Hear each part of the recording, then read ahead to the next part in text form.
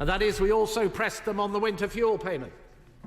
Millions of pensioners benefiting up and down the country. And why? Because this party on this side of the House stands full square between our elderly. We believe that they should have security and dignity in their later years. And Madam Deputy Speaker, we actually received those cast iron assurances from the party opposite. In fact, the then Shadow Chief Secretary to the Treasury said when pressed on the winter fuel payment, and where is he is a good question to ask, that the Labour Party had no plans, I quote, no plans to do anything in respect to the winter fuel payment. And indeed, Labour candidates up and down the country gleefully pointed to their manifesto as having no mention of doing anything on this particular matter. But look, Madam Deputy Speaker, within a matter of a few short weeks, what has happened? What happened to integrity? What happened to transparency? It went out of the window. Broken promises already.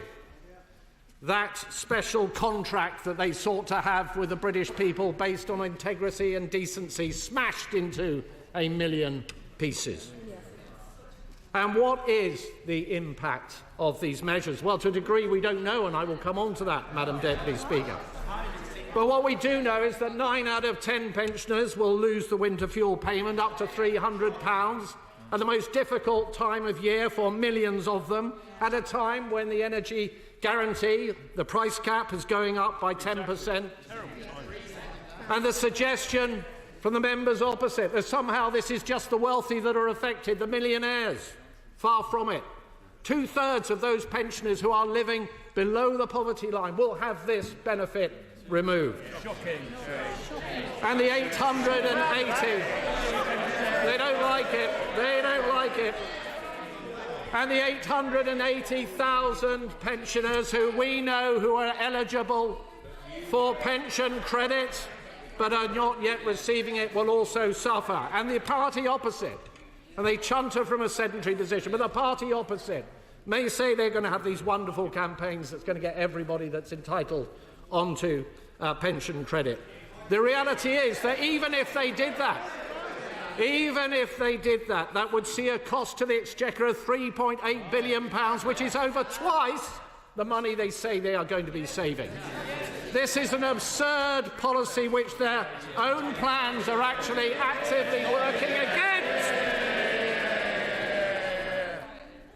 And the haste with which this has been carried out, Madam Deputy Speaker, is simply jaw-dropping. We do not have any impact assessments. We do know, I will momentarily, we do not know what the impact will be across the income distribution. We do not know, every member of this House does not know what the impact will be within their own constituency. We do not know what the recommendation of the Social Security Advisory Committee will be. Why? Because they will not be given the information until tomorrow, we are told. And this, of course, has not formed part of what it should have formed part of, which is a major fiscal event with the OBR scoring it and an economic and fiscal outlook accompanying it.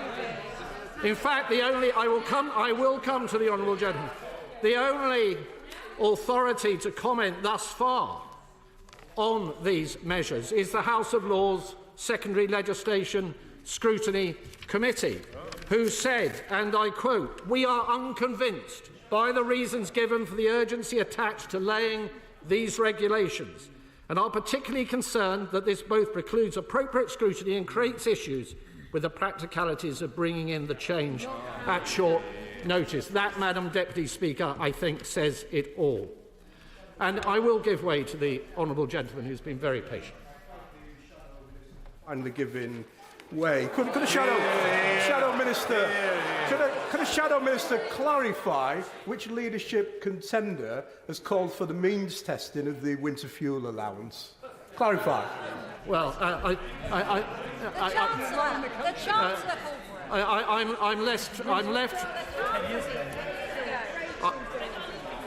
I'm left feeling, Madam Deputy Speaker, that intervention was barely worth the wait, I'm afraid. So, Madam Deputy Speaker, the fact that we even have a debate today is near miraculous, given the resistance from the party opposite, it is, of course, because of the scrutiny that this side of the House, this Conservative party, is providing to this government. We know also the petitions that have been railing against these measures. Silver Voices, 100,000 people, 38 Degrees, a third of a million, Age UK, over 500,000 people calling on this government to think again. The press, particularly the Express newspaper, doing such a sterling job in bringing these matters to the attention. And even the trade union movement, Unite, pointing a finger at this government and saying it is picking the pockets of pensioners. I give way to my honourable friend. I'm grateful to my right honourable friend for giving way. I think it's the sense of disappointment. Yesterday we had the Health Secretary dragged in here because we have a multi-million-pound making consultant in the health industry wandering the corridors with access to papers. Today we have pensioners betrayed. And does my honourable friend agree, that right honourable friend agree, that when people voted Labour, they thought they were getting change. They thought they were going to get transparency. They were promised higher standards. They are getting the opposite. I thank my honourable friend for his very appropriate intervention. He is, of course, right. The only thing that is surprising is how remarkably quickly this has all fallen apart. Now, Madam Deputy Speaker, the government, of course, will take no responsibility for what has happened. They will blame us with this fictitious black hole. And the leader of the House, and I invite anybody on the opposition side to support her in this assertion, has suggested that this measure was necessary in order to avoid a run on the pound. A run on the pound. It's just as well, Madam Deputy Speaker, they're not in charge of the economy, or we might end up in a real mess.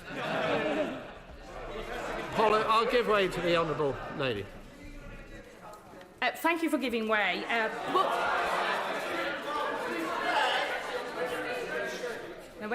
Thank you very much for giving way. Does he agree that if a local council had run the finances of the council into the ground the way that his party did to the country, with a £22 billion black hole, that you would have called the commissioners in the morning and you would have instigated swinging cuts? And could I ask him, given that this is the case, and he now seems to have just decided that his party no longer cares about balancing the books, will he apologise? Order! Shadow Minister. Well, I think, Madam Deputy Speaker, that slightly lengthy question might be better addressed by way of a rather lengthy letter to the leaders of Birmingham City Council. And could I say, Madam Deputy Speaker, that of course all politics is about choices, and what this government has done is it has caved in to its trade union paymasters. It has settled way above inflation. Junior doctors 22%, train drivers 14%. And what it has done is it has stood up for the trade union paymasters on the backs of vulnerable pensioners. And that is not right. And before I take the intervention of the honourable gentleman, if it's not the case that the trade unions are running the Labour Party, hands up everybody opposite who has not received some money from the trade unions.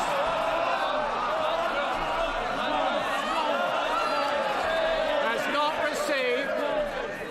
Hands up anybody who has not received money from the trade unions for their campaigning or their private office. One person. One person, Madam Deputy Speaker. Therein lies the truth. The truth about who is running the Labour Party. And of course, Madam Deputy Speaker, we have seen all of this. We have seen all of this before. We have seen all of this before. In the last Labour government, we had the 75p pensioner increase. We had Gordon Brown's stealth tax on private pensions, £118 billion in total. And was it any surprise that we ended up with the fourth highest level of pensioner poverty across the whole of Europe? I give way to the honourable gentleman. Can I thank the Minister for giving way. Can I ask, when he talks about choices and pensioners, when his party chose to suspend the triple lock in 2021 and give a below-inflation increase to pensioners, costing them £500, what was his concern then, and why did he say nothing? No, the honourable gentleman is entirely wrong. What we went into the election promising was the triple lock plus, which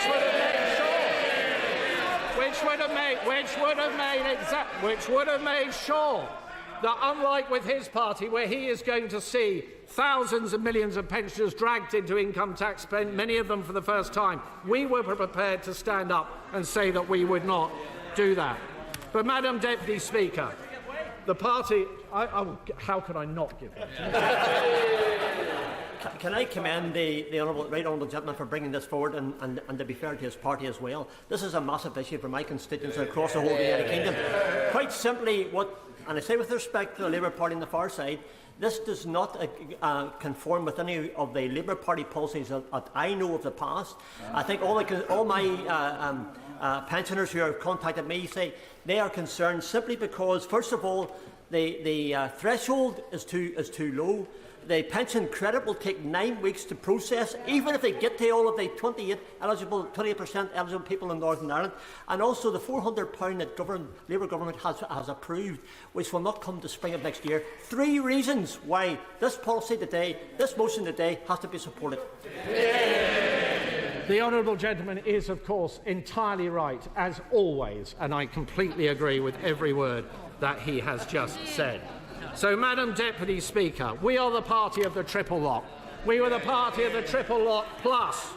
We were the party that has raised the state pension by £3,700 since 2010. And we are the party that has seen 200,000 fewer pensioners in absolute poverty since we came to office. That is now going to go into reverse. So can I, Madam Deputy Speaker, now rather more gently, rather more quietly, make an impassioned plea to those sitting opposite. Look to your conscience. These measures, you know in your heart, no, I will not give away. You know in your heart that these measures are wrong. You know in your heart that the party opposite has broken their promises, and that these measures are going to lead to untold hardship for millions of elderly and vulnerable people right up and down this country. You now have an opportunity to join with us and put a stop to it. The question is motion number 1 as on the order paper, and I call Dame Meg Hillier.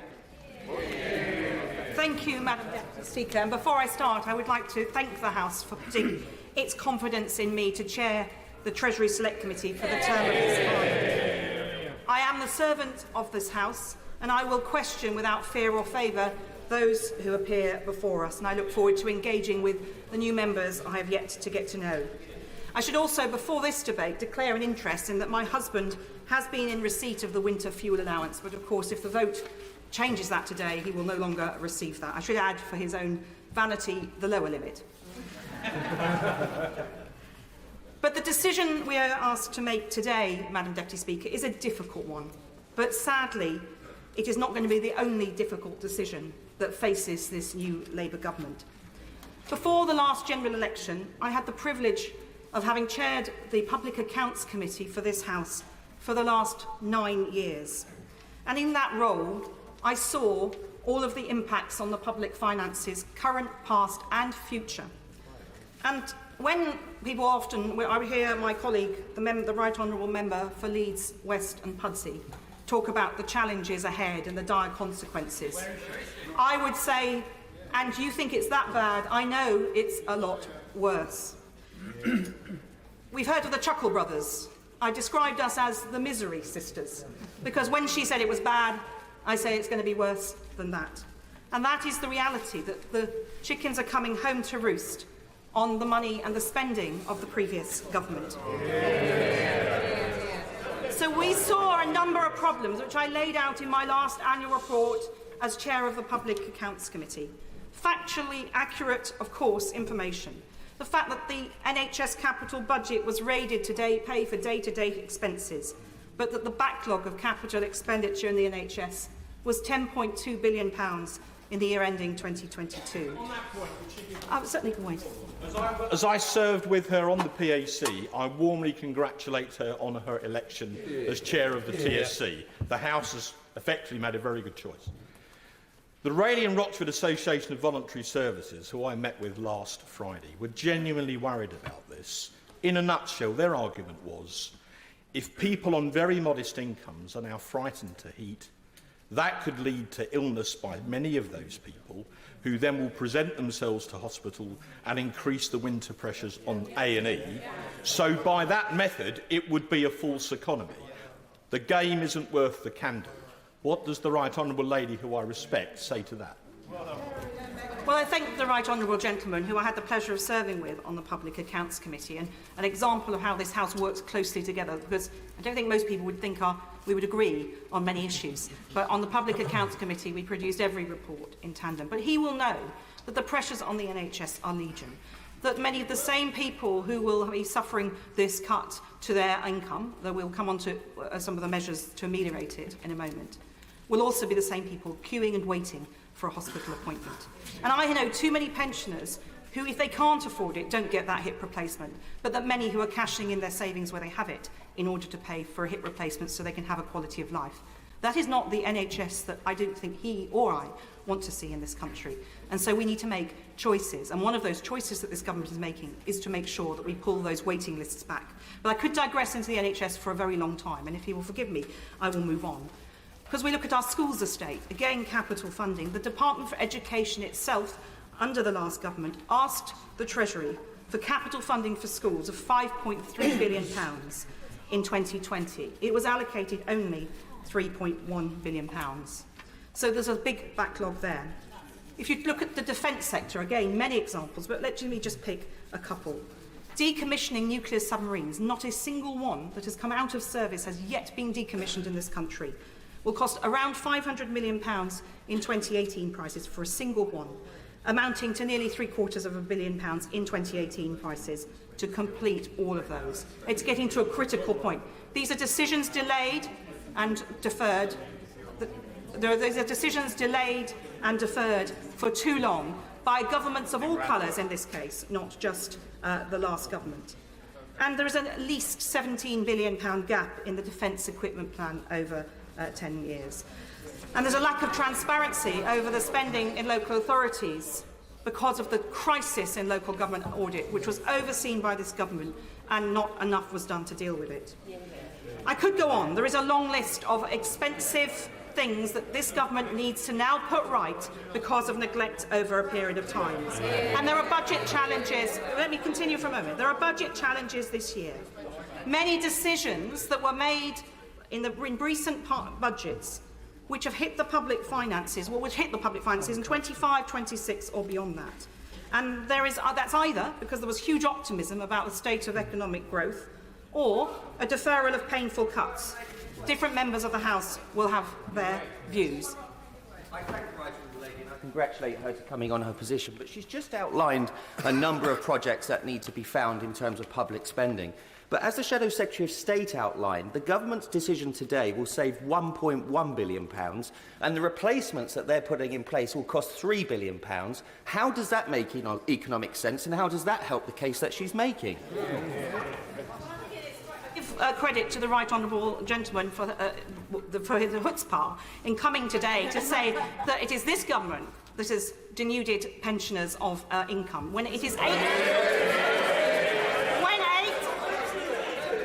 as the honourable member for Stoke highlighted, the previous government has a track record on this. And there are 880,000 pensioners who, under the right honourable gentleman's watch, didn't get pension credit, although they deserved it. So these are pensioners that have lost out on £3,900 a year, some cases for many years, because the last government fell down on its job because it protected some pensioners but not all. Where was the urgency then? And these are crocodile tears years when those people were suffering. But it is right that pensioners should get what they are entitled to, and pension credit is not being abolished by this government, but being promoted to make sure that the very poorest pensioners get that income into their pockets. But there is one of the things that is absolutely apparent is we cannot take this in isolation. And I am not going to change, because we have a budget coming on the 30th of October. And knowing what I knew a few months ago as chair of the Public Accounts Committee and what I know today, I'm not going to change my tune about the dire state of public finances. But there is a second challenge that we face. At the same time as our public finances are in a dire state, many of our citizens are facing the same challenges in their personal finances. And the government, this Labour government, is rightly committed to growth, but growth will require an approach to taxation that helps ensure growth. We'll therefore hear many arguments about the need for a taxation system that will underpin growth. And I'll give way to the Honourable Lady. I thank my right honourable friend, and I call her friend because we have worked very closely over the last few years. And I do welcome the fact that she was elected, and I would have supported her for that role. The difficulty is the public are not buying it, because we are essentially saying that pensioners who are vulnerable, and over 20,000 in my constituency, will lose the support they are currently getting. You cannot, as a government, claim that you need to take this money from pensioners and then reward train drivers who work 4 days a week on 70 grand a year. This is the difficulty. So how is she explaining that to her constituents? Because I haven't been able to give an answer. I could speak forever about the challenges that this government left. But let's be clear, I've spoken about the NHS. Let's take the dire state of what was happening on our train services. It was the former government, that refused to engage and stop the strikes, which meant that anybody travelling had no certainty about whether they could get to everything from work to a family funeral, and lives were put in havoc because of this.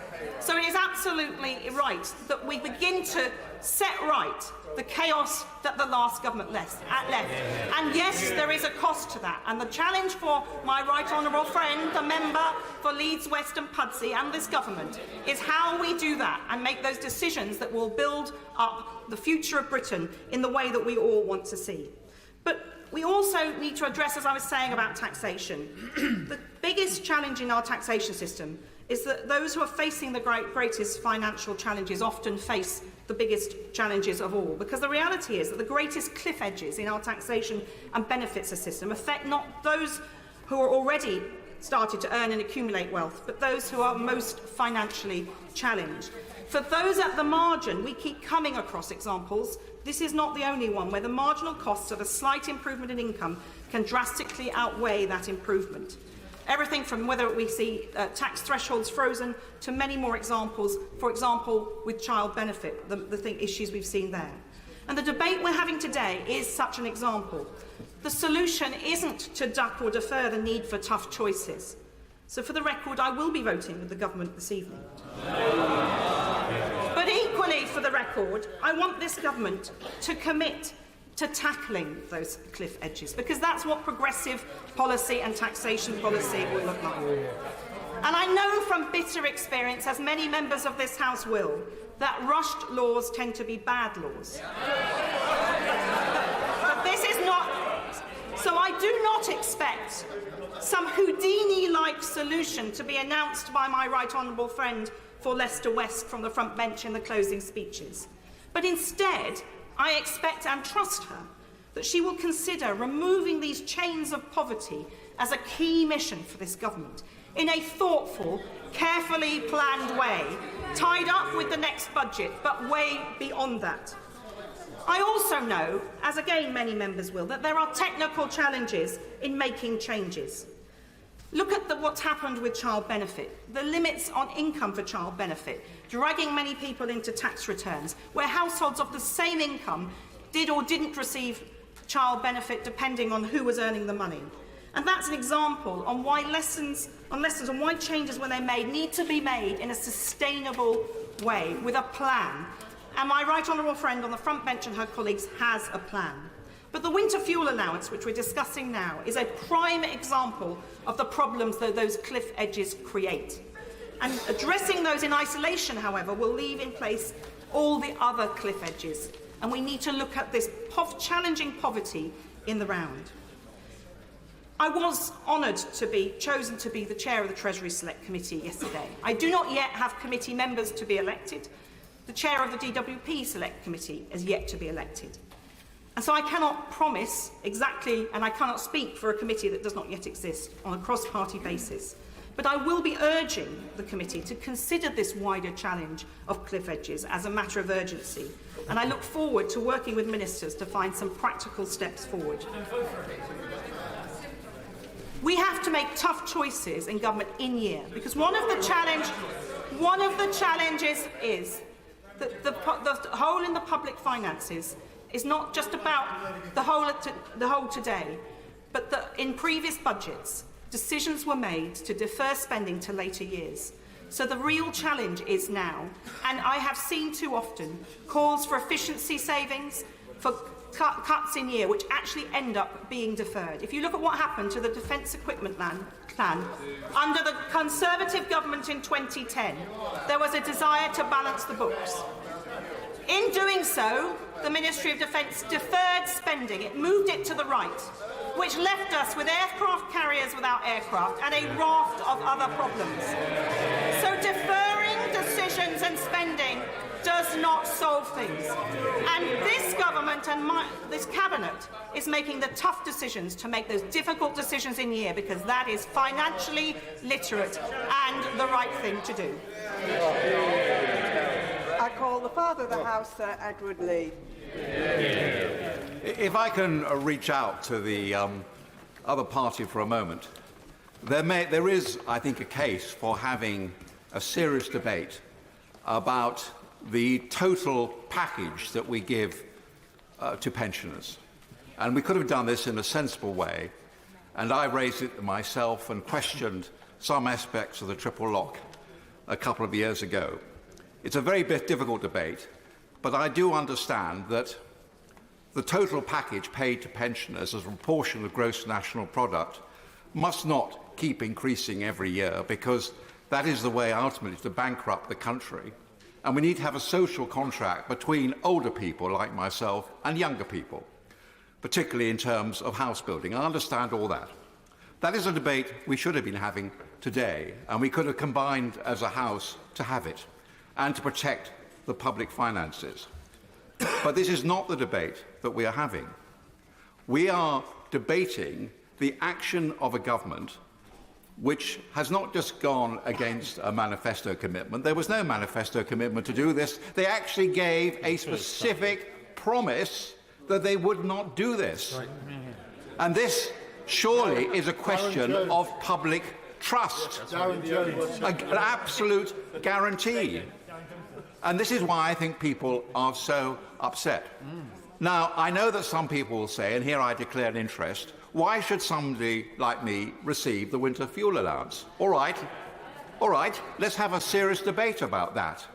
But what about the people, and this is the sort of people that I feel so strongly about, who've worked hard all their life, served their country. They've served their country, they receive a very small occupational pension, they don't receive pension credit, they are looking after every penny, and suddenly, because they don't receive pension credit and can't receive pension credit because they have a very small occupational pension, their winter fuel allowance is taken away. And this will make a real difference to them. So I think that we've really got to consider them and have a serious debate about how we're going to protect these people.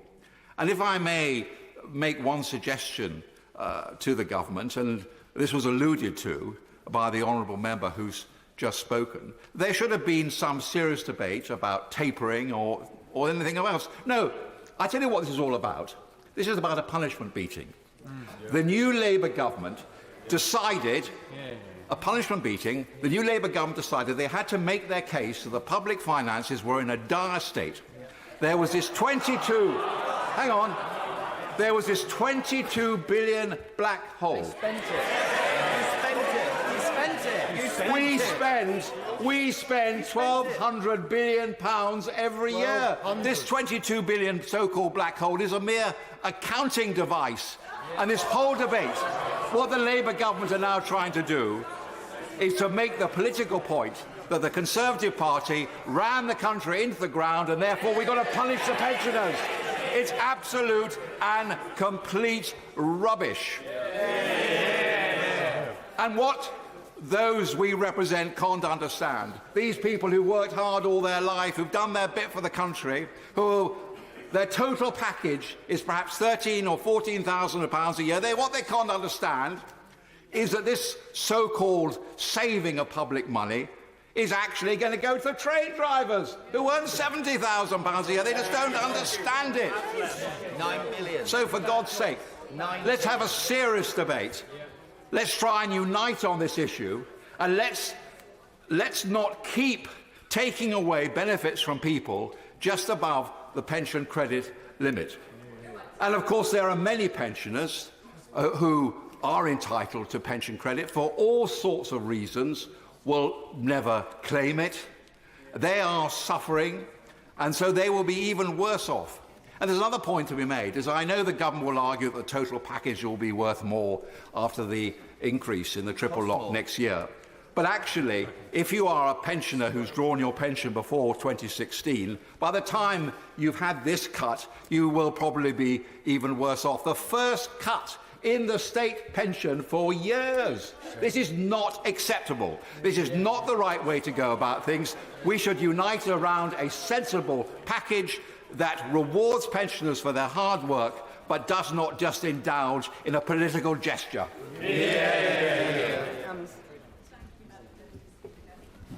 I recognise the serious economic context for the debate today. The IFS, for example, has estimated that 320,000 people have been pushed into poverty because of mortgage interest rate rises triggered by the disastrous autumn 2022 mini-budget. And of course, there were many unfunded policies that the then Prime Minister made. So while I recognise the policy measures in the King's Speech will go a long way to reduce household costs and increase incomes in the medium term, tackling the appalling poverty that we're seeing, they will not come in time for this winter. I'm proud that Labour continue with the triple lock on pension, something that will be worth an estimated £460, an extra £460, but this won't happen until next spring.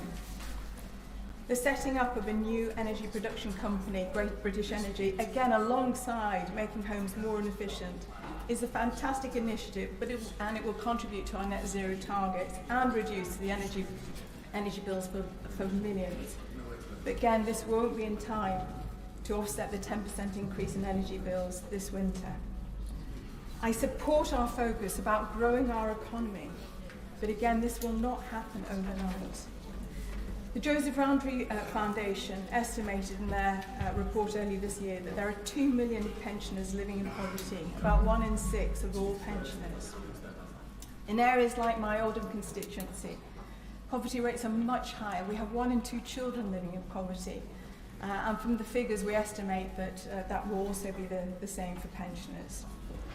We know that 4 in 10 older people in Oldham East and Saddles have a disability, and almost half have a long-term health condition. We also know that even before the escalation of energy costs, over 1 in 6 households were living in fuel poverty. Although pension credit provides extra financial support for the poorest pensioners and opens up help such as housing benefit and council tax discounts for those who are eligible for it, only 5,500 of the 8,000 out of the 9,000 households in Oldham are eligible to claim it. Again, I welcome the automatic linking of pension credit to housing benefit to increase the uptake, but this again won't happen in time for in the next few months. And what about, I'm not going to, thank you so much, I can't because I have been under strict guidance from the Deputy Speaker.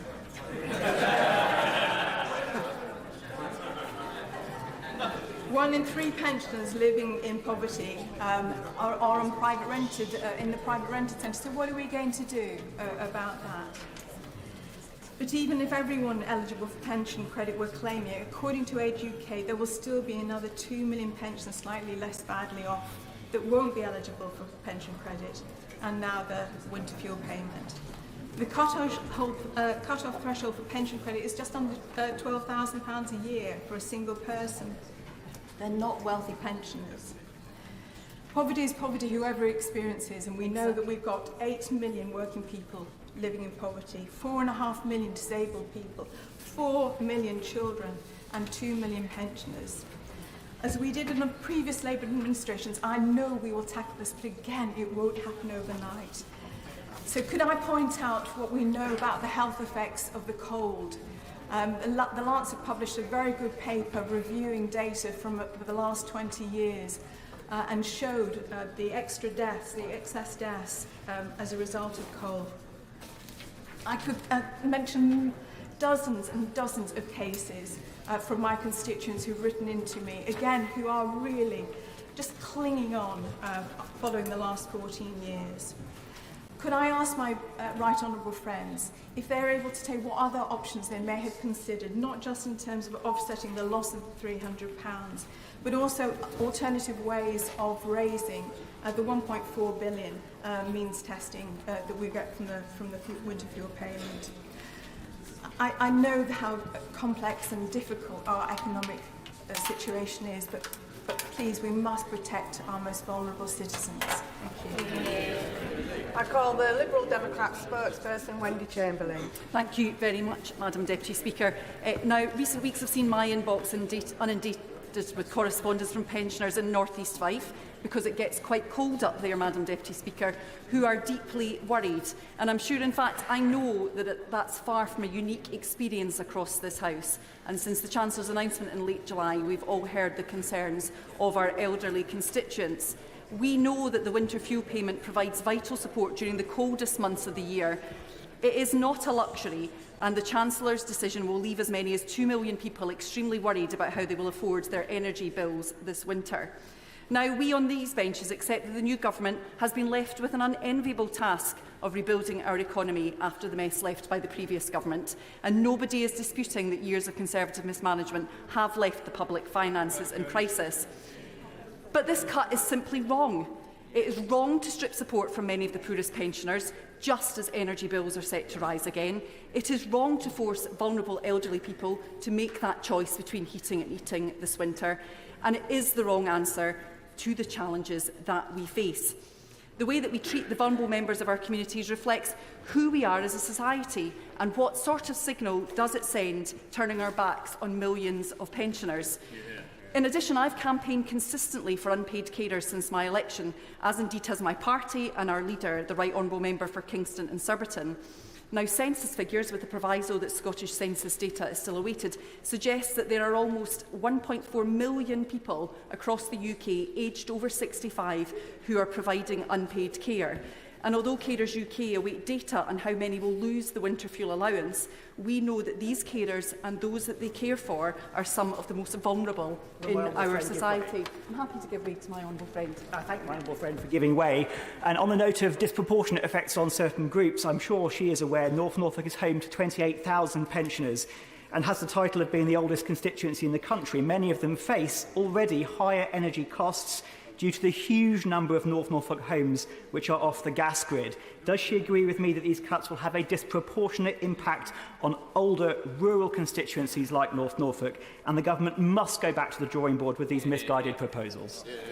I'm grateful to my own friend for giving way. I think that is one of the things that's often lost in relation to the energy price increases that we've seen in recent years, that the price cap and guarantee does not support those who are using other forms of fuel. And I know that those issues have been raised in the House before, and I look forward to hearing what the government is going to do to support those individuals. A new Parliament represents an opportunity to move on from the chaos and misery of recent years, but this cut would be far from a fresh start. It would be a disappointing and shameful abandonment of poor and vulnerable pensioners. Age UK have strongly condemned this cut. I will in a second. They point out that it's been introduced with virtually no notice and no compensatory measures. And I just want to note from the debate this morning, when the Pensions Minister was talking about compensatory measures, that we know that there is real complexity around what will additionally be available to support people. We know the questionnaires that are needed for pensioner credit. We know that a household support fund has been extended, but we don't know what that will mean. And we know that the £150 grant may be available for some. But what you are left with after listening to the debate this morning is that we are in a position where the government have made a decision to make this cut, but they have not properly thought through the consequences or the measures that will be available to support those most in need. I'm happy to give way to the honourable member. Do you agree with me that when the coalition government came in 2010, we faced a really serious economic crisis, a really genuine black hole, and we had to make some very tough decisions as a coalition government. But we never did this. I'm grateful to the honourable member for giving way. Obviously, there were difficult decisions that were made during the coalition, but the government is saying today that one of the things that they are doing is continuing the triple lock. And one of the reasons why the Liberal Democrats supported that move, brought that move in during coalition government, and one of the reasons why we continue to support the triple lock is we know that still not enough has been done to best support our vulnerable pensioners. I'm grateful to give way to the honourable member. Lady for giving away. I'm sure she'll acknowledge that in Scotland we have the coldest climate in the whole of the United Kingdom. We will be disproportionately hit, and it's absurd that that will happen in energy-rich Scotland. Will she appeal to all Scottish members to ensure this is supported tonight?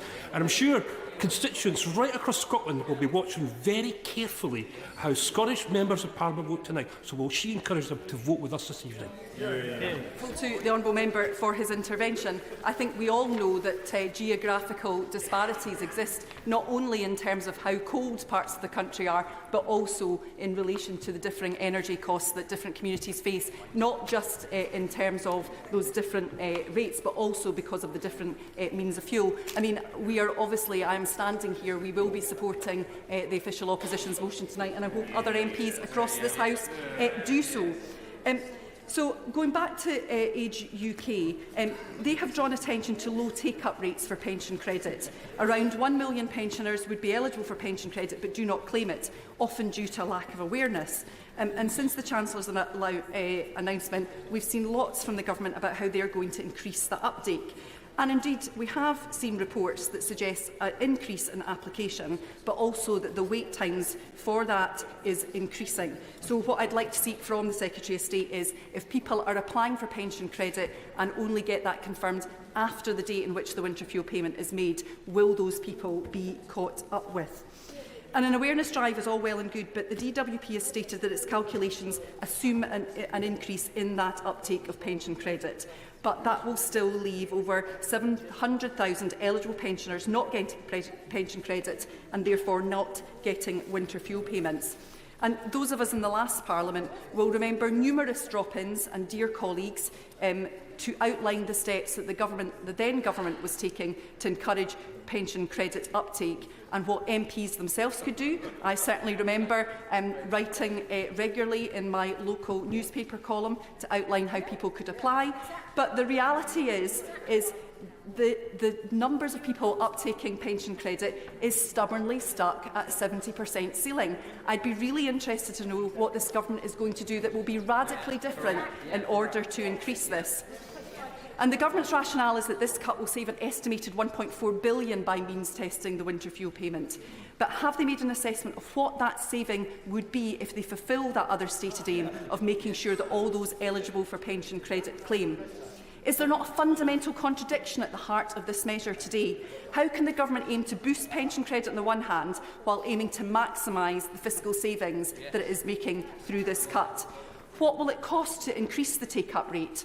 And can the Secretary of State give an assurance that the Treasury will give its full support to any measures aimed at boosting the uptake of pension credit? And a separate but unrelated issue, Madam Deputy Speaker, is that of the cliff edge. Analysis by Policy and Practice shows that around 130,000 elderly people miss out on pension credit as they are just £500 over the income threshold to claim the benefit.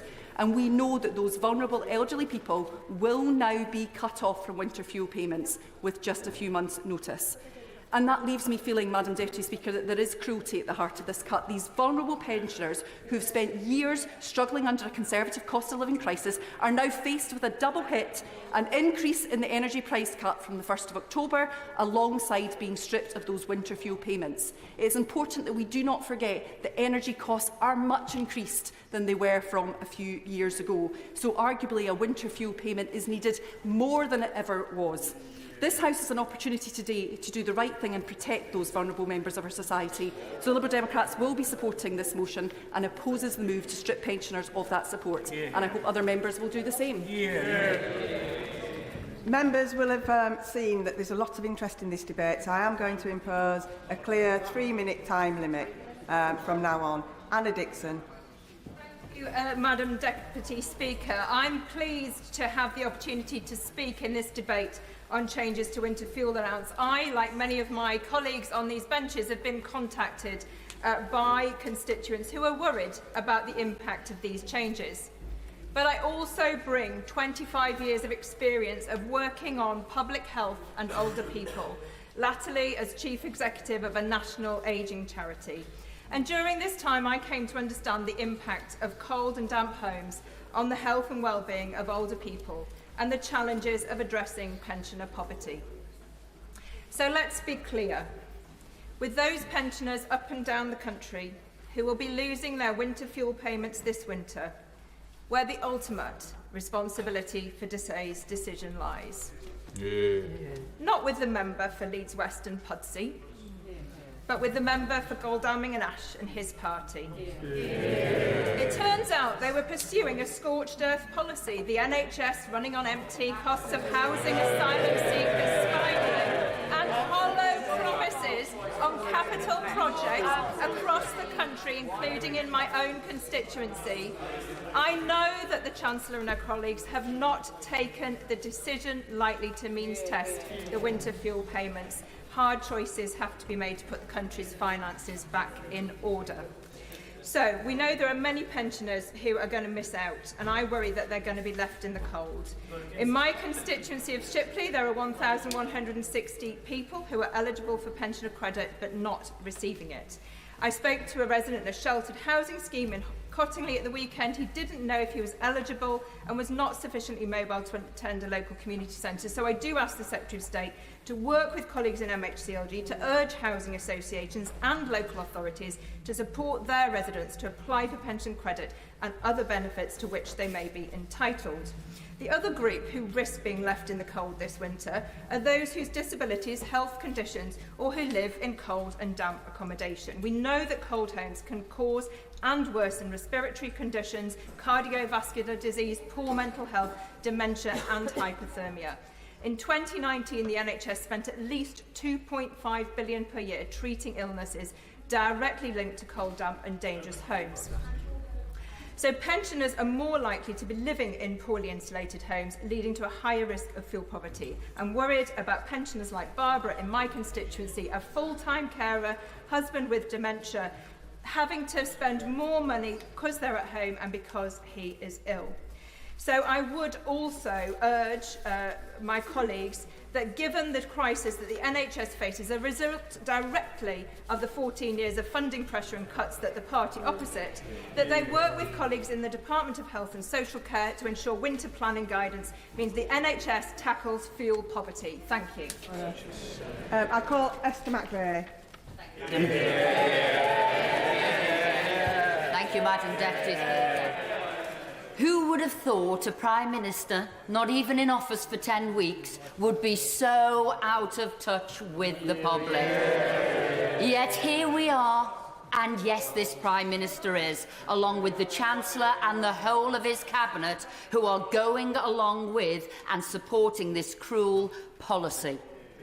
The Chancellor should be under no illusion that the public knows this decision to rob millions of pensioners of their winter fuel allowance, for which the government has no mandate, has nothing to do with economics and everything to do with cynical political calculation. And the haste with which it is being done is breathtaking.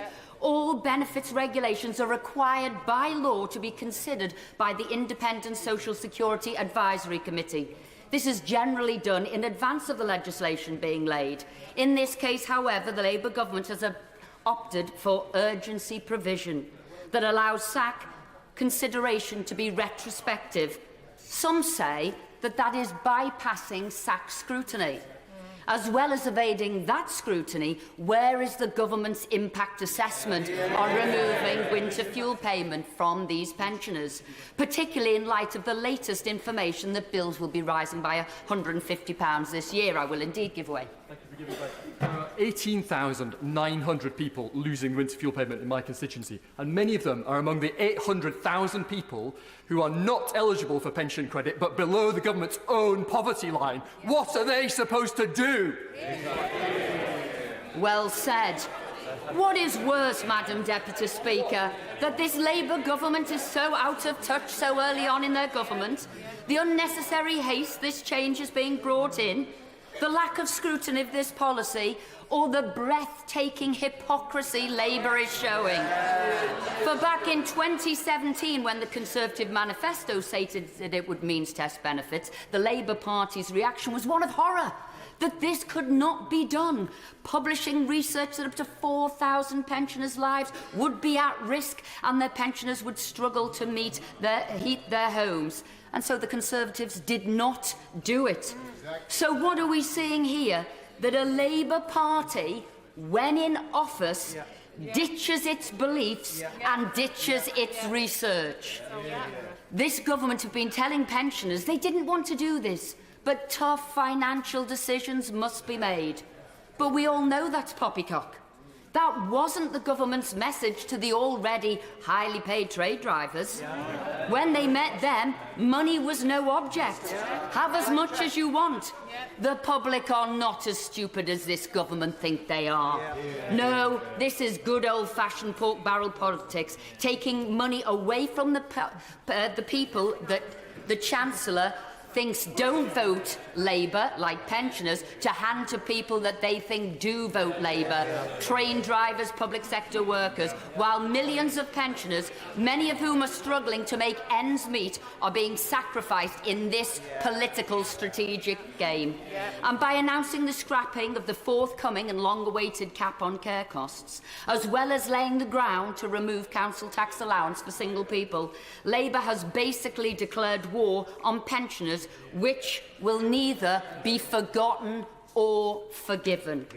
Our pensioners deserve better than this, Madam Deputy Speaker. It's time Labour reverse this decision and restore the winter fuel allowance to all pensioners. Alex McNair. Thank you, Madam Deputy Speaker.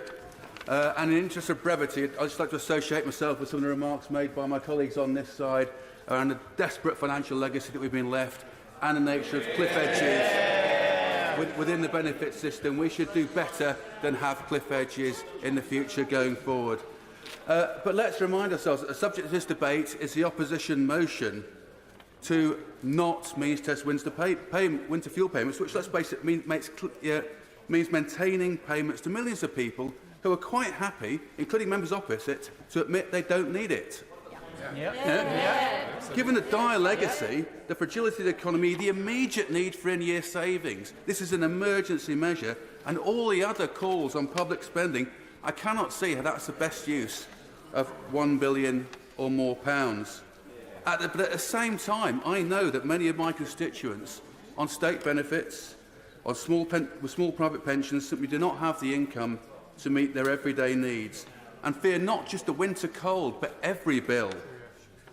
Many have written to me with heartbreaking stories of everyday struggles just to maintain the very basic qualities of life. We've heard some mitigations, and we'll hear about more. That's including the fact, let's remind ourselves, that the poorest pensioners will retain the winter fuel payments. Let's remind ourselves that people just above the threshold can apply for household funding support through their councils. And my office are already, in Rosendale and Darwin, are already working hard with residents to make sure that everyone in need gets the support that they need. And we've already helped a number of pensioners onto the benefits they deserve and need. But at the same time, we need to recognise that none of these steps, including the winter fuel payment itself, address the fundamental issues of pensioner poverty. We have to ask how it is this country will be spending over £150 billion a year on pensioner payments, and yet millions of Britons who have done the right things all their lives, worked hard, paying in, are still living in deep poverty, unable to afford the most basic comforts. This is not something we should simply accept. Such deep pensioner poverty should be a national embarrassment. Successive governments have ducked the issue. Winter fuel payments is one example of a sort of sticking plaster policy that sought to kick the can down the road, responding to a problem but never fully addressing it. It's poorly targeted, and for those who need it most, not nearly enough to make a difference. To truly address pensioner poverty with a fresh approach and be willing to challenge the assumptions of the past, we must deliver ambitious policies that target the causes of poverty, not just the symptoms. Home insulation and lower energy prices through GB Energy are just two examples. But we can and must do so much more. But we can only deliver real change with an economy which is fixed and stabilised, and that's what this government is utterly committed to. Dr. Caroline Johnson.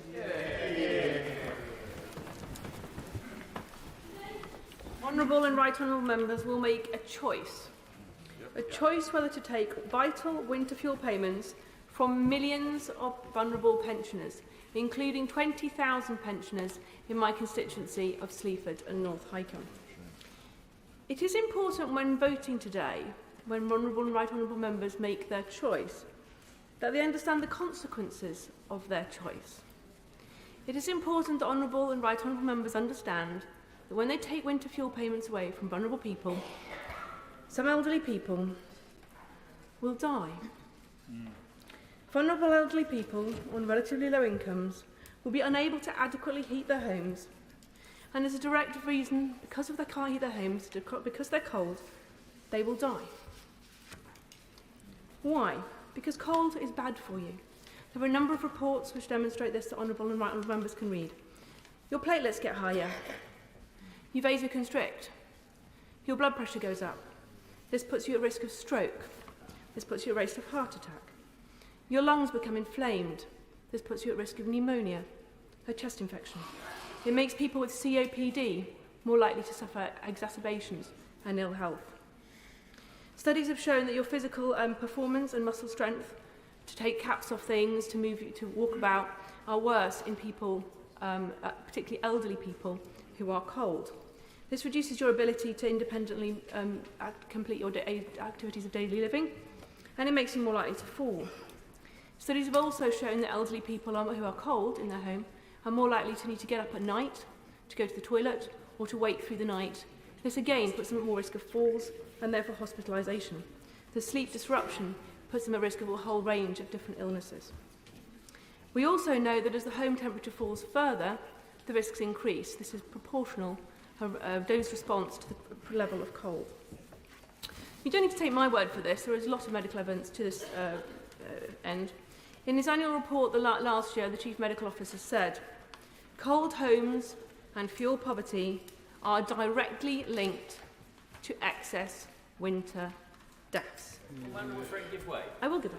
My honourable friend is making a powerful and emotive speech, and she's talking quite rightly about some of the impacts on pensioners. Would she agree with me that those are exactly the sort of impacts that should be captured in an impact assessment brought before this House so that we can make an informed decision? And that my 25,000 constituents in Arundel and South Downs who may face the loss if this motion goes ahead today are increasingly talking about the right honourable member for Leeds West as reckless Rachel in proceeding with this motion. I thank my right honourable friend for that intervention, and he is absolutely right. There is no impact assessment. Why is there no impact assessment? Well, I have my suspicions. But my terrified constituents, they know why there's no impact assessment, because they know what the impact will be. And I'm sure, Madam Deputy Speaker, I'm sure your terrified constituents, they know what the impact of this policy is going to be. Right honourable and honourable members, that we all know too. So as my honourable members vote today, they should be in no doubt. The government's first job is to keep people safe, and they are going to fail miserably. Rachel Maskell. Thank you, Madam Deputy Speaker. And it's a pleasure to serve the Honourable Member for Sleaford and North Highcombe. We sat on the Health Select Committee together and we heard the evidence from Sir Chris Whitty. We know what Professor Sir Michael Marmot has been saying for decades now. The public health evidence is so clear. 2.1 million pensioners living in poverty. That was our inheritance. But we have got to protect them every single day. They make the hardest budgetary decisions, harder than those of the Treasury where there are choices. They have no choice. They have to put a roof over their head. They have to pay for their food and they have to pay for their heating. And we know that now those sums aren't adding up and we're getting the letters coming in. We're looking at the figures that our constituents have to look at every single day. And they're scared. And they're telling us they're frightened because they won't switch the switch, because they know if they do, they will have bills that they cannot pay. And we need to protect those very vulnerable people. And I commend my right honourable friend for driving forward that ambition to get 880,000 pensioners signed up to pension credit. And I really hope that people will test the system and make sure that they can. 243 questions though on a questionnaire, and then, of course, a 9-week wait for that to be processed. But we must drive that forward, and the last government failed in that endeavour. But we still have got to protect those that don't. And many don't for a reason, and we know that. They may have dementia. It's complex. It's stressful. And perhaps there's pride as well, because we're talking about working men and women. They've worked hard all their lives. They might have put a little bit aside, they might not. But ultimately, we need to help them. And then there's the million people who are above that pension threshold. They too need support. They are fuel poor. They will struggle this winter. And as the honourable member said, when you're cold, you put greater demands on your body. Your body fights back. And sadly, as it does, you're at risk of heart attacks, strokes, and worse. And of course, those respiratory diseases prey on the most frail and vulnerable. And when we look at where those people will go, they'll be queuing up with the GPs, they'll be looking to the NHS, and for sadly, many will not be with us. And it's with my conscience that I cannot vote for these measures, but I am determined to work with government to find the mitigation which is absolutely crucial. Age UK and many other charities are saying it's too late to find alternatives. They say delay. I say let's delay. Let's get this right. We can't afford not to. Kirsty Blackman. 860,000 pensioners in Scotland are set to lose out on this pension. The Prime Minister, the Chancellor, have chosen to cut the pensioner cost of living payment. They've chosen to cut the winter fuel allowance. They have made the political choice to scrap these payments. The UK Labour government are absolutely desperate to meet their self-imposed fiscal targets. Make no mistake, this is a political choice. They are doing so. They are trying to meet these targets by balancing the books on the backs of pensioners. Who out there in the real world voted for this? This is a key test for Anas Sarwar and for Labour MPs from Scotland. Anas Sarwar said, read my lips, no austerity under Labour. If that's what Anas Sarwar believes, if that's the platform he put to the people of Scotland, if that's what the Scottish Labour MPs were voted in on, how can they possibly back the government today? Who is the master of these Scottish Labour MPs? Is it the Prime Minister? Is it the Labour Party? Or is it the people who elected them, who put them here, who are going to go cold this winter because of their government's decisions? This is not the change, Madam Deputy Speaker, that people voted for. The UK government are trailing broken promises behind them. They're refusing to scrap the two-child cap. They are refusing to allow pensioners the money to heat their homes this winter. Madam Deputy Speaker, this is not what people in Scotland voted for, and they will be devastated if their Scottish Labour MPs support the government today. I call Neil Duncan Jordan. Thank you for the chance to speak in this important debate. I do so because for nearly 20 years I was an active campaigner in the pensioner movement, and I feel compelled to take part. But I come to this debate wanting to make it clear that the financial mess inherited by this government is a result of 14 years of austerity and financial mismanagement. And I also reject any suggestion that public sector workers are benefiting at the expense of pensioners.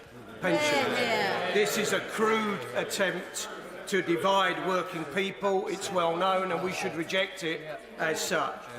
In the short time I have, I want to make the case for universalism as the cornerstone of our welfare state. We know from the latest figures that 880,000 older people are eligible for pension credit but don't claim it. Means testing is supposed to target help at those who need it most, but those who need it most are those who don't claim it. And for decades, successive governments have talked about needing to improve take-up, but even in its best year, the most it ever achieved was 67% take-up rate.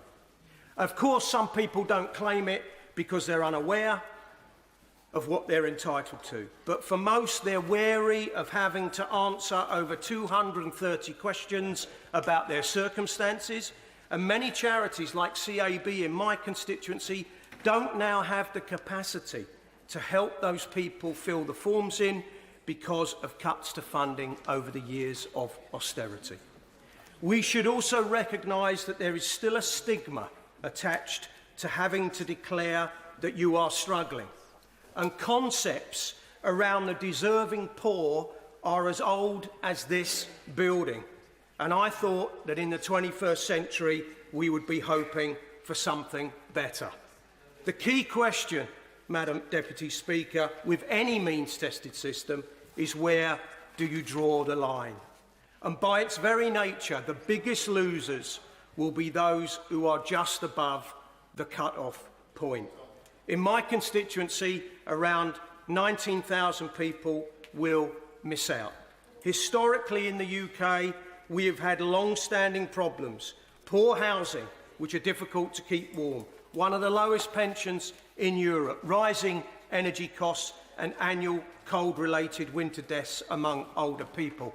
I could go on, but I'm running out of time. So I urge the government to think very seriously about delaying this proposal and in its place putting forward a pensioner task force to look at ways in which we can tackle pensioner poverty in the UK.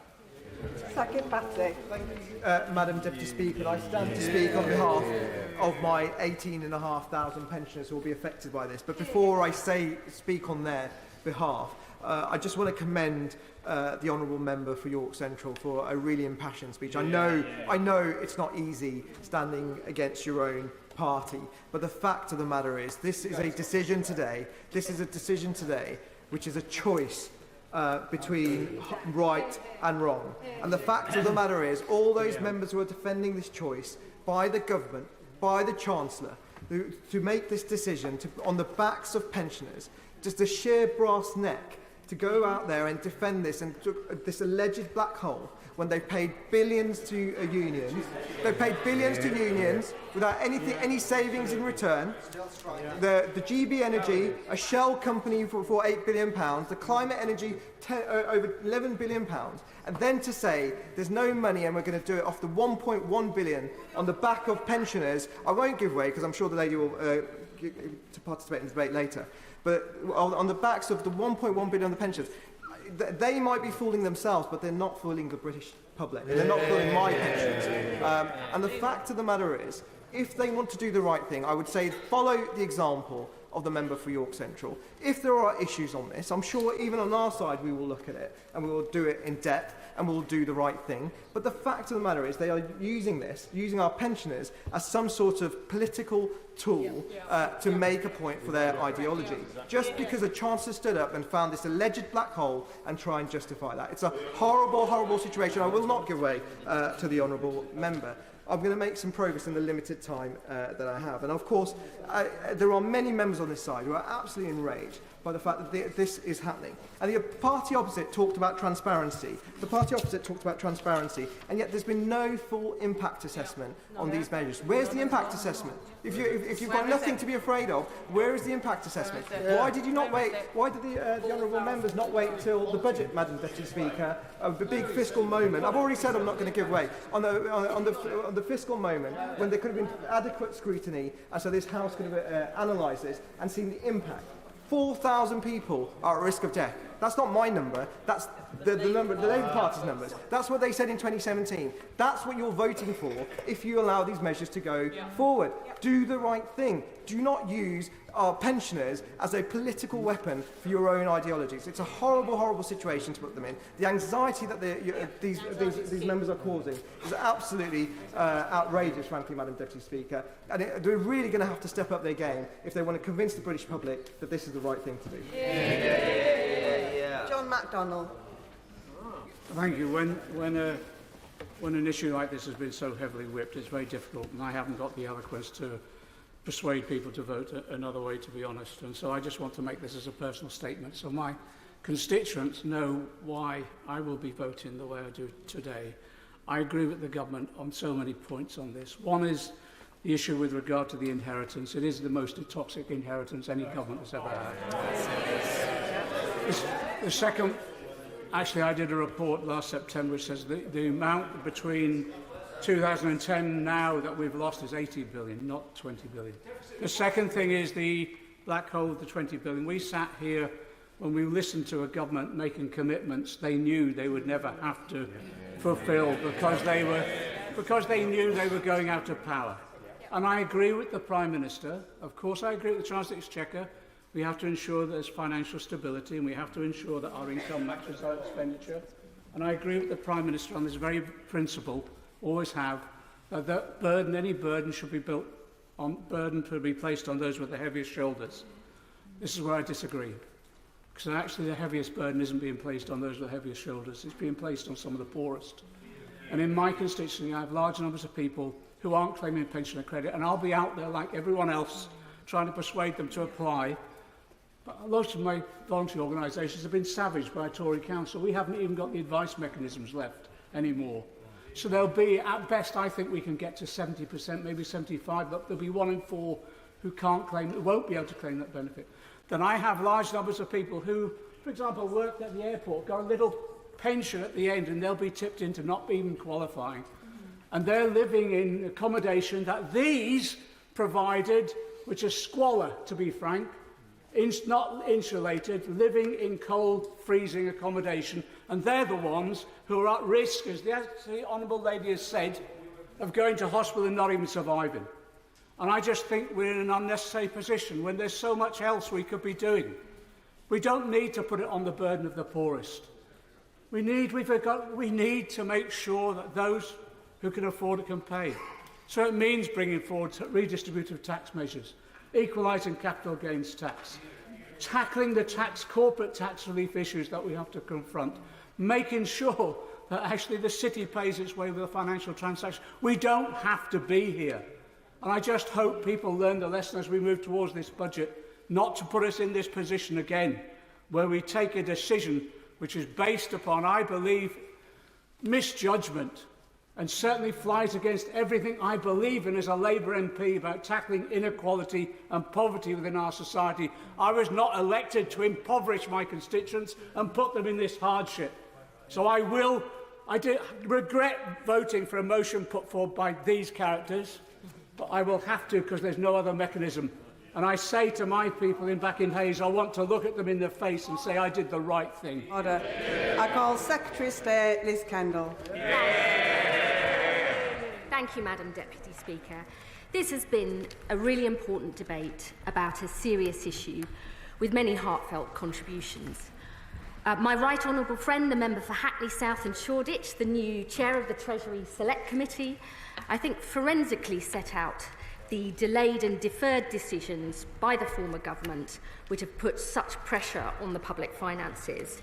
My honourable friend, the member for Oldham East and Saddleworth, rightly spoke about pensioners, children and disabled people in poverty and the need to do much more to support them. The honourable member for North East Fife talked about the crucial issue of pension credit uptake, what we're going to do that's different, and I will say more about that later, but I want to reassure her that the Treasury is fully behind the action that we are taking. My honourable friend, the member for Shipley, with her huge experience in health and social care, talked about the need to work with those in supported accommodation, housing associations and the NHS to make sure pensioners get the help they're entitled to, and I will spell some of this action out too. My honourable friend, the member for Rossendale and Darwin, made a strong case, I think, for targeting help on the poorest pensioners and the need to tackle the root causes of poverty, including insulating homes and bringing energy costs down.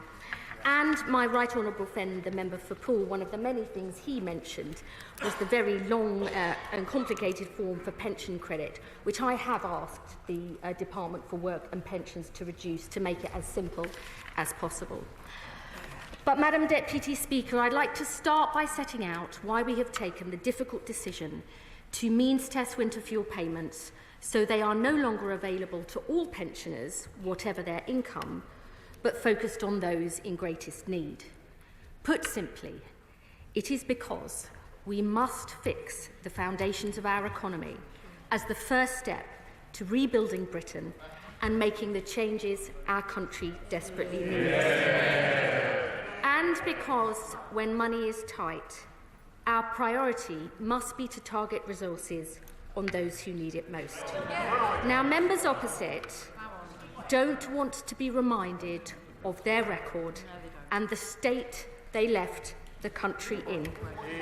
But their economic failure and reckless decisions left a £22 billion hole in the public finances this year, a £6.4 billion overspend on the asylum system, a £2.9 billion overspend in the transport budget, new roads, hospitals and train stations announced as their policy but not budgeted for, one unfunded commitment after another, and the reserves spent 3 times over, spending like there is no tomorrow with no thought for the consequences today.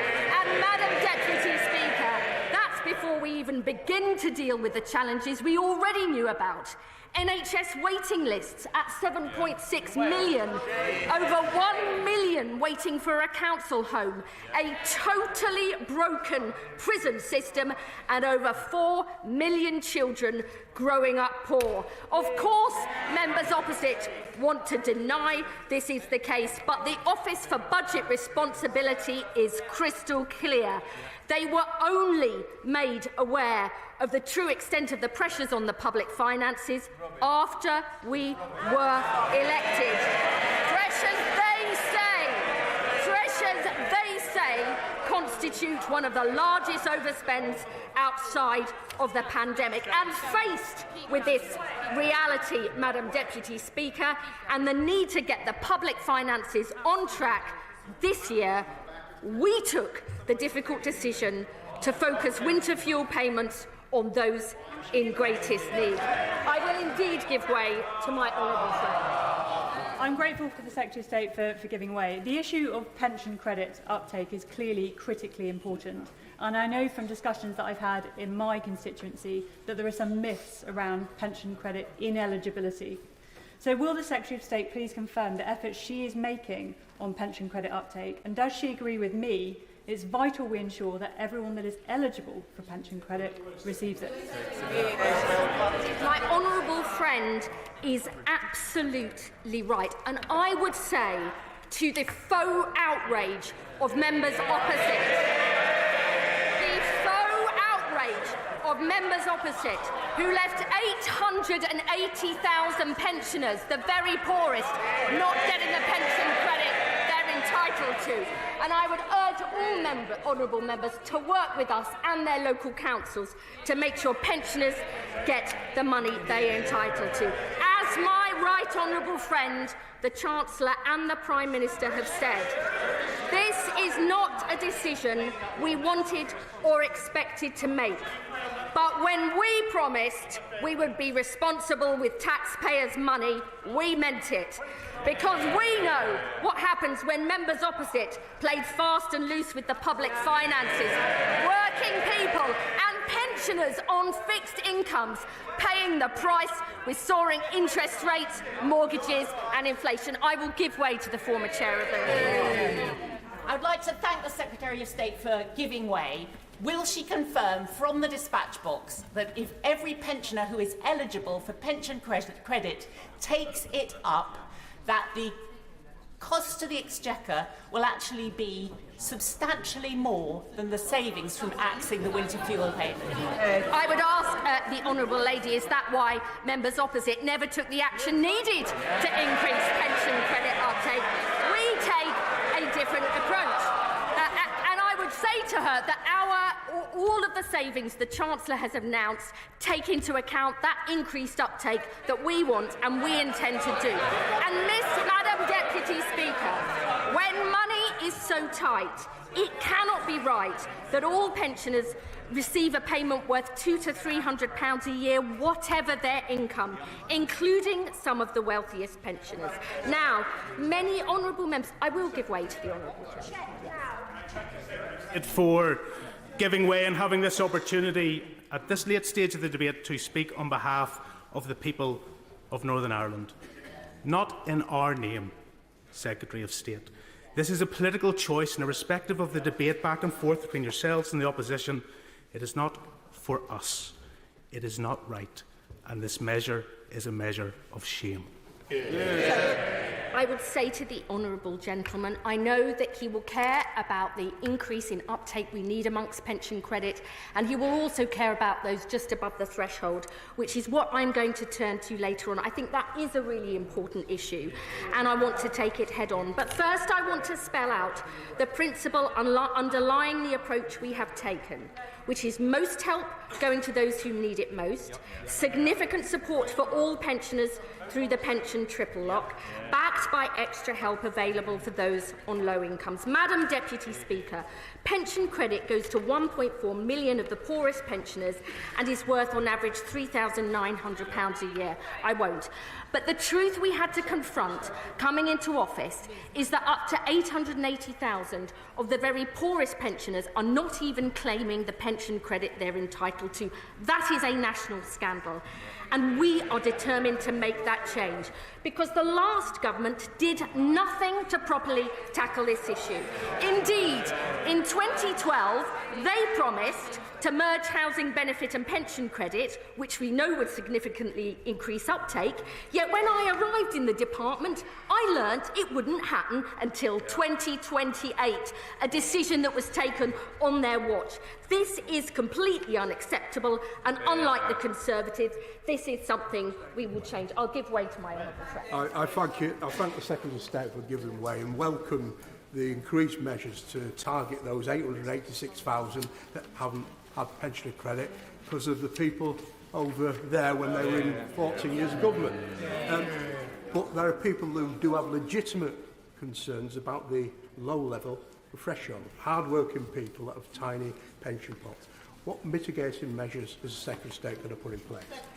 I will come to this point in a moment about the extra help for those just above, but I want to spell out what we are doing on pension credit. We have done more to increase pension credit uptake in the last 2 months than members opposite did in 14 years. We've written to all local authorities to ask them to identify eligible pensioners, including by sharing data. We're joining forces with Age UK and Citizens Advice to make sure pensioners check and apply. We've launched a major awareness campaign, continuing right up until the deadline to apply on December the 21st, and yes, that will be backdated by 3 months, backed by 450 extra staff to ensure claims are processed as quickly as possible.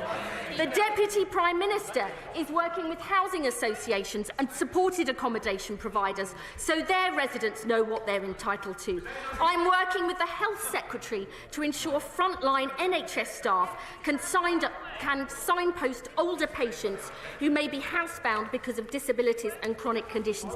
And for the very first time, we're writing to all pensioners on housing benefit who are potentially eligible, to encouraging them to claim, something the Conservatives never did.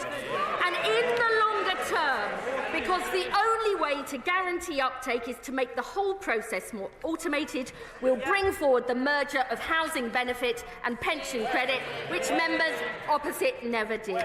Madam Deputy Speaker, this is the extra help for the poorest we are determined to deliver, but it's built on the bedrock of support for all pensioners through our commitment to the pension triple lock. A triple lock that has seen the new state pension increase by £900 this year, £970 the year before. And our continued commitment to the triple lock means the new state pension is forecast to increase by a further £1,700 over the course of this Parliament, including, if today's ONS figures are confirmed next month, an extra £460 from next April. I'll give way to you.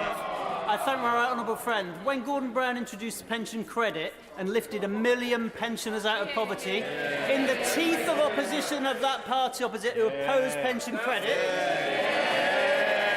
let's remind them they did, he also introduced something called savings credit. Savings credit was specifically targeted at those pensioners who saved for their old age with a small savings pot and a second pension. What happened in 2016? The party opposite scrapped it. So does she not agree with me that we shouldn't listen to the crocodile tears of the party opposite? I couldn't have put it better myself. The faux outrage from members opposite about those just above pension credit threshold, when it was their former Tory Chancellor, George Osborne, who took a red pen to it, meant its value decrease and has created some of the problems we're now having to deal with. Madam Deputy Speaker, there is much more we're doing to help low-income pensioners, including those just above pension credit.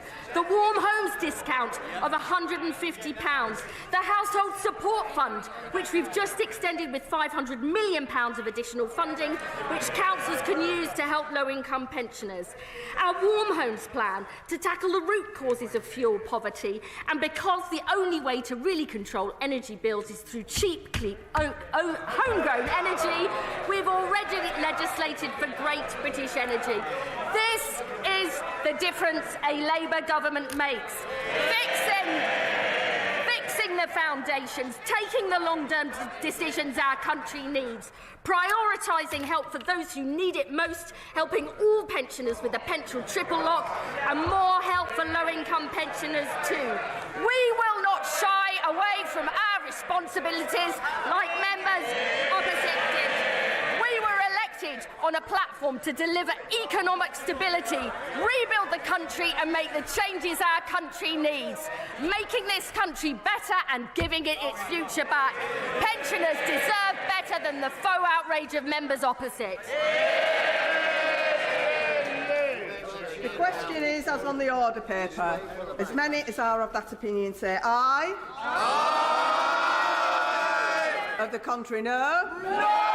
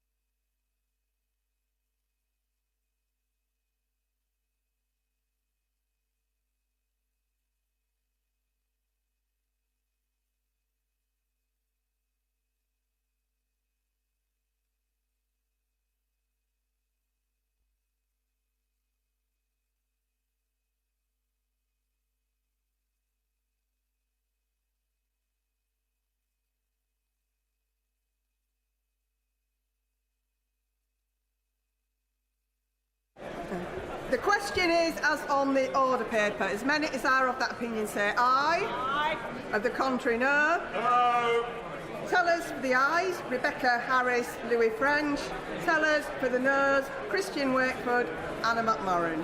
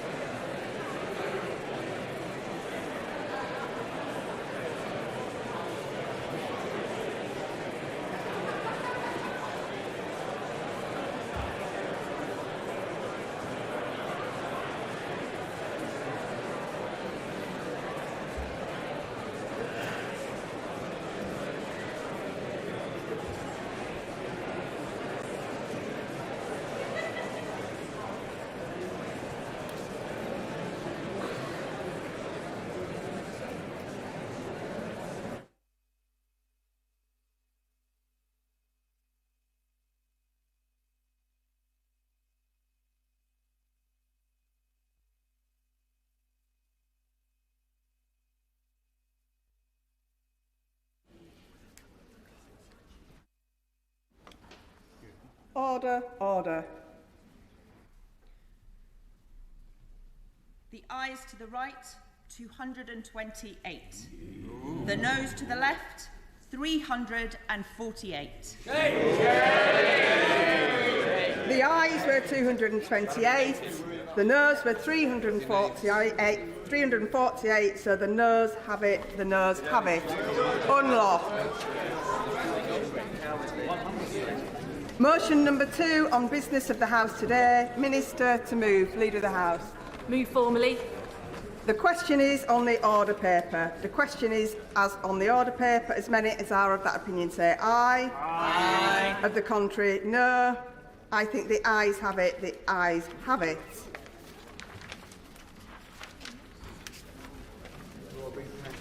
We now come to the motion in the name of the Leader of the Opposition on winter fuel payment. Mel Stride, Shadow Secretary of State, to move. Thank you, Madam Deputy Speaker. And can I beg to move the motion on the order paper? Madam Deputy Speaker, the decision to remove winter fuel payments has come as a complete shock to millions of pensioners. Pensioners on as little as £11,500 a year. We had no adequate explanation as to why these measures are so urgent. We've had no explanation as to why they had to invoke the special emergency provisions which allow them to bypass the scrutiny of the Social Security Advisory Committee. We've had no explanation as to why no impact assessments were provided. This is a major policy change which will remove entitlement for up to 10 million pensioners, including many who are already in poverty. It is a cut worth £7.5 billion over the course of this Parliament. Rushing such a policy through without taking time to consider impacts, ensure effective and fair implementation and allow possible scrutiny is impossible to justify. This is not the way to make good policy. This is not good government. It is worth considering the conclusions of one of the few bodies which has been afforded the opportunity to scrutinise these regulations. The Secondary Legislation Scrutiny Committee in the Lords have been damning in their criticism of the government's approach, and I refer the House to my remarks in the previous debate when I quoted them at some length. As the committee point out, such measures would normally be subject to consideration of the SAC. This is an important part of the process for any legislation of this nature, as I know well from my time as Work and Pensions Secretary. Conveniently, ministers have claimed the measure is too urgent to wait for the SAC scrutiny. We understand SAC is due to consider the measure, Madam Deputy Speaker, tomorrow. Can the Minister commit to the House today that SAC's report and the government statement responding to any recommendations will be laid before Parliament, before the regulations come into force next week? As the Laws Committee has pointed out, it would seem wholly inappropriate for SAC's views to only be taken into account once the regulations are already in force. In the words of the committee, and I quote, "It remains unclear what the practical impact of any statement might be on regulations which will have already come into effect." And if the government does not intend to provide us with SAC's observations before the House rises on Thursday, why were members asked to consider and vote on the prayer motion against the regulations today before SAC has met? The lack of any impact assessment also means we are severely hampered in our ability to scrutinise this measure. We were told in the explanatory memorandum that, and I quote, "a full impact assessment has not been prepared for this instrument because there is no significant new impact on business, charities or on voluntary bodies." This seems a bold claim to make about such a measure which removes hundreds of pounds of support from some of the most vulnerable elderly households in our country. Guidance from the National Institute for Health and Care Excellence is clear that for a vulnerable person, particularly those over 65, living in a cold home increases their chances of serious illness or death. They note that being housebound increases both exposure to an underheated home and to the cost of heating it. So can I ask the Minister on what basis it was concluded that there will be no significant impact from this policy on those charities and organisations who support elderly people or on the wider health and social care system? And will the Minister now commit to the publication of a proper impact assessment?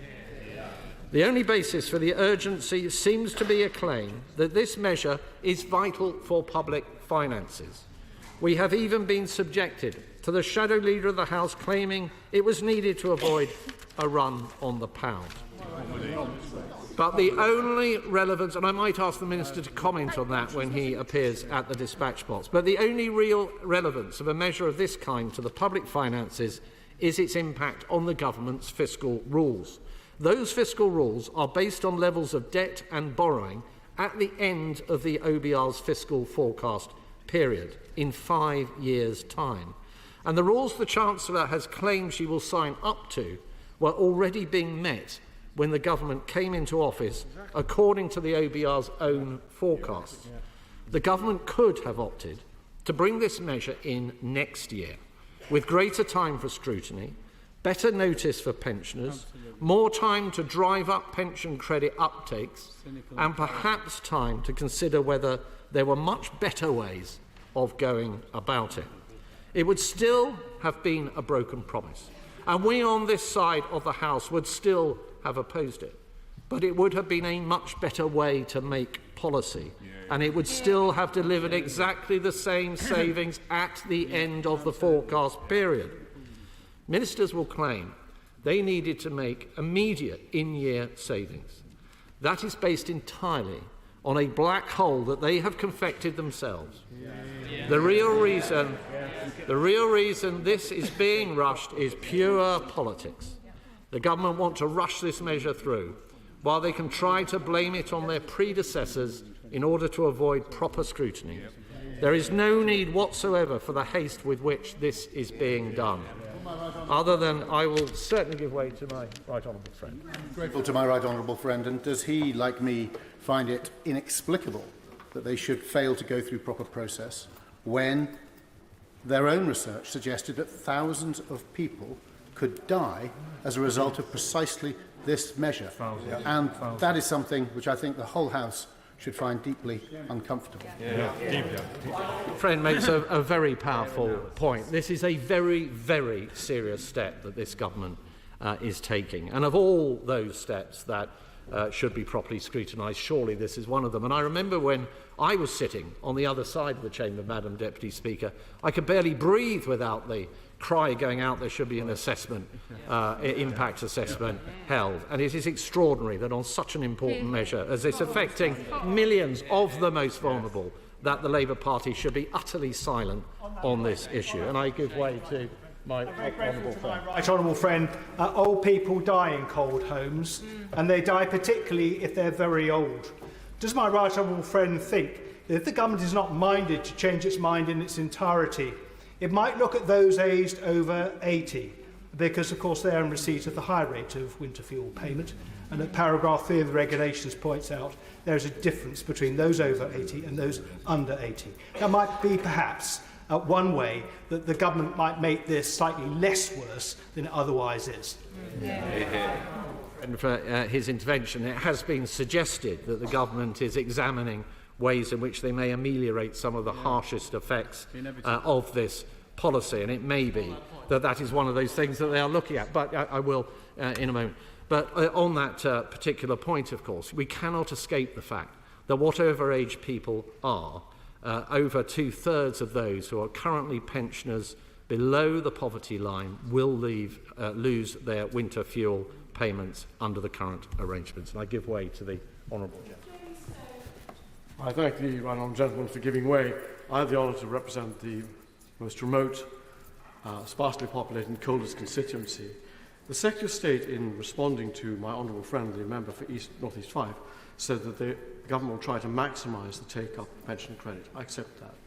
But would the government accept that sheer remoteness and sheer distance can mitigate against people taking up this offer? And would the government please, via your good self, please look at this issue? It means an awful lot to my constituents. I'm sure that the front bench will have heard the honourable gentleman's intervention. The reality is, Madam Deputy Speaker, that the government want to rush this through so they can blame it on their predecessors, as I've said, to avoid proper scrutiny. There is no need whatsoever for the haste with which this is being done, other than to meet the political ends of the Labour Party. They are ripping the plaster off and hoping the country will have forgotten by the time of the next general election. That is at the heart of it. But we will not forget. We would not have been given the opportunity to debate and vote on this measure without significant pressure from both the opposition and the wider public. This is nothing to do with fiscal responsibility and everything to do with political expediency. No scrutiny, no impact assessment, no notice. This is an appalling way to govern. The question is as on the order paper. Minister James Murray. Thank you very much, Madam Deputy Speaker. Madam Deputy Speaker, this is a serious topic, and we know from debates earlier this afternoon it is one on which members across this House and the people across this country have strong feelings. We understand that. This is a difficult decision to have to take. By means testing winter fuel payments, we know that we will be ending future payments to most pensioners whilst maintaining our steadfast commitment to protecting those in greatest need. But though they do not like to be reminded of it, members opposite know exactly why we need to take this step. Because it was members opposite, and indeed now former members of this House, voted out by the British public, who did such damage to our country's economy and the public finances. The legacy of the last... Harriet Baldwin. Thank you very much, Madam Deputy Speaker, for taking my point of order. This is the second government minister that we've heard from the dispatch box today, and yet we saw only moments ago the Chancellor sitting on the front bench. It was the Chancellor who chose to spend billions on setting up Great British Energy. It was the Chancellor who chose to spend billions on giving it to their union paymasters in pay rises. It was the Chancellor. The Honourable Lady, for her point of order, she'll be aware that that's not a point of order but more a speech that she seems to be seeking to make this afternoon. She'll perhaps find an opportunity to contribute in the debate. Minister. Well, thank you, Madam Deputy Speaker, and the honourable member who just intervened, and indeed everyone on that side of the House, might like to reflect on what the legacy of the last government truly was, which is one of irresponsible overspending, of uncosted commitment after uncosted commitment, and of ministers running away from taking difficult decisions. As a direct consequence, when we came to power, we were faced with a £22 billion black hole in the public finances for this year alone. I'll give way. Thank you, Madam Deputy Speaker, and I'm genuinely grateful to the Minister for giving way. He is a Minister at the Treasury, so I'm hoping he will be able to outline some of the facts and answer my question. He has outlined today, or he will outline, that the savings made by cutting the winter fuel payment is £1.1 billion. The means testing, if everybody accepted the means testing that he is proposing, it would cost £3.3 billion. So can he outline to the House, despite the bluster that he's just made about saving money for the great British people, how will that when it's costing more under his proposals? Well, I thank the honourable gentleman for his intervention, and the savings announced include an assumption of an increased take-up of pension credit, which is in line with the highest levels that have ever been achieved. And frankly, if more people are taking up pension credit when they are eligible for it, that is something that we should welcome, because it means that support is being targeted at those in greatest need. I'm going to make some progress, Madam Deputy Speaker. The opposition did not like to be reminded of their legacy when they were in government, but let's have a look, shall we? What do they have to show for their years of reckless overspending? A failed asylum system, prisons at breaking point, more than 1 million people waiting for council homes, 4 million children growing up in child poverty, more than 7.5 million people on NHS waiting lists. Madam Deputy Speaker, this government and every member of this House who stood on our party's manifesto was elected to turn things round. I will give way. Grateful to the Minister. Yesterday in the other place, the Transport Minister cast doubt on the continuation of travel concessions for pensioners.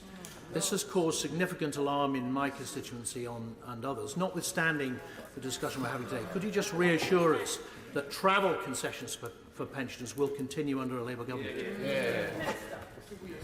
Well, thank the honourable gentleman for his intervention. The Chancellor will take all decisions out of the budget.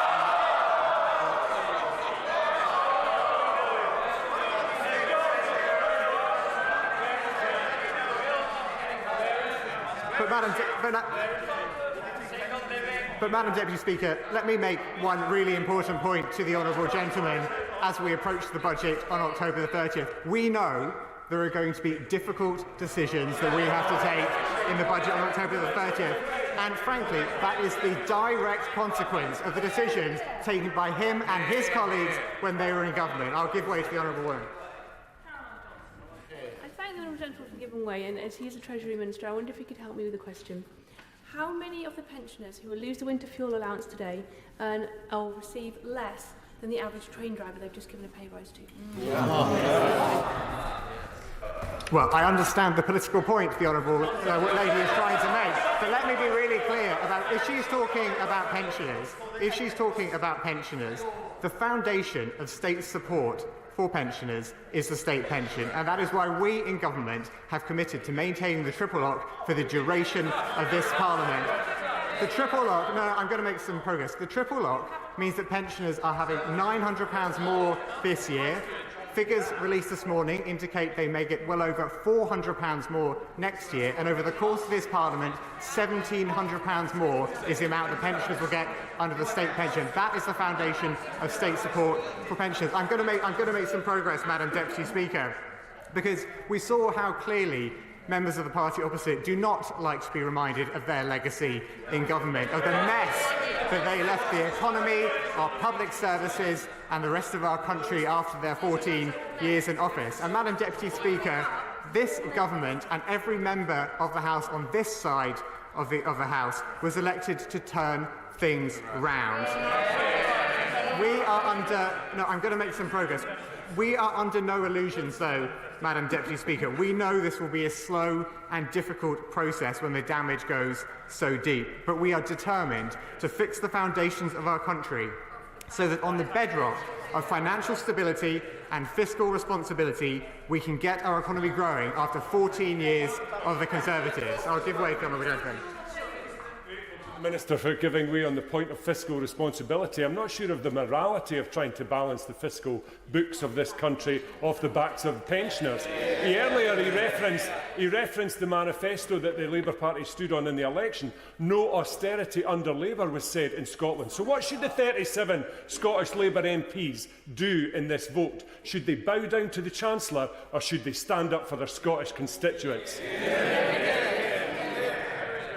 Thank you. Well, Madam Deputy Speaker, every member on this side of the House was elected on a promise to restore economic stability and fiscal responsibility to our country. And it is on that basis that we will get the economy growing to make people across this country better off and put our public services on a sustainable footing. And may I remind the honourable gentleman that winter heating assistance is a devolved matter in Scotland. The Scottish Government intends to legislate to introduce a means-tested payment this winter, which is equivalent to the winter fuel payment in England and Wales. I'm going to make some progress, Madam Deputy Speaker. I've taken several interventions. I'm going to make some progress, Madam Deputy Speaker, because the point of this debate is to focus on why we have to take difficult economic decisions, even if they risk us being unpopular. Now, we know that the universal application of winter fuel payments was already recognised as unfair.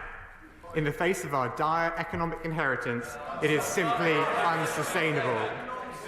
We should be clear that when the winter fuel payment was introduced in 1997, a higher percentage of pensioners were in poverty than people of working age. That is no longer the case. Put simply, there are now pensioners who receive the winter fuel payment who do not need them, and that is a reality we cannot afford. Let me put this in financial terms, Madam Deputy Speaker. Over a quarter of pensioners have wealth of more than £1 million.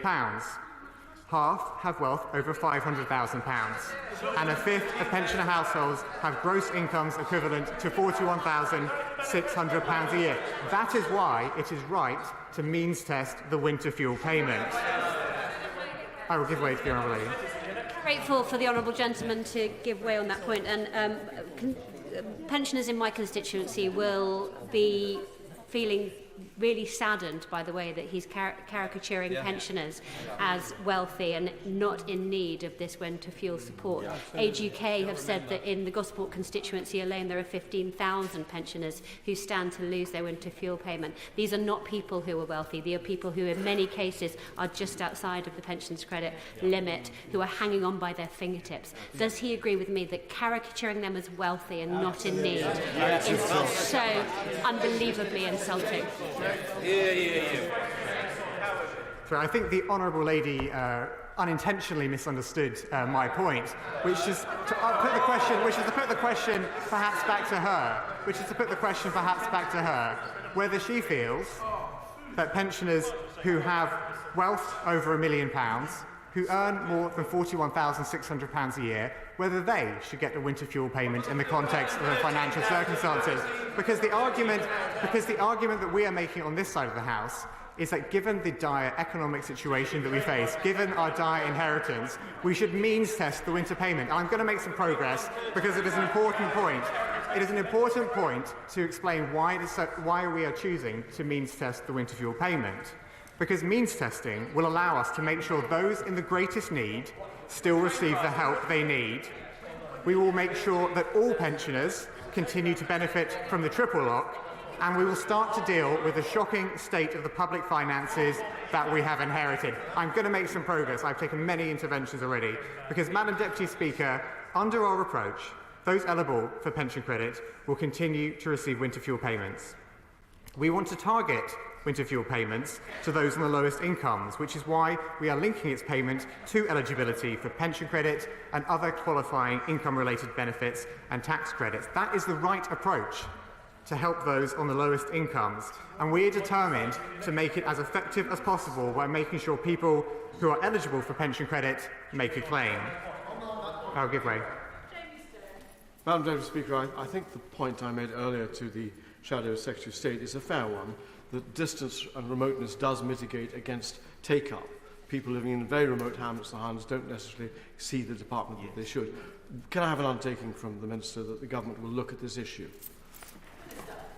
I thank the Honourable Gentleman for his comment, and I know that my colleagues are aware of this issue, and in fact it's one reason why the automatic payment is so important of pension credit and other benefits. So, for instance, the merging of housing benefit and pension credit, which would help to overcome some of these problems, I suspect might help some of the people in the situation he's describing. That merger of housing benefit and pension credit, I believe, was first mooted in 2012, was delayed several times by the party opposite whilst they were in government. I think they last left it as being in 2028 when they left office, and my right honourable friend, the Secretary of State for Work and Pensions, is looking at that as a matter of a great priority to ensure people get the help that they deserve. No, I'm going to make some progress right now, because the important thing to focus on in this debate is also about making sure that everyone eligible to pension credit, as the Honourable Gentleman said, takes up that offer of pension credit, not only so that they receive the benefit from pension credit, but also so that we can better target the winter fuel payments given the financial inheritance that we have. We estimate, Madam Deputy Speaker, that up to 880,000 pensioners are missing out on pension credit that they are entitled to, and frankly there have been years of the party opposite failing to act on this, which is why it is so important that we are now conducting campaigns to make sure as many people as possible make a claim. Madam Deputy Speaker, our approach is already showing signs of success. The Government has received around 38,500 pension credit claims in the 5 weeks since the announcement on the 29th of July. That is more than double in the 5 weeks before, and we will continue to do all we can to encourage pensioners who are eligible to apply for pension credit. We have used I'm going to make some progress. We have used a wide range of media to reach pensioners and key stakeholders, and have been working with voluntary organisations like Age UK and Citizens Advice, local authorities and the devolved governments to raise awareness through their networks and channels. My colleague, the Secretary of State for Department of Work and Pensions, is taking the further unprecedented step of writing to 120,000 pensioner households who are in receipt of housing benefit but who are not yet claiming pension credit they are likely to be entitled to. Our national pension credit campaign will run right through until the application deadline on the 21st of December. I'll give way. On the 11th of February 2021, the temperature in Braemar in my constituency sunk to minus 23 degrees. There are estimated 17,000 pensioners who are going to lose their winter fuel allowance at a decision taken by this Labour government. Can he now stand at that dispatch box and explain to them why they are having to surrender that important support in one of the coldest constituencies in the country at the same time as this government is finding £11 billion to give pay rises to their union paymasters? Well, I'd be quite interested to understand why the honourable gentleman is backing a candidate, as I understand it, for leader of his own party, who supports a means testing of the winter fuel payment. Perhaps he might want to have a conversation with the candidate for leader he's backing on his own side before he starts criticising our approach, which is to target support of those in greatest need. Because, Madam Deputy Speaker, the critical point for us is that the combination of the state pension rising with a triple lock and those in greatest need getting the winter fuel payments alongside pension credit, not to mention the extension of the Household Support Fund, means that the right measures are in place to give all pensioners the support they need. Now, I'm going to make some progress. Now, members opposite want to know through their motion why this legislation is being progressed urgently, and let me be really clear with them about this. It is urgent because we need to urgently deal with the £22 billion black hole, the huge in-year spending pressure that we inherited from the government that they ran. It is crucial, Madam Deputy Speaker, that we act quickly to restore responsibility to our public finances and stability to our economy. And on top of this, it was important that we made sure the regulations were in place at the start of the qualifying week for winter fuel payments, whilst wasting no time in doing all we can to raise pension credit take-up. I'll give way. We've heard that Transport Minister only yesterday could give no assurance to pensioners about their transport concessions. Last week I asked the Deputy Prime Minister about the single-person discount on the council tax. So there's a very real prospect for pensioners as they go into this winter. They could be losing even more than this £300, £300 or £400 on that. Could the Minister take this opportunity as a Treasury Minister to reassure pensioners there's no way that this government is going to remove the single-person discount from the council tax? It would be politically good for the Minister and the Labour Party, and it would be enormously important to people who need to hear some reassurance at this time. Absolutely. Look, the honourable gentleman won't be surprised to hear me say that the Chancellor takes all decisions at the budget. But maybe he might like to reflect on the record of his party whilst in office when it comes to encouraging take-up of the pension credit. Because we, on this side of the House, have been painfully aware since taking office how little the party opposite did to increase take-up of pension credit during their 14 years in office. That is why it is so urgent for us and making such progress when we are trying to get people to sign up to pension credit where they are eligible for it. Because by doing that, they will get pension credit, which they have been missing out on for years under the Conservatives, as well as continuing to receive the winter fuel payment. Madam Deputy Speaker, pensioners may well be angry at the Conservatives for how little they did to get people to sign up to pension credit whilst they were in office. Pensioners may well be angry at the Conservatives for leaving us, this country, with a legacy of a £22 billion black hole in the public finances. We are committed on this side of the House to protecting the triple lock, and that will mean that pensioners on the full new state pension who have received an extra £400 this year will, pending the Secretary of State for Pensions uprating review this autumn, receive a boost that could be well more than £400, and by the end of this Parliament could be receiving around £1,700 more than they do today. Madam Deputy Speaker, the party opposite is keen to play politics with the tough decisions this government is taking. They are desperate to take attention away from the fact that, as people across this country know, it is the Conservatives who are to blame for the economic mess we face. They created a mess and now they want to criticise us for cleaning it up. Madam Deputy Speaker, if they had governed more responsibly, they may not be sitting on that side of the House, in opposition to a government who is fixing the foundations they left to rot. Can I ask the Minister if he agrees with me the only shameful thing in this debate is the legacy that this government has left and forced the new government into? The reality that 800,000 pensioners are not on the pension credit to get this is a shameful legacy. If the party opposite wanted to show some humility and learn from their record in government, it would be to note that they are the ones who crushed the economy, they are the ones who broke the NHS so pensioners can't get doctors, and they are the ones that broke NHS dentistry. Will you agree to me it is our job to fix the economy so we can keep on helping pensioners? Well, I thank my honourable friend. He's absolutely right. And quite frankly, Madam Deputy Speaker, it is time for the party opposite to recognise and accept what they have done to this country and to show some contrition and accept responsibility. But frankly, Madam Deputy Speaker, no matter what the Conservatives choose to do, we are getting on with the tough decisions necessary to be made in government. By changing the winter fuel payment, by making it means tested, we are beginning to take the necessary steps to address the black hole they created whilst protecting the most vulnerable in society. The Prime Minister has said that we must be prepared to be unpopular if we are to govern responsibility, and that means facing up to the tough challenges and tackling them head-on. The motion laid by the opposition lists several regrets, but they have never once shown regret for all the reckless decisions they took and all the damage that they did to our public services, our public finances and our economy. Our task now in government is to fix the mess that they made and to give our country the chance at the better future we deserve. Liberal Democrat spokesperson Sarah Olney. Thank you very much, Madam Deputy Speaker. It's a pleasure to see you in the chair. Liberal Democrats welcome the opportunity for this debate, and we will continue to call on the government to change course on its planned cut to winter fuel payments.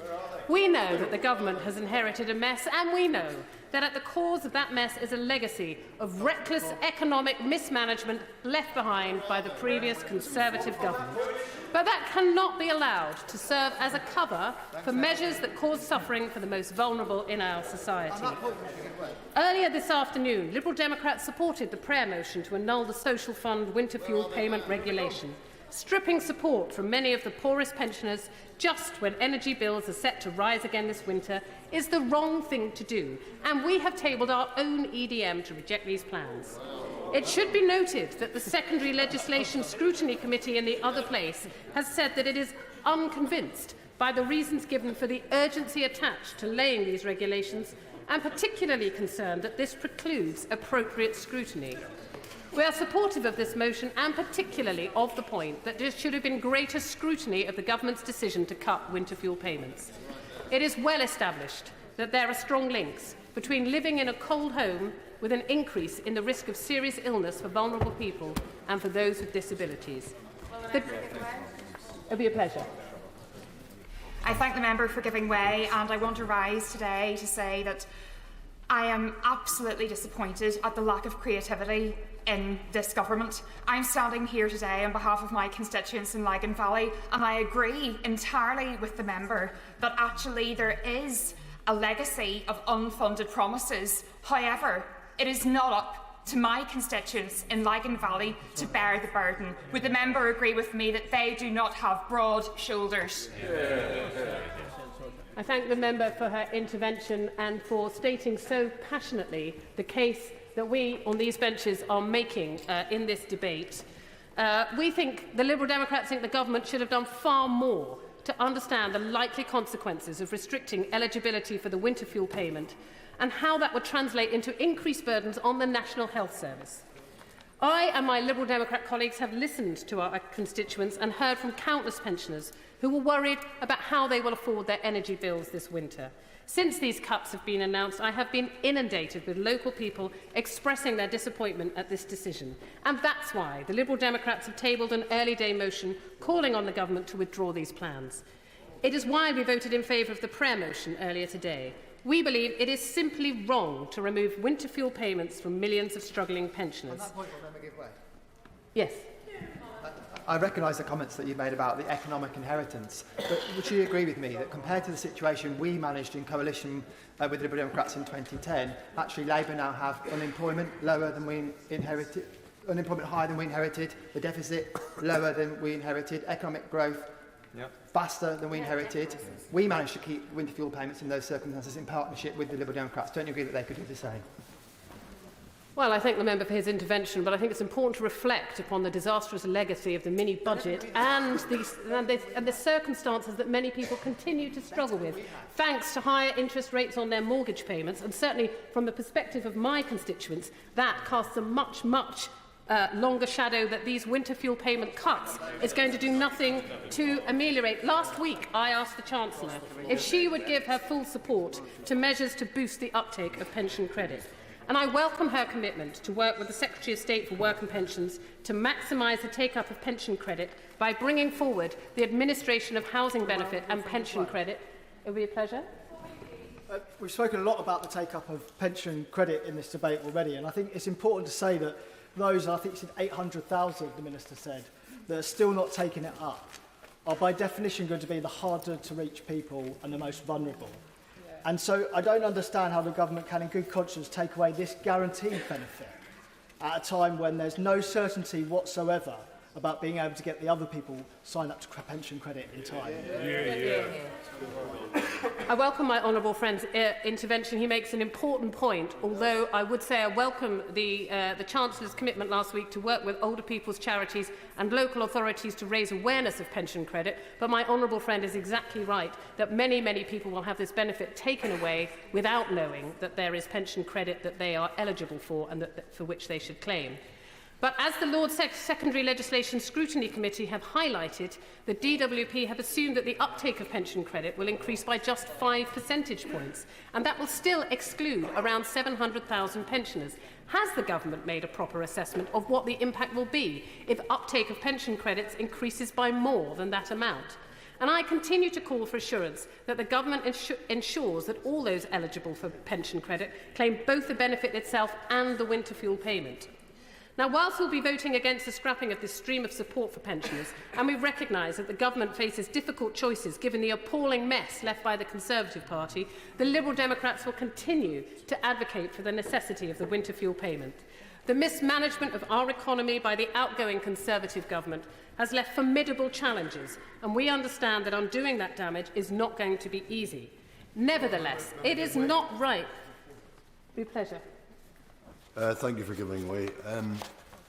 Whatever about the fiscal pressures which are being addressed here today, we've heard about the possible impact in terms of additional deaths as a result of this measure. Does the honourable member share my disgust when, at the end of the last vote, some members opposite celebrated the result as if it was a football match? I thank the honourable member for his intervention. I can't comment. I'm afraid I didn't see that, but thanks for raising it. Nevertheless, it is not right for the consequences of these decisions and this burden to be carried by some of the most vulnerable in our society. Those with the broadest shoulders should carry a heavier burden. Liberal Democrats have set out detailed proposals to tackle fuel poverty, and we are calling on the government to look at them very seriously. This includes steps such as launching an emergency home energy upgrade programme with free insulation and heat pumps for low-income households, introducing a social tariff for the most vulnerable to provide targeted energy discounts of vulnerable households, and implementing a proper windfall tax on the super profits of oil and gas producers and traders to raise vital revenue. And we have also called on the government to tackle the wider cost of living crisis, including by investing an extra £1 billion a year in our farmers to bring down food prices, increasing the carers allowance and expanding it to more carers, and removing the 2-child limit and the benefit cap. Now, more than 2 million pensioners are currently living in poverty. They've had a tremendously difficult time during the cost of living crisis, dealing with record-high energy bills and eye-watering food costs. And that's why the Liberal Democrats are proud to have introduced the triple lock when we were in government, lifting countless vulnerable pensioners out of poverty, and why we are strongly committed to ensuring it remains in place in the future. Pensioners deserve to have the support and the security of knowing that the triple lock will be there in the long term.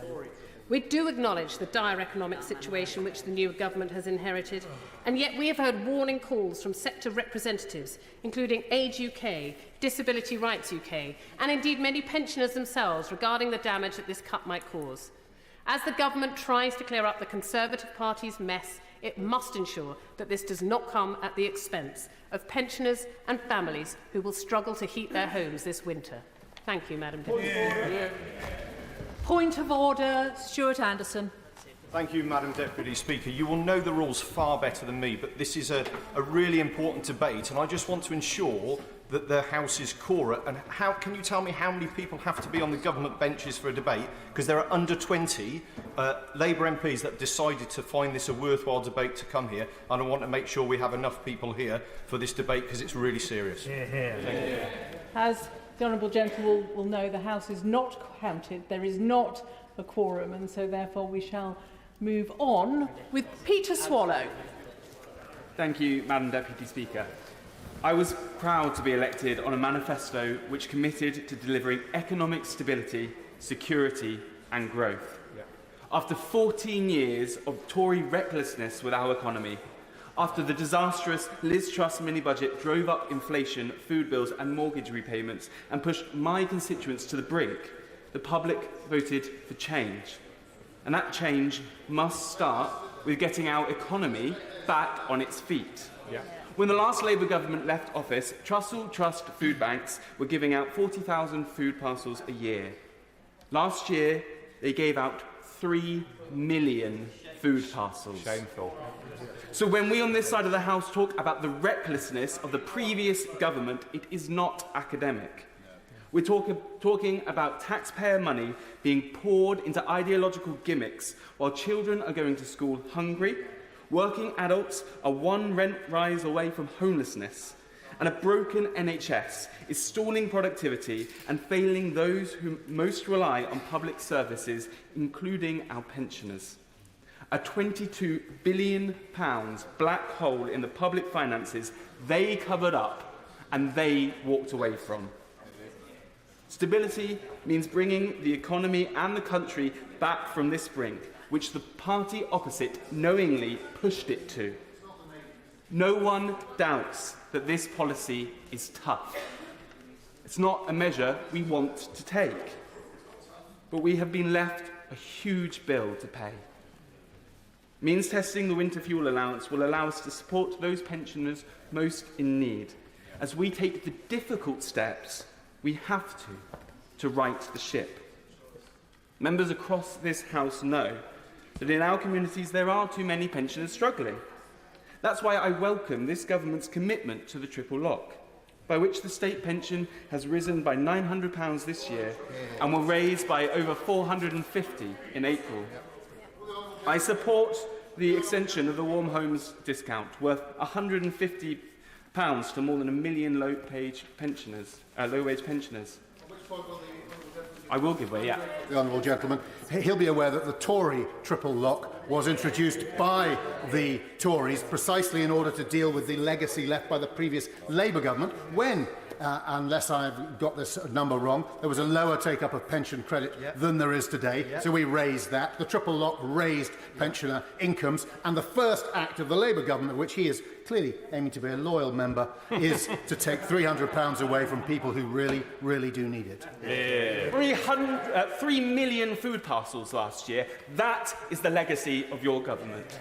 That is your legacy. And the triple lock, which you purport to defend, you broke it in 2022. You broke it. You did. You did. I support, too, the extension of the Household Support Fund to help families most in need this winter, and the government's commitment to introduce tougher regulation on the energy market, which has let customers down for too long.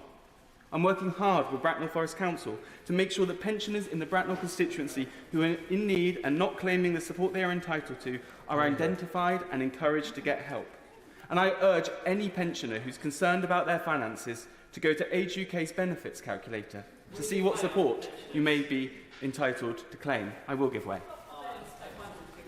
What did you say to pensioners during the election campaign?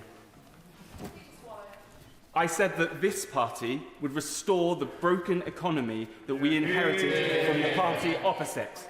That's what I said. Madam Deputy Speaker, in the long term, there is only one permanent solution to ending fuel poverty. We must end our dependence on volatile foreign energy markets and deliver lasting energy security, something the party opposite failed to do while they were in government, leaving energy bills higher for every household, including those most in need. That is why this government's plan to create a new national energy company, GB Energy, is vital. It will bring energy supply back in the hands of the British public and help get prices back under control. This is the solution to fuel poverty long term. Homegrown, British-controlled power. I will give way. The honourable gentleman for giving way. There are roughly 13,000 people in his Bracknell constituency who will not get their winter fuel allowance this year as a result of the changes that he's just voted for.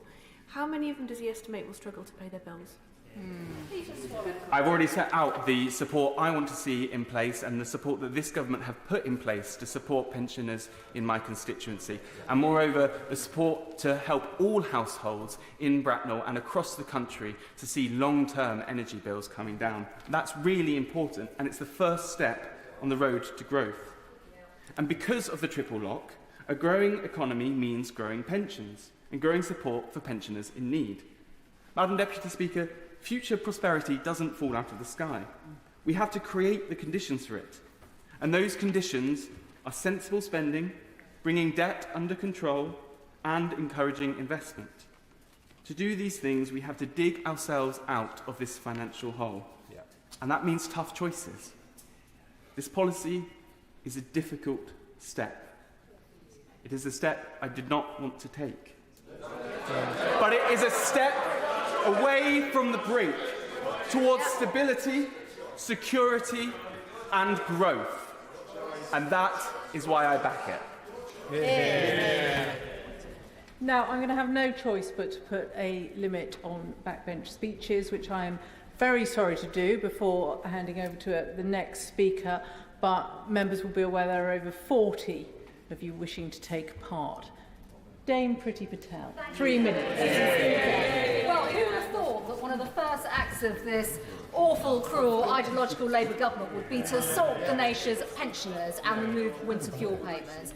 And I think let's be quite candid, Madam Deputy Speaker. We are now seeing the nation's pensioners fall victim to what is an ideological decision, Labour's betrayal, while they've literally succumbed to their union paymasters through the gross amounts of public spending that they are shoveling in the pockets of many of their paymasters. It's quite interesting. I've got a time limit, you've just spoken. It is quite interesting that there's been so little transparency around the finances and the fiscal choices that this government has chosen to make. No impact assessment, for example. No honesty around the cost of all of this to the exchequer in the long run. Nothing around the administration of the Household Support Fund. And so I would actually like to ask the front bench, the Labour ministers, about how they have literally made this spurious claim that they had no choice in this decision, when, bear in mind, a member of their government claimed a couple of weeks ago that they'd be run on the pound without this decision, which is just extraordinary and speaks of the fiscal ineptitude of this government. So desperate are they to justify this brutal cut. So, if I may, Madam Deputy Speaker, I have a series of questions on the mitigations. First, on pension credit. It's right to encourage more pensioners who are entitled to take this up, that they do so. And I know from my time in DWP and many on these benches have spent many years encouraging more pensioners to take up pension credit. So I think we should know how the targeting is going to work and how this is going to, what this is going to cost as well. Second, on the increase in state pension. In recent days, the government has been spinning yet again that those affected by the loss of the winter fuel payment are going to benefit from an estimated £400 rise in the state pension. Can the Minister confirm what the net real terms impact of this will be on overall household incomes for those that are losing this benefit? And can he confirm how this is going to add up over time and what the actual cost will be? Third, there have been concerns raised that if pensioners cannot afford to heat their homes, there will be serious impact on health, and we've heard this throughout this day today. Without an impact assessment, Can we have some honesty now? What are the costs to the NHS? And I think this government owes it to the British people to be honest about this. On the Household Support Fund, we've heard it's going to be extended, but can we know exactly how this £500 million is going to be funded? Who is going to be paying for that? And finally, Madam Deputy Speaker, there are so many unanswered questions that this government must answer, must be honest. There's been a lack of transparency, no impact statement, assessment whatsoever. It is right that we hold the government to account, and it's right that they are now honest to the British pensioners in terms of what their intention is, even on the future of the triple lock. Thank you, Madam Deputy Speaker. I'm glad we're having this debate today because perhaps the opposition and parts of the media are bored, facing something they've not seen for years. Benches on this side representing all parts of the United Kingdom, packed full of members who respect each other and support the government. Because they have stoked a frenzy that I fear is at risk of obscuring the most important arguments for the changes we are debating today. Yes, there's the economic argument, which matters. As the OBR and IFS have recognised, this government inherited public finances in a shocking state in, quote, one of the largest in-year overspends outside of the pandemic in history, or, as a member opposite put it earlier, an accounting error. Unlike the rapid succession of opposition chancellors, our Chancellor has levelled with the British people and been transparent about the nation's finances. Restoring stability means hard choices. This is not the first and it will not be the last. But it is not the economic case that I wish to emphasise today. It is the principled one. Madam Deputy Speaker, let me make a general point about the arguments we make in politics. Sometimes we politicians can be too quick to hold up our hands and say, we have no choice. Lawyers required this, economists required that. This can leave voters frustrated. Why vote if the people we vote for are not in charge, but lawyers or economists are? Can the people we elect not control the things that affect our lives? To restore trust in politics, we must show that politics matters. That is why I believe it's important that we articulate what we do in terms of principles and of choices. To govern is to choose. Targeting winter fuel payments is a choice. However difficult and necessary, it is the right choice for two principled reasons. The first is about the moral purpose of the policy. Gordon Brown designed the winter fuel payment to ensure that nobody was at home cold because they could not afford to turn on their heating. It was a time when state pension rises were miserly and many found insufficient to heat their homes. And let me note a point that pensioners were better off after the last Labour government. 1 million were lifted out of poverty by 2004. These changes that we are debating today do not move from that position. In a time when the state pension has risen by £900 and will rise again by as much as £400, these changes target the winter fuel payment based on the principle of need. That is the right principle. Let me be clear. I do not believe taxpayers... 3-minute time limit. Sir Roger Gale. Deputy Speaker.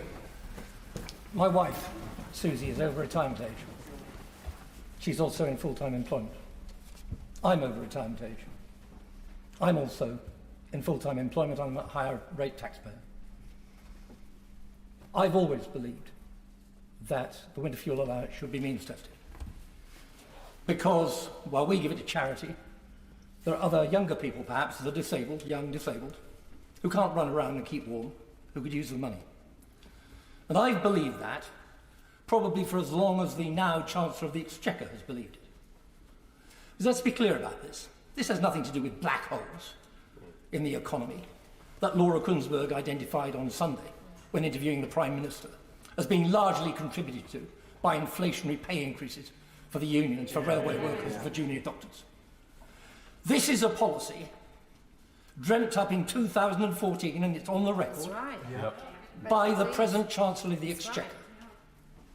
It's a policy made in number 11 Downing Street, and endorsed by the nation's undertaker in number 10.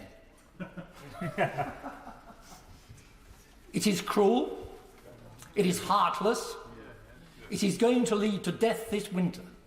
So while I believe that there should be a means test, I believe that the manner in which the government is going about this is profoundly wrong, deeply flawed, will cause untold of hardship, and it has got to change. On that point? And on that point? Of course. I'm very grateful. No, I'm giving away my Thank you, the honourable member, given a moving and a compassionate speech, but where does the responsibility for this cruel policy lie specifically? I'm grateful to my honourable friend because it doesn't lie with the honourable gentleman opposite. It lies with the Chancellor of the Exchequer, and it lies with the Prime Minister, both of whom should be on that bench this afternoon, neither of whom have been present during the debates. Although the Chancellor of the Exchequer did come in to vote and then nipped out again. And that in itself is shameful. And I abhor the fact that there are politicians now sitting on those benches who are quite prepared to fight to the last drop of somebody else's political blood. Because that's what's happening here this afternoon. I'll give way to the honourable lady. You say that our Chancellor and the Prime Minister are not here on these benches, but where is your leader and your shadow Chancellor? They're not here either. And you talk about you talk about means testing and means testing being right. When we have a difficult financial situation, we have difficult decisions that we have to take. And the honourable gentleman seems to agree with us on that.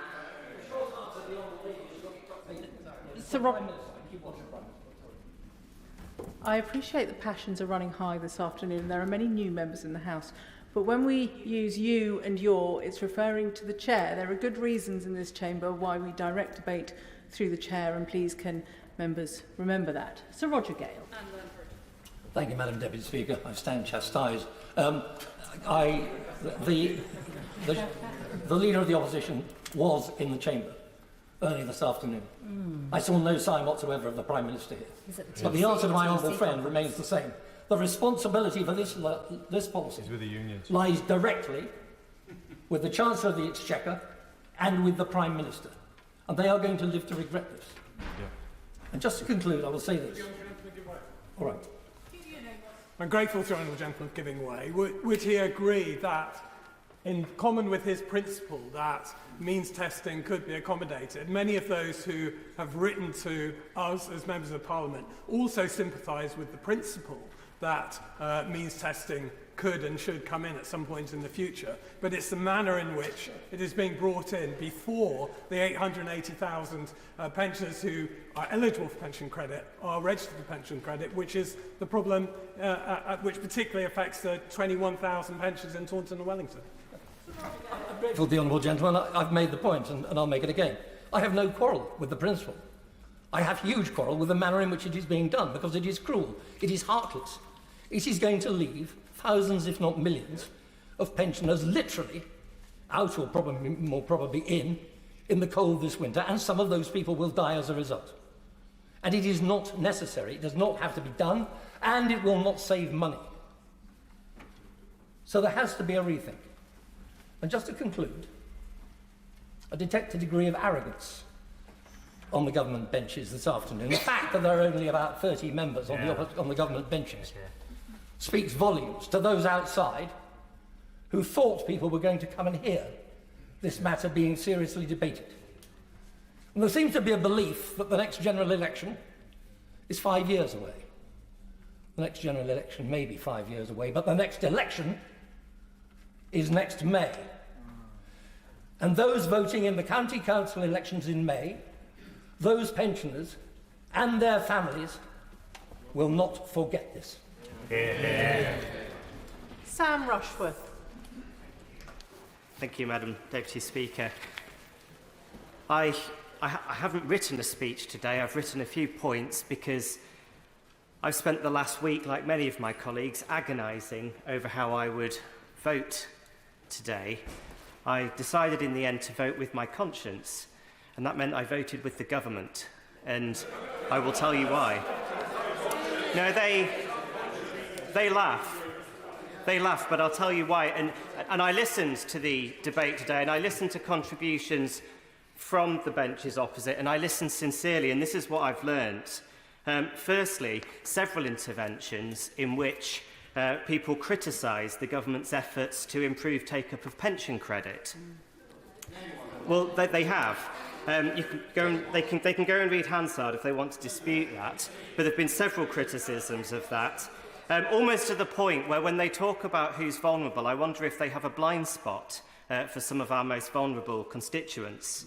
Secondly, I've learnt their disdain for hard-working people because we've learnt that in their spending plans they intended to reject the pay recommendations of their own pay body. I will give way.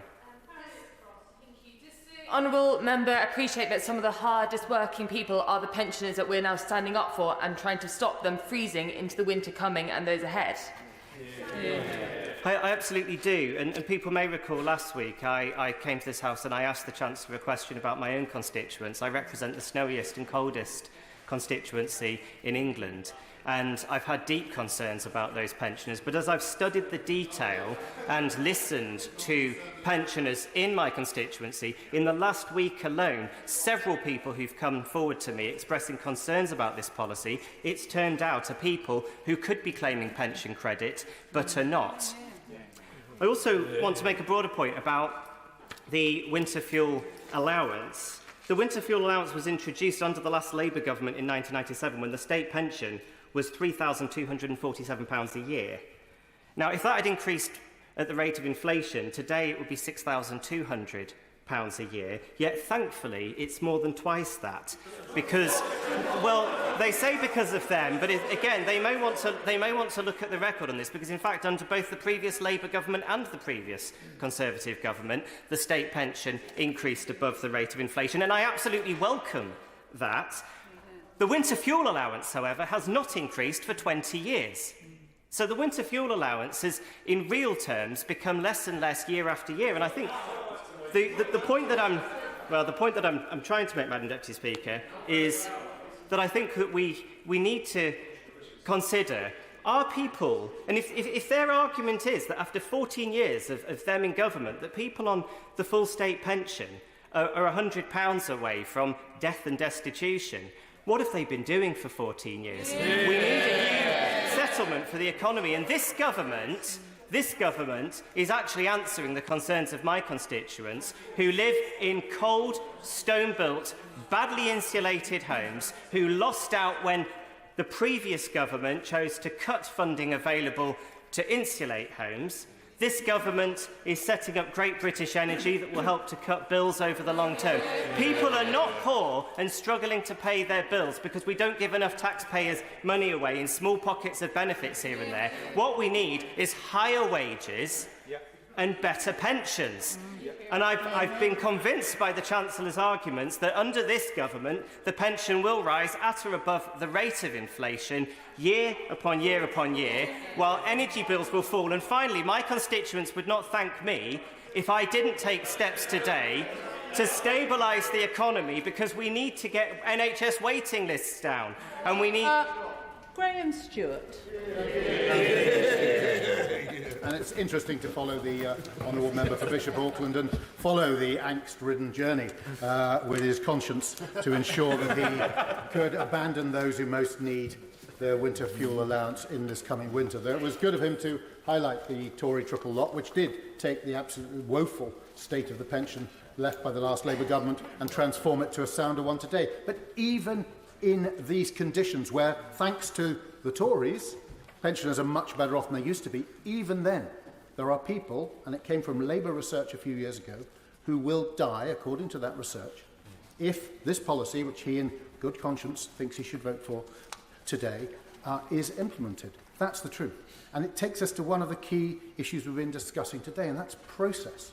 And the honourable gentleman seems like an honourable and decent man. At least he used the word conscience in this debate, rather than purely political theatre. The point is that the process is where something could lead to thousands of people dying, that the government has not done that which it is legally obliged to do. It used some rare exemption requirement to produce the impact assessment. So we don't know. So people who in good conscience, like the honourable gentleman, want to do the right thing, don't know what the impact is. Because if that was in front of us, and if it validated the Labour Party's previous analysis and showed that it could be 4,000 people who are going to die, could he really, in good conscience, do it?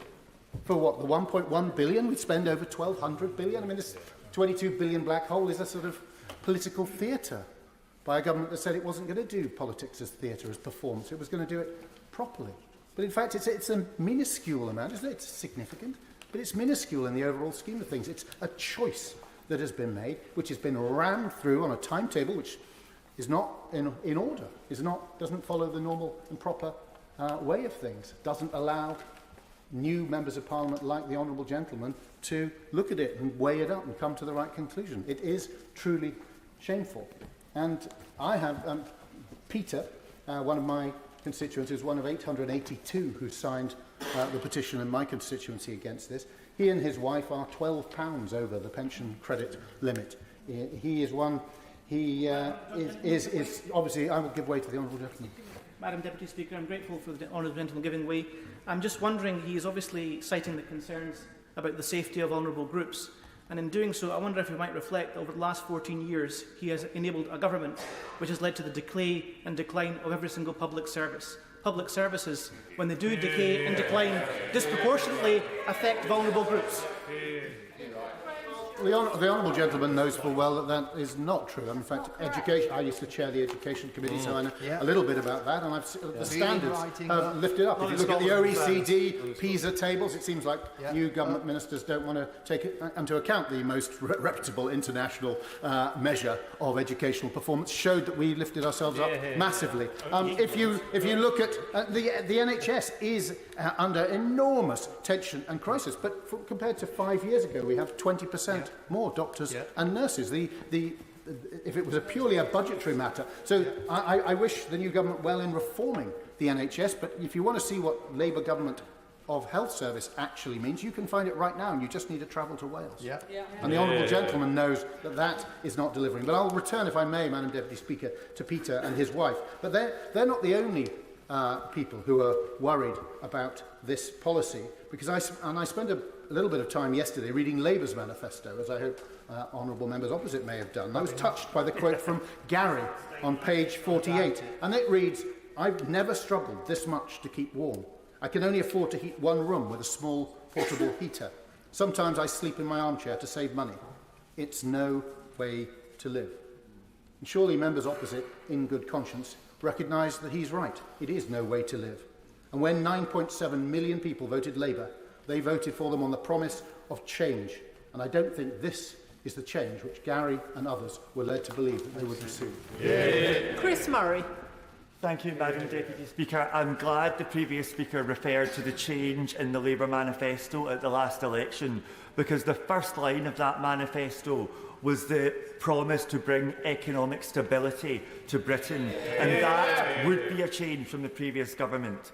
We knew that bringing economic stability would involve tough choices, but even at the election we had no idea of the scale of the mess that we would find. Means testing the winter fuel allowance is not an easy decision, but we must look at it in the broader context. Let me make 3 points about the situation pensioners face. Firstly, the pension triple lock. This is a critical piece of public policy. It makes the state pension genuinely livable. The triple lock means pensions increase by £900 in this year alone, and the state pension will increase by over £1,700 over the course of this Parliament. That helps all pensioners. It is absolutely the right decision for the government to prioritise the pension triple lock, even if that means means testing the winter fuel allowance.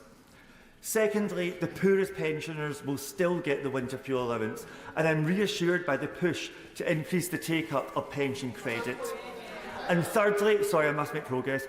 Thirdly, we must look more broadly at all the challenges that older people face. Waiting lists are appallingly long. Older people in my constituency can wait 18 months for a hip replacement. Others spend their life savings on private health care. I understand people are concerned, but we do people no favours by pretending tough choices do not exist. Delaying that decision only makes tougher, less enviable choices ahead. Sorry, let me make progress. If you want to understand that, look no further than my home of Scotland. Despite having higher public spending and higher taxes than the rest of the UK, our pensioners face the longest waiting lists on record. Today, the SNP will oppose means testing the winter fuel allowance in Westminster, while bringing in means testing for it in Scotland. Not to clean up the mess the Tories left them, but to clean up their own mismanagement of Scottish finances. We can do better. In taking this step, we must recognise the country has changed since the winter fuel allowance was introduced. Today, when I look around my constituency, age is no longer the main factor in whether you can afford to heat your home. That means it cannot be right we continue to give the wealthiest pensioners £300 a year. As society changes, we must adjust. We do today's pensioners a better service by targeting those who need help the most. Jim Shannon. Thank you, Madam Deputy Speaker. Can I also say I rise to publicly oppose this proposed change? I will begin by saying I understand the need to balance books. We all do know how it works. But to be perfectly frank, it gives me no joy to say this. I never imagined, ever in my life, that a Labour government would seek to balance the books in the backs of pensioners throughout the United Kingdom. So I put that on record at the very beginning. I'd say that very respectfully, but with great grief. I fully comprehend the system could do with an upgrade. Perhaps we should look at a household cap as we do with the child benefit payment. Perhaps we could look at allocating per household rather than per person. Perhaps we could look at ensuring that everyone who is still earning more than their pension through employment can have deferred payments until full retirement. Perhaps we could look at an opt-out scheme to enable pensioners like me. I don't need the money. I ask not to take the money. I give my money to charity. I'm not better than anybody else, Madam Deputy Speaker. Never am I better than anybody else. But I realised that money, I didn't need it, so I give it away. Others might want to do the same thing. When it comes to direct face-to-face pension credit applications, that's what they should be. And a 9-week wait for the application to be processed. My goodness, the people need the money now. Raise the threshold. Also, government and the minister said about the £440 is coming next spring. The pensioners need the money this winter and as soon as possible. In Northern Ireland, we have 68% of homes relying on oil-fired boilers for heating. There's high levels of fuel poverty, with 22% of the population currently spending more than 10% of their household income on heating from homes. So I'm going to think about the women who have a tiny work pension from the hours that they work whilst their children were in school. The WASPy women who have already been disadvantaged and will pay a further price for not being allowed to save for their needs. So I'm begging this government on behalf of my constituents in Strangford, don't remove the benefit from everyone in one full sweep. I stand for those. Yes, ma'am. Yeah. I thank the honourable member for giving way. National Energy Action estimate that close to 45 people die every winter's day in the UK due to cold homes. This government, in their wisdom, through this decision, have decided to imperil many more. Would he agree with me that it's wrong and that it will impact and will cause deaths right across the United Kingdom? I think my honourable friend for saying that is absolutely right. We all recognise, I think it's the honourable member, he's not here, but he mentioned as well that this winter will be a one when the pensioners will feel the gravity and the pain of cold. So I stand for all those who are making do with less than £1,000 per month, those pensioners who will be impacted by this fuel allowance being taken away from them, and to whom this is a lot of money, to whom this is the difference of being warm this winter or simply surviving. This isn't exaggeration, this is life for my constituents, and respectively I say this for the constituents on the other side of the chamber as well. I conclude, I know I'm, according to, I think the clock has stopped, okay? Those who have worked all their lives, I'd be respectful for the time, Madam Deputy Speaker, you expect me to be. Those who have worked all their lives deserve to be paid out for what they've paid in. And there is a basic standard along with women and children first in the lifeboat. And that is those who can't survive the icy cold. So let's slow down this ship, and I look to Labour to make that happen. And veer away from the iceberg, which some members are only seeing the tip of at this moment, which could be the destruction of this government before the first journey even begins. Let's course correct and get this right and support what the opposition has put forward tonight. I think it's got the mood and the opinion of everybody in this side of the chamber, and I hope that government and the Labour Party in particular will resurrect and realise they're going the wrong way and we're trying to direct them the right way. Thank you. Matthew Patrick. Thank you, Speaker, and I'm grateful to follow the member for Strangford, who I know in my short time already in this place often sits there and listens to everybody on this side of the House and across the House, and I listen to his points as well. And I would make these points to him on this debate, like so many others when it comes to our economic inheritance, which is a £22 billion in-year black hole. We have to make difficult decisions. We can choose to ignore the situation we're in. We can choose to duck these decisions. That is a well-trodden path, and it's a path too often taken by the last government. And the price of entry to that path is not free. There's a cost. It takes accepting a failing economy and failing public services. It tries to shift the problem again and again to future generations. It's an easy path, but it's not a responsible one. The alternative is that we govern as we campaigned, not just on economic stability, but on credibility and truth in politics, where we're honest with people about the mess we are in, and crucially, about the path we will take to bring about brighter days, to lower waiting times in our NHS, to get more teachers into our schools, to get more police on our streets. Delivering again for people right across the country, Madam Deputy Speaker. When a failure to deliver has become the norm, that must change. And if we ignore the problems, we cannot fix them.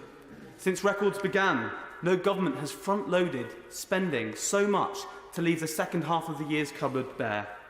It was an easy path, but not a responsible one. And I believe members opposite know this. Indeed, there have been calls over the years from Conservative and Liberal Democrat members to target winter fuel payments to those most in need. This government is combining responsibility with compassion, and I know it's the... Wendy Morton. Madam Deputy Speaker, the winter fuel payment gave me peace of mind that I would be able to heat my home and stay warm during the winter. Not my words, but the words of a constituent, and very typical of the many comments that I have received in my inbox and the comments that people have said to me when I've been out and about across the constituency. In my constituency, there are just 2,138 recipients of pension credit. Yet there are an estimated 18,300 pensioners who will lose out this winter. This political choice, because this is what it is, means that these very same pensioners, 18,600, will lose up to £300 winter fuel payment. In addition, the energy price cap rise of 10% puts further financial pressure on them of around £149. It impacts pensioners earning as little as £13,000 a year. Contrast that with the inflation-busting pay rises that this government has handed out. Contrast this with the billions the government is spending on GB Energy, a state-run company which won't produce any energy, nor will it cut their bills. And what's more, for the vast majority of my pensioners who will be waiting for their annual increase next year, thanks to this government, when we were in government, the £460, when you deduct the loss of £300 winter fuel payment, that leaves them with an increase equivalent to just 44p a day, less than the cost of a pint of milk. Yes, of course. I wonder how many of her constituents will lose out on this vital payment unless the train drivers have had all the extra money. Yeah. I think my honourable friend makes a very, very important point, but it comes back to this is about political choice. And I'm here to stand up for my pensioners in my constituency. I'd also like to point out that it was this party when in government that drove up pension credit applications by 73% in just 12 months, and it's important that we don't forget that. Exactly. But the issue of pension credit take-up is often an entrenched issue. People in my constituency, they're often too proud to apply. It's a process that is too complicated. 22 pages, 243 questions, and as we've heard, 9 weeks to determine the application. So tackling pension credit take-up is really important, but it isn't the solution to the crisis that these pensioners are facing today. Only weeks ahead of the winter, what they need is help now. According to Age UK, across the UK, there are around 2 million pensioners who badly need the money to stay warm this winter and who will now not receive it. Losing winter fuel payment will make it significantly harder for them to keep warm. It undermines their health and their well-being. Pensioners, as we've heard today, have often serious health conditions, disabilities. They often live in older properties. Those in the north, where my constituency in the West Midlands, it's often colder there than it is in some parts of the country. They are all disproportionately affected, and yet there is no sign of an impact assessment. Just a Chancellor who seemingly storms ahead with her political decision. I'm going to continue because I'm just conscious that others get the chance to speak. There's no time for older people on low incomes, no time for them to set aside money, if they have it, to help them get through the winter. Being at home in the cold risks raising blood pressure, increased risk of strokes and heart attacks, as well as hypothermia. I did not vote for this callous cut earlier today. I will not pick the pockets of those who have worked hard all their lives, doing the right thing by their families and by this country. What I will do, Madam Deputy Speaker, though, is I will continue to speak up for my constituents who deserve better than this. This is just so wrong. Lawrence Turner. Deputy Speaker, and I associate myself with the comments that colleagues on this side of the House have made in this debate. But I want to speak in this debate on a particular issue, which is public sector pay and the attempts which have been made in this debate and a debate which preceded it to turn pensioners and public sector workers against each other, including the public sector workers who have been driven to rely on food banks and payday loans that I was proud to represent as a trade union official, and indeed the 6,000 public sector workers in my constituency must wonder what it is, listening to this debate, that the party opposite has against them. A strong economy needs strong public services, but the problem for the last government and the public sector workers that worked on for it were that its public finance strategy rested on imposing the biggest real wage cuts in living memory. Not my words, but the words of the former Permanent Secretary to the Treasury, Nicholas Macpherson. The consequences for the services that we all depend on are clear to see. Teaching vacancies doubled over the last 3 years, an 8% vacancy rate in the NHS, 1 in 10 999 call handler posts vacant. All of us know the consequences of ambulance delays for pensioners. And of cancelled operations and appointments too. Sorry, does the member wish to make an intervention? I'd love to thank you very much for taking my intervention. Obviously, the 15,500 pensioners are going to lose out in Basildon and Billericay because of this callous cut by the Labour government. He was pointing out the issues at the impact on the public services. I was wondering, how many more hospital admissions will we have? How many more people will have to have operations because of this cut that his party is putting forwards? Or will we not be able to find out because his party won't even put forwards an impact assessment so we can know who is affected? We will take no lectures on this side of the House on hospital admissions or the state of the NHS that his party has left us. Now, the party opposite has claimed that they did not know what the pay review body recommendations would be. But the school teachers review body's recommendations were known to ministers before July, and they will know also that the different PRBs tend to make similar recommendations. And why were most of those recommendations not submitted in good time? It is because ministers were late in submitting their evidence, pushing the timetable until after the election. As the Office for Manpower Economics has said, the work of the PRBs is demand-led and essentially non-negotiable. Departments set the remits and timetables. Now, shadow ministers talked about productivity gains, but when it came down to NHS negotiations under the last government, productivity was just a slogan. In the negotiations, the cupboard was bare, they had nothing to actually ask for. I will give way. The Honourable gentleman is making a case comparing the salaries of working individuals with the pensions of the elderly. Could he tell me how many of the people who will lose the winter fuel allowance in his constituency earn less or receive less than the minimum wage? In my constituency, there are approximately 2,600 pensioner households that do not receive pensioner credit, and that is one of the legacies of the last government, but they are entitled to it. Now, the party opposite suggests that they would have rejected the pay review body recommendations, forgetting that one of the first acts of the Margaret Thatcher government in 1979 was to accept the recommendations of the Clegg Commission on pay comparability, if only the party opposite had more courage today. Serious government. Madam Deputy Speaker, the winter fuel allowance exists because of a Labour government. A government that increased the value of those payments fivefold in 13 years compared to an increase of 0 under 14 years of the previous government, a real terms cut of 33%. I will give way. Thank you very much to my honourable friend for giving way. And it's fascinating to hear the recent converts to the fight against poverty on the opposite benches, particularly the honourable member for North West Surrey, Basildon and Billericay. Yet they seem far more quiet about the fact that the average food shop went up by £1,000 in the last Parliament. The average energy bill went up £400. Listen, you might learn something. The average mortgage went up, because of your lot, £2,880. Apologies, Madam Deputy Speaker. Apologies, Madam Deputy Speaker.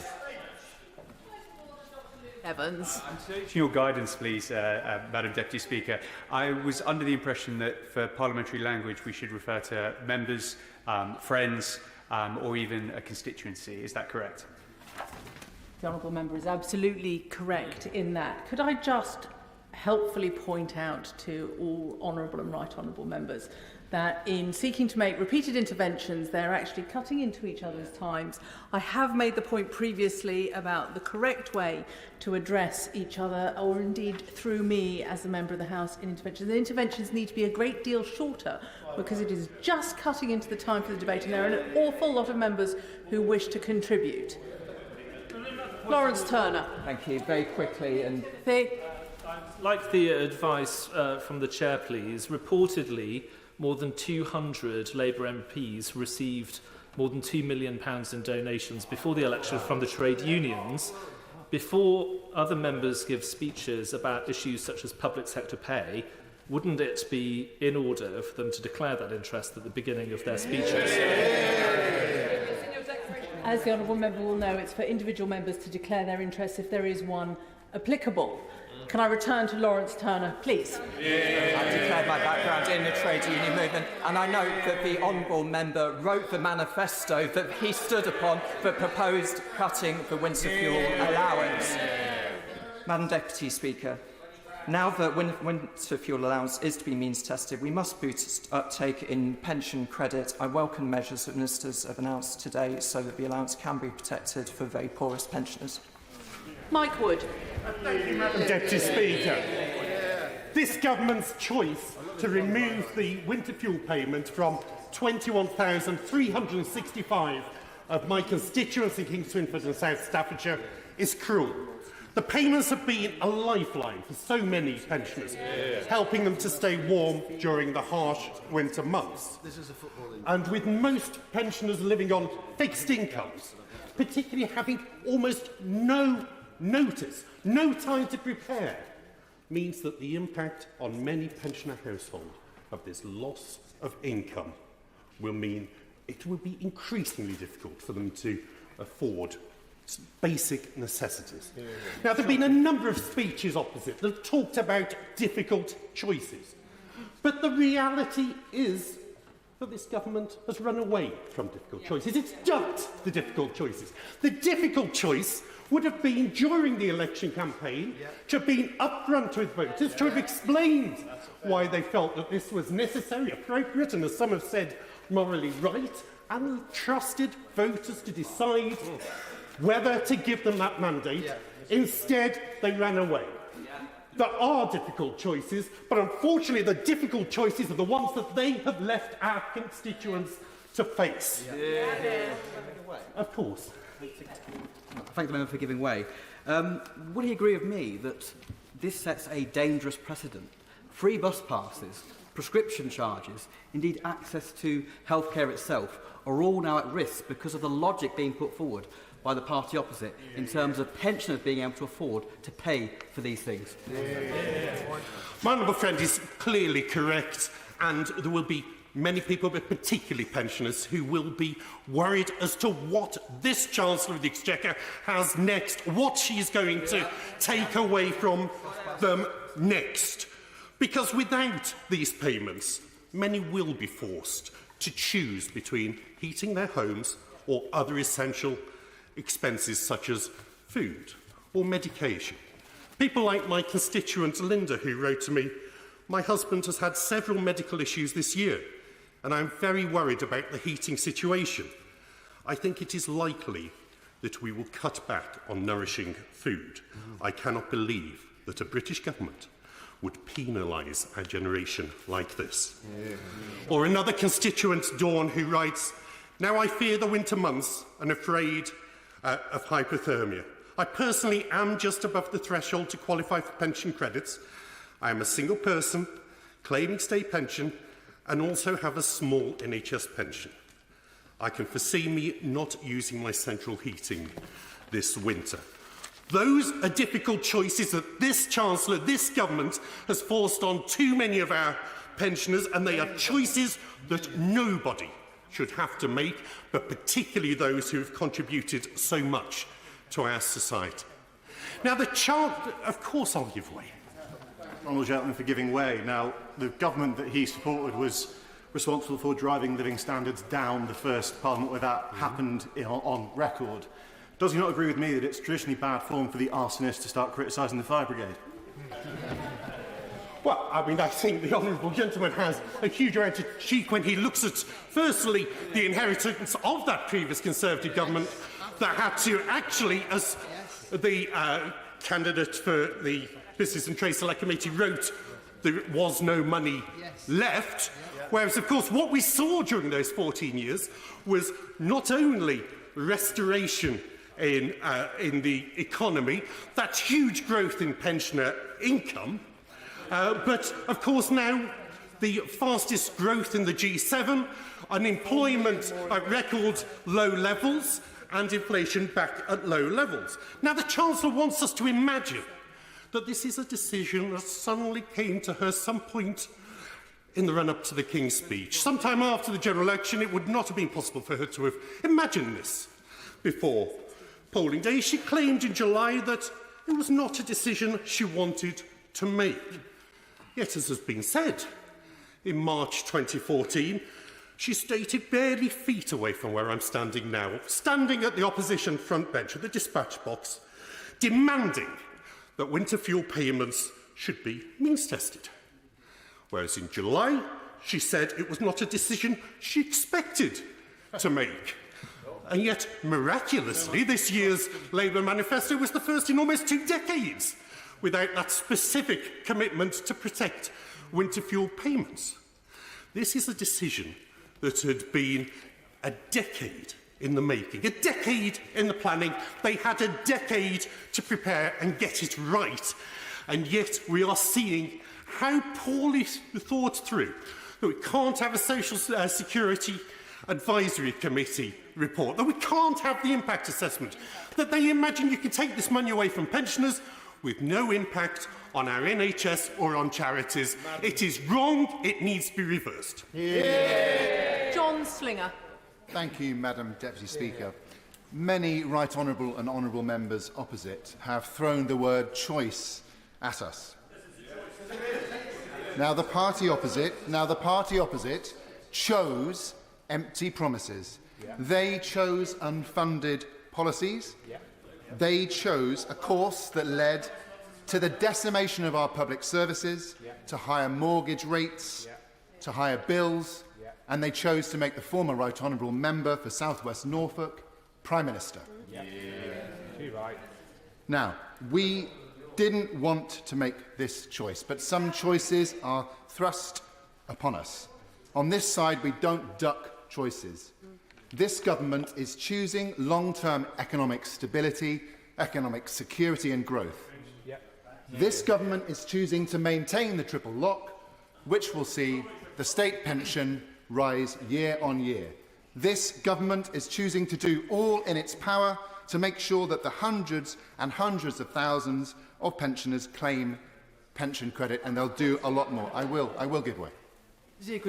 Does the member opposite agree with me? It's deeply disingenuous for himself and other members opposite to talk about the drive to increase the uptake of pension credit when he knows full well that if he were to actually do that, it would wipe out the saving that they're claiming to make. They don't actually want people to increase their uptake of pension credit because they wouldn't save any money. I just remind the honourable member that the word disingenuous is almost akin to suggesting that someone is lying. Perhaps he'd like to withdraw that. I'll replace disingenuous with deeply, deeply concerning. I thank the honourable gentleman for his intervention and for clarifying his use of language. I can assure him that everyone on this side and my colleagues on the front bench are doing everything they can to make sure that pensioners, the vulnerable pensioners who need pension credit, receive it. It is said in good faith, and we mean that. I will, of course, give way. Thank you. I thank the honourable member for giving way. What does he say to the 18,883 pensioners in my constituency who are going to be losing the winter fuel payment, including Rita, who looks after her husband who has MS, who wrote to me today to say that she is having to make the choice this winter between heating their home and paying for essential medication? I thank the honourable gentleman for his intervention. What I say to him and to his constituents is that we are, on this side of the House, making every effort to ensure that vulnerable pensioners and the pensioners who need pension credit receive it, and we are sticking by the triple lock to make sure year on year that pensioners are better off, and I'm glad and proud that we are doing so. I'll make some progress if I may. I've taken 2 interventions. Now, this government is choosing to move on from the terrible choices of the previous government. We're choosing a stable, strong economy, Madam Deputy Speaker, that will benefit all of the people of this country, all demographics, all regions, the next generation, and very definitely pensioners. Thank you, Madam Deputy Speaker. Fuel poverty is an enormous issue in my constituency of North Herefordshire, a combination of demographics, geography, housing stock, and indeed living standards. And I rise today to speak on behalf of the many hundreds of my constituents who have written to me to express their deep concern about this policy from the government. I don't have time to read you extracts from all of their very moving emails, but I know that Judy, Kenneth, Pat, Tom, Robert, Gwen, all of them are deeply concerned about the impact that this will have. They've reported to me their health issues, the disabilities of their partners, the fact that they're just over the limit and they will not be able to access this. This will force them into that classic depressing choice between heating and eating that we must avoid as a country. And so I have voted against the government's policy today because, for 3 reasons. It is socially regressive. It's going to increase poverty among about 2 million people, nearly 1 million of whom ought to be getting pension credit, and despite the efforts that the party opposite are making, it's nowhere near fast enough to avoid that increased poverty this winter.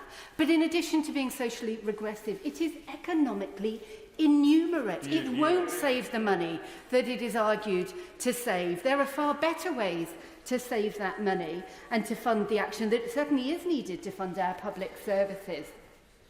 And finally, it is frankly politically inept. I really can't believe that this government has spent political capital on making such an unfortunate, unjustifiable political decision. Now, the winter fuel payment is never was a perfect policy. I have some sympathy with members who've spoken today about the inequity of the inclusion error, that those with significant wealth were still receiving it, but that has been replaced by a policy with an enormous and dangerous error of exclusion of those 2 million people who will no longer get the support that they need. I will give way. Of course, millionaires don't need the winter fuel payment, but will the honourable member agree with me that there must be support for pensioners who really need it rather than this cruel cliff edge, especially those living in rural areas like my constituency of North Cornwall who aren't connected to the mains gas grid? I thank the honourable member for his point, and like him, I live in a rural constituency with many people who aren't connected to main sources of power. It is a key problem, this cliff edge, and it has been referred to today by members from across the House. There must be a better way, and that requires a better sort of politics. I've sat in this chamber today for the entirety of the debate, this one and the one before on the statutory instrument, and I've been frankly very disappointed by the tone of some of the comments and the discussion, the debate, the argumentation that I've heard. That is the sort of politics that puts people off what we do here in this chamber. This is a classic issue where we need to find ways to speak better about such fundamental issues. There must be an option to find some common ground. And so in the spirit of constructive criticism, constructive engagement, I would like to urge the government to stop, to review, to think again, to work out a way where their need to find funding for public services can be done in such a way that it doesn't place the burden on those with not the broadest shoulders, but effectively the narrowest. To find a way where we're not just talking about how we deal with fuel subsidies, but also making sure that every house is warm and well insulated, so that money is not just going through the chimney, out of the windows and into the pockets of the energy companies, but actually we invest for the long term so that every home is warm and every pensioner can keep warm. Thank you. Dr. Neil Hudson. Thank you, Madam Deputy Speaker. 2 months ago, the party opposite was elected to government promising change and that they would be a government of public service. While their announcement to cut winter fuel payments is change, I doubt it is one that millions of pensioners up and down the land thought that they would make. In terms of a government of service, I struggle to think of a greater disservice to millions of pensioners than taking away their winter fuel payment, on which they rely. Pensioners who have worked hard all their lives deserve dignity and respect in their retirement instead of this harsh and ill-judged policy from Labour. Now, many of those pensioners will be forced to make a tough choice this winter about having the heating on as energy prices rise and temperatures drop. The government have admitted to me in a response to a parliamentary question that shockingly they believe 15,744 of my constituents in Epping Forest will have their winter fuel allowance withdrawn by the Labour government this winter, among over 8.6 million pensioners right across England who will have this lifeline withdrawn. This could have so many implications for the health of older people who spend more time inside their homes when facing conditions, some of them needing social care. There is a real concern that being cold at home may have a detrimental effect on people's health, as we've heard from some of our medical colleagues today. Respiratory disease, raising blood pressure, increasing the risk of strokes and heart attacks, and even leading to hypothermia. It is recommended by the UK Health Security Agency that temperatures be 21 degrees Celsius in living areas and 18 degrees in bedrooms, which pensioners now this winter are going to struggle to do. Will my honourable friend give way? I'd be great to give way. Yeah, very happy to give way. Thank my honourable friend for giving way. In Stone, Great Worley and Penkridge, over 19,600 pensioners are going to lose their winter fuel payments. And of course, so many of them are incredibly proud and they do not want to be applying for additional benefits. And so many of them will just be outside of being able to be eligible. And actually the decisions of this government condemning them to a cold and incredibly hard winter. I'm very grateful to my right honourable friend for that intervention. He's exactly right that many people are going to be too proud to actually claim these benefits, and many people are going to be just above this cut-off point. And these people have been portrayed by some of the members opposite as being rich and able to deal with this, where that is not the case. Now, I was proud that our previous Conservative government provided not only the winter fuel payments, but extensively supported older people and the country during the difficult times through the pandemic and the effects of the war in Ukraine. And very importantly, that it honoured the Conservative triple lock, meaning pensioners get the increase in pensions that they deserve. Now, I'm also proud that our party is continuing to defend older people and their security, including the parliamentary motion and debate today that triggered this debate and the vote, a compassionate Conservative motion that I was proud to sign. It should be clear that the economic decisions we make speak volumes about the values we have as a society and as a country. How the Labour government respond to this winter fuel debate and how they respond in the upcoming budget is their chance to show where their values truly lie. This government needs to confirm that now and in the upcoming budget, their need to save money won't come at the expense of older people and the financial support that they need. In conclusion, Madam Deputy Speaker, this government really needs to think again about its move to cut winter fuel payments for the sake of millions of older people who need it and the implications it will have. If Labour choose to carry on with this heartless policy, my constituents can be assured, and the constituents of my Conservative colleagues, that I and my party will continue to stand up for our pensioners and maintain our call that the winter fuel cut be reversed. After the next speaker, I'm going to reduce the time limit still further to 2 minutes, but the next speaker is going to get the full 3. Yuan Yang. Thank you, Madam Deputy Speaker. In my constituency of Earley and Woodley, my volunteers and I have been out speaking to residents across the constituency every weekend since the general election. And as with many constituencies, it is a very diverse constituency with diverse needs. Over the last weekend, we were speaking to residents and pensioners who were relatively well off and who told us that they felt that it was right that the winter fuel payment be means tested, that as part of their sense of dignity and their sense of generosity that they do not need to be the recipients of state aid in this respect. There are also other parts of my constituency where pensioners are less well off, and I was shocked to find that 1 in 3 pensioners who are eligible for pension credit in my own constituency, which amounts to roughly 1,000 pensioners, and also 1 in 3 pensioners across the UK, or 880,000 pensioners who are eligible for pension credit, are not claiming it. And to give an example of the kinds of reasons why that is not happening, I was at the Whitley Community Development Association cafe over the weekend holding one of my first surgeries in the constituency. And I overheard a conversation in which one of the members of the cafe staff told me that when they see people coming in need, pensioners coming in need, they talk to them about the struggles that they face with the cost of living crisis that has unravelled over the last few years.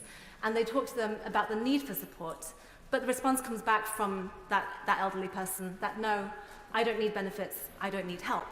And I recognise that as being part of a broader societal stigma around being a recipient of benefits and a recipient of state aid, which I think we must defeat and challenge during the course of our government. Because to be part of a compassionate, generous and dignified society is to recognise when you require help, when you don't require help, and when you can help others. And part of that is to accept that sometimes those of us may fall on hard times due to accidents, due to bereavement, due to illness, due to means outside of our control. And for those people who need help, it is not undignified to seek that help. In fact, it is very important that every one of those pensioners who may be listening to me speak now, whether they be in my constituency of Earley and Woodley or elsewhere in the UK, know how to seek help and can seek help if they need it. I'm very determined that we can bring about a dignified and fair means-tested benefits and tax system. And it is the fairness and the dignity in that system that can keep it together, that can keep it functioning. Finally, I want to refer to comments made by other honourable members across the benches about civility in this debate. I think it's too often that we hear in this discussion members of our society and groups in our society pitted against each other. Pensioners in my constituency of Earley and Woodley are part of their broader community. They have children and grandchildren who work in hospitals. They have children and grandchildren who require care, who require the support of their teachers, who take buses, take trains, and yes, avail themselves of all the means of support that we need in our society to keep a flourishing and cohesive society. And I think that it is unacceptable. Rebecca Harris. Thank you, Madam Chair. About 20,000 pensioners in Castle Point are set to lose their winter fuel payment under this rather cruel and vindictive policy that the Labour government has chosen to adopt.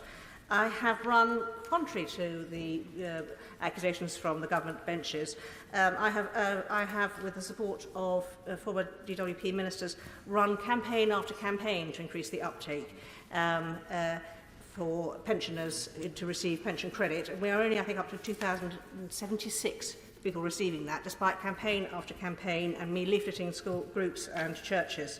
So it is not an easy thing to get people to take it up. Some people are proud. I've actually had to lose my voice, temper actually. I raised my voice at elderly ladies who were saying they are too proud, it's charity. And I said, no, it's not. It's not charity. We don't think you can live without it. So we have tried very hard. And I'm very... The hundreds now of worried constituents who have written to me about the heating of their homes. I've got sadly, a lot of very low energy efficiency homes, and I've got one of the biggest park home sites in the country, of my many park home sites. That fortunately we managed to find £2.8 million for the previous government to retrofit some of them, but we still have a lot of people living in fuel inefficient homes that are very hard to retrofit. And the worry that this is causing them is the biggest issue I see right now. And I think it shows how out of touch and arrogant the Labour government is, that they don't understand this about pensioners. When you are elderly and you are 75 and you have a fixed income, you may have a little bit of saving or a little tiny modest private pension. Lady, give I will way. happily give way. I think I've joined in everyone in the House when we're all very disappointed not to see a proper impact analysis placed before this House that shows the impact of this decision. But does she agree with me that the best way of analysing the impact of a policy like this is to speak to the people who sent us to this place, as she's talking about, and hear the utter fear and concern they have for the impact that they will have? Absolutely spot on. It is the anxiety that this causes people. You don't know if you're going to live another 18 months or 25 years. You are very worried on a fixed income with no ability to raise your income in any other way about spending money. There is also a large and sadly growing cohort of elderly residents who are developing dementia, for which one of the most often early symptoms is a financial anxiety. Sometimes people who think that who we would think of as really quite wealthy. I have known residents who have regressed to thinking that they are living still under rationing as they grew up as a lad in abject poverty and will not spend that money. But being told here's £300 for fuel makes the world of difference to all those people. Now, Gordon Brown, I was not a fan of, and now he gave a derisory 75p increase, I think, 1 year to the pensioners. But this policy has been a huge success, credit to him, which is why my government never changed it. Because for £300 for every pensioner, we give incredible amount of peace of mind that they can put their heating on, and that is, sorry, very happy to give away. Thank Caroline. I thank my friend for giving way. Do you worry, as I worry, that some of her constituents will die this year as a result of this policy? I don't think I need to worry. I think we know that that will happen because we know about their behaviour, we know how their concerns about putting the heating on, their lack of understanding about how much every heating bill is actually going to cost them. This £300 was a psychologically very important thing to know they can put their heating on and keep them healthy and out of hospital. So, you know, of all the tough decisions we had to look at when we came into office in 2010, when there wasn't a magicked up, homemade 22 billion black hole excuse. There was a vast, vast deficit. And we made a lot of tough decisions, but we never made this one. Stuart Anderson. Thank you, Madam Deputy Speaker. So I was going to say and open up that I'm sure the members opposite never thought on the general election campaign they would be given pensioners the choice between heating and eating. but many of the opposite benches haven't even bothered to turn up for something that is so critical to many pensioners across this country. And we have talked about choices. This is all about choices. The government has made a political choice. Members opposite will all have to make a choice to face their constituents and go and vote for or against this. And I urge them to not cut this winter fuel allowance. But let's go on this little journey, Madam Deputy Speaker, if you'll let me have a bit of a narrative of they imagine this black hole. They say there's a debt they've got to fill. So let's have a look at these numbers, £22 billion. So let's cut £1.1 billion, and in the same breath, add £9 billion for the pensioners. The red herring that is the Great British Energy flop is another £8.4 billion, all in the same time of doing that. That is a decision that they have made. But why would the Labour Party let numbers get in the way with the good story? So they have no issues of actually making those decisions against pensioners. And then next in November, we stand on Remembrance Day as a proud veteran, and we ask people to remember those that paid the ultimate sacrifice and served their country. And I challenge the members opposite to look at your pensioners in your country that have served and say, we will never forget, because they have already been forgotten. People who've... give way. I will do, yes. Thank you. Madam Deputy Speaker, in the spirit of what my honourable friend is describing, I would like to cite an example in my constituency, constituent of mine, Betty Webb, who received an MBE having served as a former Bletchley Park codebreaker. Betty is 101 years old. She's a single lady, a widow. She lives alone. She is living right now in fear that not just the government is going to take away the winter fuel allowance, but they will snatch away in future the 25% single persons discount on council tax. And I know that so many other constituents of mine are fearful of the same. My honourable friend raises a great point. The pensioners are living in fear of what is coming next. And it's constituents like mine and yours that have given a life of service to this country. And in South Shropshire, almost a third of my residents are pensioners. And they have been writing to me, they are absolutely livid. They feel that they've been led down a garden path. This was not what was promised, and this is being taken away.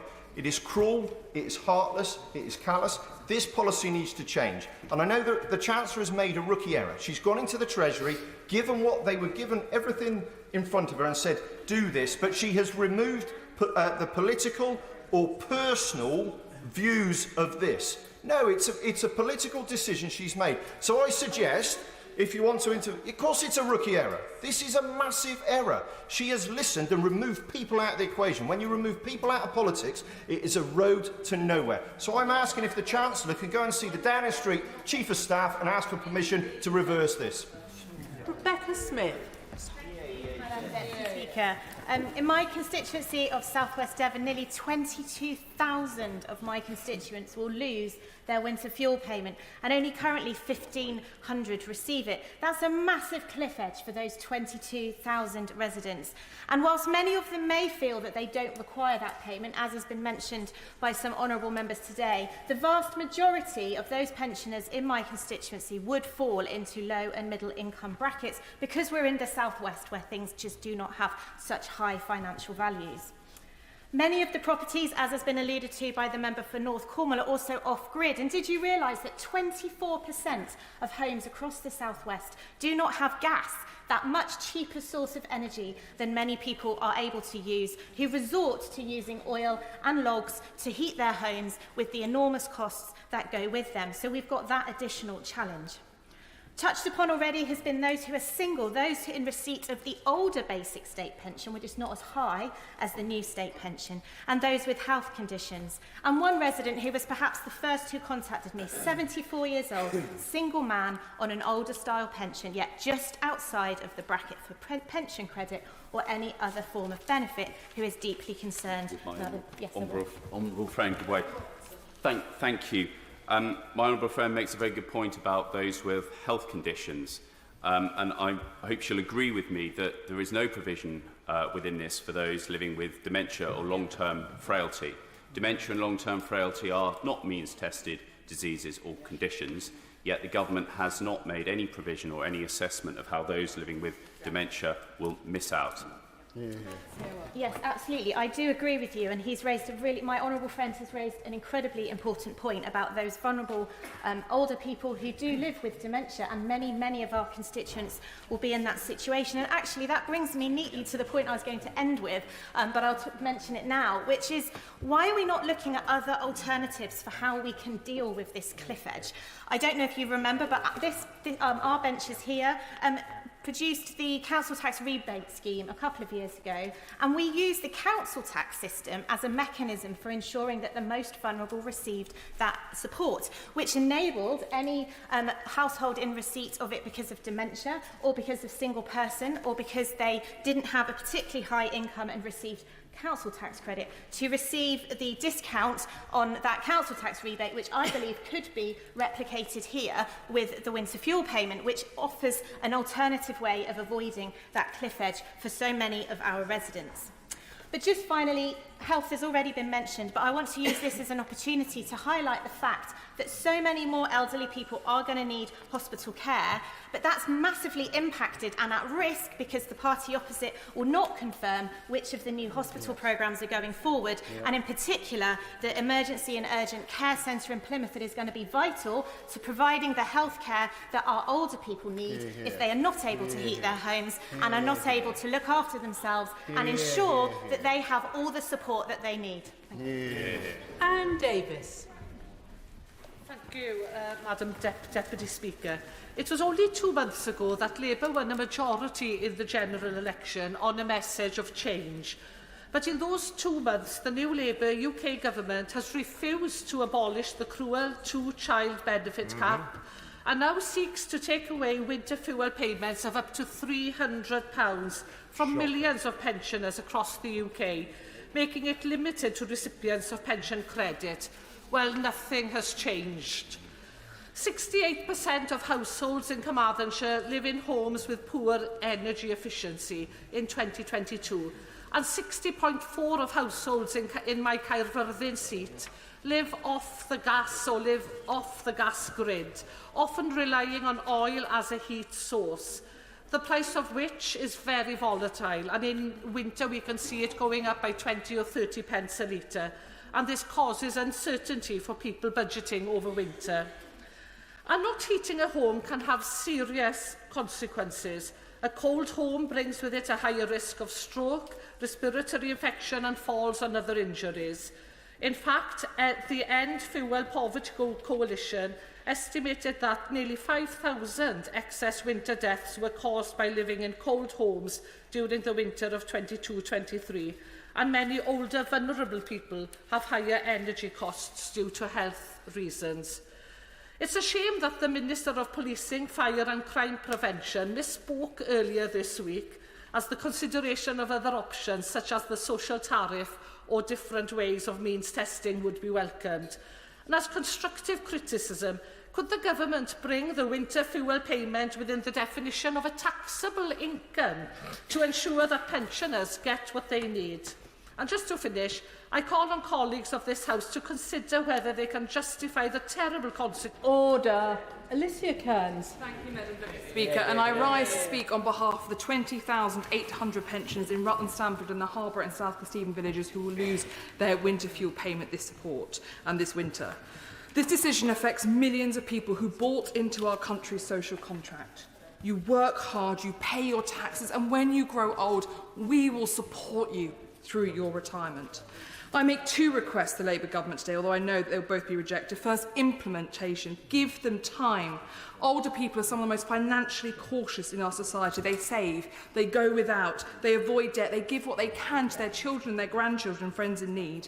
A delay of a year would give people the time to claim pension credit, if eligible, and face the upcoming increase in energy bills and plan for the next winter.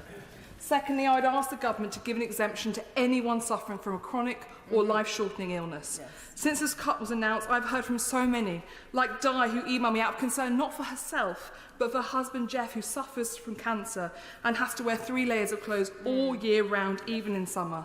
As Di put it, the decision, and it is a decision by the Prime Minister, is penalising the ill. Her hubby will suffer and she is shattered.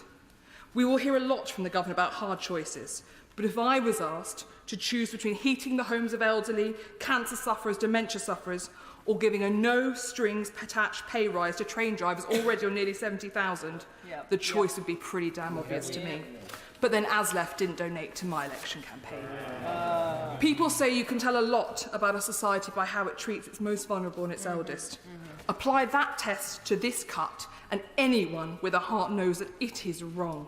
And I, for one, will never vote to deprive the most vulnerable and our elderly of warmth. Thank you, Madam Deputy Speaker. Lincoln John. Thank you, Madam Deputy Speaker.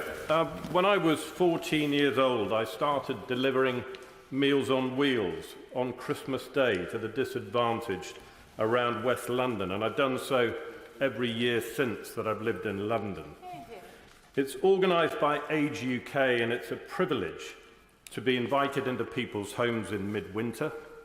I look forward to doing it again this Christmas, and I do hope that those I visited last year will be there this. The government is seeking to raise money. I get that. They're seeking to do so by getting those with the broadest shoulders to take the heaviest load, and I get that too. And in order to achieve these goals, the government is means testing the winter fuel payment. And there's the rub. By choosing the means test that they have, the government is indeed taking the winter fuel payment from millionaire pensioners, but they are also taking it from the much less well-off and from the not well-off at all. In short, they are cutting too deep. But look, mistakes happen. It's how you deal with mistakes that's important. I spent the weekend listening to the Prime Minister using the word tough as many times as he possibly could. On the battlefields of the world that I've been on for the last 25 years, toughness wasn't one of the things that people looked for in their leaders. The two things were courage and competence. Courage, moral courage, sometimes means that you need to admit when you've made a mistake and change your plan. But the people of Spelthorne, and I suspect the pensioners around this country, would just settle for a bit of competence. This government needs to get good at governing, and it needs to do so quickly. John Cooper. We've heard descriptions today of pensioners as millionaires. We've heard that this is a principled decision to cut money from them. I'm astonished at this description of millionaires. I also am from the southwest, like my honourable friend, the southwest of Scotland. And I can count on one hand, I would suggest, a number of millionaire pensioners there. Even if their homes were worth millions because they have risen through no fault of their own in price, that is asset rich. And asset rich is very different to cash and liquidity rich. If you are hit with a bill, you cannot sell your home. Yes, that's right. This leaves people in an absolute bind. And we've heard very little today from the SNP, because in Scotland, the SNP government there has the ability to ameliorate this decision should it go ahead. It would cost, they estimate, 160 million. That's not buttons, not peanuts, I accept that. However, the last government, the last Conservative government, sent £41 billion to Scotland. And I think that we should be able to find that money in Scotland to help the worst off in our society. I think this is a wrong-headed decision. I'm astonished to hear that it's being described as a privileged decision. Thank you. Yes, Brown Fuller. Thank you, Madam Deputy Speaker. Since the announcement of the government's plan to change the winter fuel payments, I and colleagues across this House have been inundated with heartfelt stories of elderly people across the country who will be unfairly harmed by the removal of the winter fuel allowance. And it is concerning that the impact hasn't been properly assessed before the government taking this step.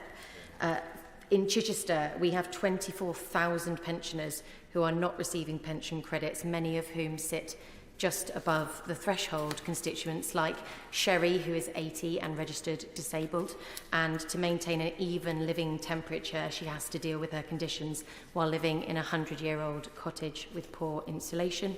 Or Roy and his wife, who are in their late 80s, who've burnt through their meagre savings covering the rising energy bills during this cost of living crisis, or Vicky, who writes to me about having to choose between eating and heating in the coming winter months because she will not be able to afford to do both. Our elderly who have worked hard throughout their lives are now being abandoned by a government that should be supporting them when they need help the most. The Liberal Democrats understand the disastrous state of our public finances that have been left due to the fiscal mismanagement of the previous Conservative government, and we recognise that tough decisions need to be made. However, these decisions should not be made at the expense of our elderly. The burden of this Conservative fiscal chaos needs to be spread to those with the broadest shoulders, not punishing those who have already been hit hardest by it. Cutting the winter fuel allowance in the midst of a cost of living crisis will leave thousands of elderly individuals across Chichester and millions across the UK without the financial support that they need to stay warm and healthy this winter. With the price cap due to rise in October, it could be argued that the winter fuel allowance is needed this winter more than ever. Thank you. Paul Holmes. Thank you. The change that the government announced this morning will mean that 18,300 of my constituents in Hamble Valley will go without their winter fuel payment this Christmas. And I just wanted to set out in the brief time that I have why I believe that this is just a start from this government. The first reason is that cutting winter fuel payments for poorer pensioners is a political choice. It is not a necessity, despite what the Leader of the House says. And over the election period, Labour said it would not cut the winter fuel payment. They've broken their promise to the British people, and those people will remember. And they have also said that they would possibly do more, or they've denied that they wouldn't do more. The measures today will save £1 billion, as I outlined earlier in my intervention. But Labour have awarded inflation-busting pay rises to their union paymasters of £9 billion. And as we've heard from the Chancellor today, I will give way to the Honourable Member. Could the member opposite explain to this House and his constituents why he wouldn't back fair pay rises for teachers, nurses, prison officers, the members of the armed forces in his constituency? I won't take any lectures from him, but what I will say to him is that I would always defend pay rises for people in this country who deserve it, which is exactly what this government did. What this government hasn't done is awarded inflation-busting pay rises of 22% to the people that paid for their general election, which has actually meant that inflation has increased in this country. I believe people deserve pay rises, but I believe it should be within a fiscal envelope that's responsible, and this government simply hasn't done that. And as we heard from the Chancellor earlier, these measures that she's announced actually will cost more than the savings that will be generated from the winter fuel payments being scrapped. That's a shambles, I have to say to the government. And they've done it at a time when energy bills would increase by 10%, despite the promise that the Labour Party made opposite, that they would freeze energy bills. That's another broken promise that pensioners will have to face this Christmas. And they've also done it at a time where they have refused to rule out the scrapping of the 25% single occupancy discount for pensioners and single people across this country, which, if it does go ahead, will be on average another £600 that they will deprive pensioners of in this country. That is a political choice, and that is a choice of a cost of living bombshell that this Labour government, the supposed party of hard-working people, will be imposing on vulnerable and poorer pensions across this country. This government has a choice this afternoon, and it has a choice going forward. They should reverse this cut. They should stand up for the thousands of people in their constituencies who will be made poorer by this government. They need to reject the measures that they outlined earlier, because let me put it this way, 18,000 people in my constituency rely on that winter fuel payment, and thousands of their constituents opposite also rely on that winter fuel payment. And when they go to the ballot box in 4 years' time, I look forward to them standing up to their pensioners and explaining why they made them poorer. Lewis Cocking. Thank you, Madam Deputy Speaker. In my first speech in this chamber, I assured you all that my nan would keep me on my toes. Well, I can tell you that even before the cut to the winter fuel payments had hit the news headlines, she was on the phone to me to sort it out. My nan is one of 15,000 pensioners in Broxbourne who will end up losing £300 a year, a vital sum of money that would help them keep their homes warm this winter. Now, as the government's priorities are clearly dictated to them by their union paymasters, I've been tempted to advise her to start her own pensioners' union. As if there was one, Madam Deputy Speaker, I'm assured that pensioners would have seen their winter fuel payments go up, not being abolished. But when you put the Chancellor's decision into context, it is even more staggering.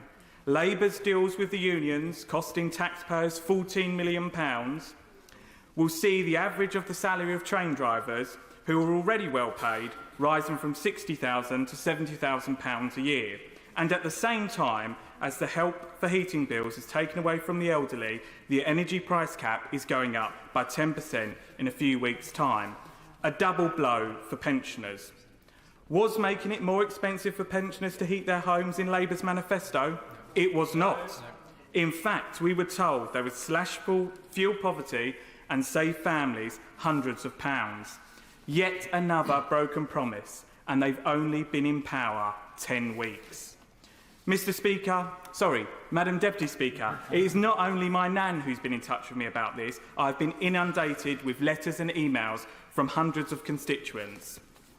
Madam Deputy Speaker, winter is coming, and I strongly urge the government to change its course. Thank you. I'll take Afro Brandreth, please. Thank you, Madam Deputy Speaker. My constituency of Chester South and Eddisbury has a higher proportion of people in receipt of winter fuel payments than most other constituencies.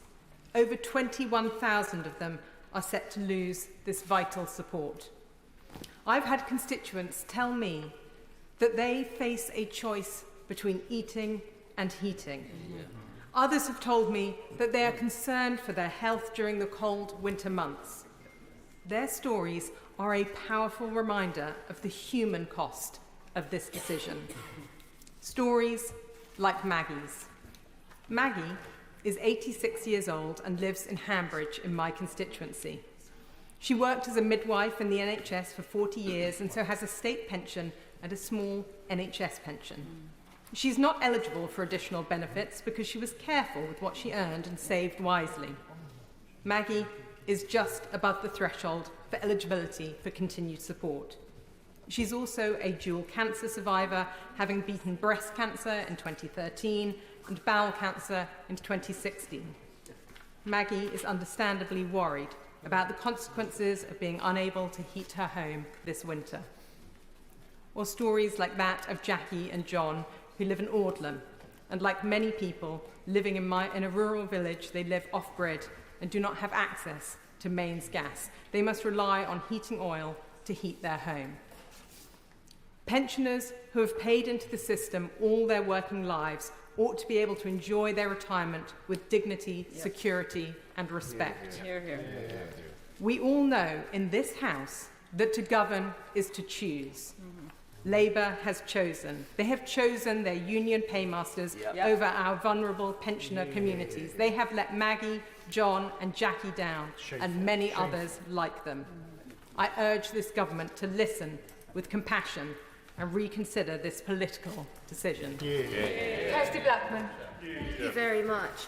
Madam Deputy Speaker, for over 5 years I have been raising the issue of impact assessments and the fact that they don't make sense. And the shadow frontbencher nodding along, knowing that I have been raising this issue. The impact assessments are done on a stupid basis. The basis on which they have to be done doesn't make any sense, certainly doesn't make sense in today's world. If only the shadow frontbencher changed it when they had the opportunity, we wouldn't be in this situation today. But the Labour Party have got the opportunity to change the way that we do impact assessments so that actually they make sense, so that actually it's not just about whether or not businesses will be impacted to the tune of £5 million, so that actually what matters to people, whether or not people's lives will be impacted by a change in a policy, so that that's the point at which impact assessments are done. We don't have an impact assessment for this policy. Does the Labour Party know, does the UK government know, that single women are 3 times more likely to be missing out on pension credit than single men? Does the Labour Party know that pensioners who are black or from Asian ethnic backgrounds are more likely to be in poverty if they're pensioners? They're more likely to be in poverty than white pensioners. Do they know, therefore, that this decision has a differential impact on minority communities? And is that why they've refused to share the impact assessments with us? Because they know about the impact. How will this, Madam Deputy Speaker, grow the economy? How will it grow the economy to ensure that pensioners, who we know spend in their local communities, have got less money to spend in those local shops? The issue with this, the issue with all of this, is not whether we've got a Tory government or whether we've got a Labour government. It's that Westminster consistently fails to work for the people of Scotland. Joy Morrissey. I find it slightly ironic that we're debating this policy today, and it is about political choice. A policy brought in under Gordon Brown, a social democratic policy of inclusivity for everyone to buy into the state, being scrapped for a neoliberal means-tested policy that I think most Labour and actual socialists would be ashamed of. And I should declare an interest, Madam Deputy Speaker. I am a member of Care Campaign for the Vulnerable, which helps elderly residents who have issues, medical issues, or are in care. And one of the issues is heating for them. And making sure that the elderly, who, by the way, these are the elderly who fought for the reconstruction of Britain in post-war London, in the UK, across the UK, having rations for years and years, paying their taxes. We have built this country on the back of their hard work and sacrifice, only to turn around and say, nope, we didn't even scrap it under 14 years of a Conservative government, but we're scrapping it as the first thing we do as a Labour government. And I'm not even blaming the minister. I knew the minister, I knew his parents. They were councillors with me in Ealing, true socialists, for the many, not the few. And I'm not sure that would apply here, if I'm honest, Madam Deputy Speaker. This is about political choice. This is about choosing to give your union paymasters a pay rise over vulnerable pensioners. This is about paying £9 billion for an energy company that will not generate a single watt of energy. This is about political choice and political will. And if we, the Conservatives, could keep a Labour policy for our entire government, it is shocking and disheartening that you are making, that the Labour Party is making this choice right now. And thank you, Madam Deputy Speaker. Thank you. Dr. Luke Evans. Thank you, Madam Deputy Speaker. Maybe in 2 minutes this can best be summed up in a lesser-known fable, The Farmer and the Viper. A farmer was walking through his field and it was very cold in the winter, and he found a viper just under the bushes, and it was cold and limp and almost dead. And the farmer knew it was poisonous, but he felt compassion for the creature, picked it up and put it in his pocket. And as the creature became warm, it reverted to type and bit him. And as he died in that field, he said, well, I got what I deserved when I shouldn't have shown kindness to a scoundrel. Now, why does that ring true? Because after 14 years of the Labour Party being out in the cold, the pensioners of this country backed the Labour Party into government. And they were under the impression that the Prime Minister, only in May 2024, goaded our government, saying, will the Prime Minister now rule out taking pensioners' winter fuel payment off them? But if you scratch the surface a little bit deeper, we see that the now Chancellor on the 25th of March 2014 said, we are the party that have said that we will cut winter fuel allowance for the richest pensioners and means test that benefit to save money. So this is not a response to a concocted black hole. This was a choice, and as Laura Klunsberg pointed out, a choice to pay the unions on the back of our pensioners. Now, the public aren't stupid, and the cartoonist Matt sums it up perfectly when he says, surprisingly, Robin Hood, nobody likes your plan to steal from pensioners to give it to train drivers. Now, I was in the chamber last week when the now Secretary of State for Energy Security turned around and said to our side, show a bit of bravery, even break the whip and stand out from the crowd. Well, I'm disappointed that his side didn't take that advice, with only one MP doing that. Another doctor, Dr Kieran Whelan. Thank you, Madam Deputy Speaker. I rise to express my strong opposition to the Government's decision to remove winter fuel payment from millions of pensioners, a move that will strip vital financial support from thousands of my constituents, people who have contributed to our country and helped build our country. The impact in Bexhill and Battle will be profound. Age UK estimates that more than 25,000 pensioners will lose their winter fuel payments as a result of this decision. More than 25,000. I hope the Government understands just how significant this decision is in constituencies like mine. The Government say they're focused on increasing the uptake of pension credit. But of course, if all those who are eligible to claim pension credit do so, the £1.4 billion the Treasury is expected to save from means testing the winter fuel payments will be dwarfed by the increase in the cost of pension credit. So they have to admit that ultimately they don't actually want all the pensioners to take up pension credit. Madam Deputy Speaker, our pensioners deserve better. The fallback of this government since they took office is to blame the previous government for all the unpopular actions they've decided to take. They claim the state of the economy is the reason to remove this vital lifeline for pensioners. But let's be clear about the facts.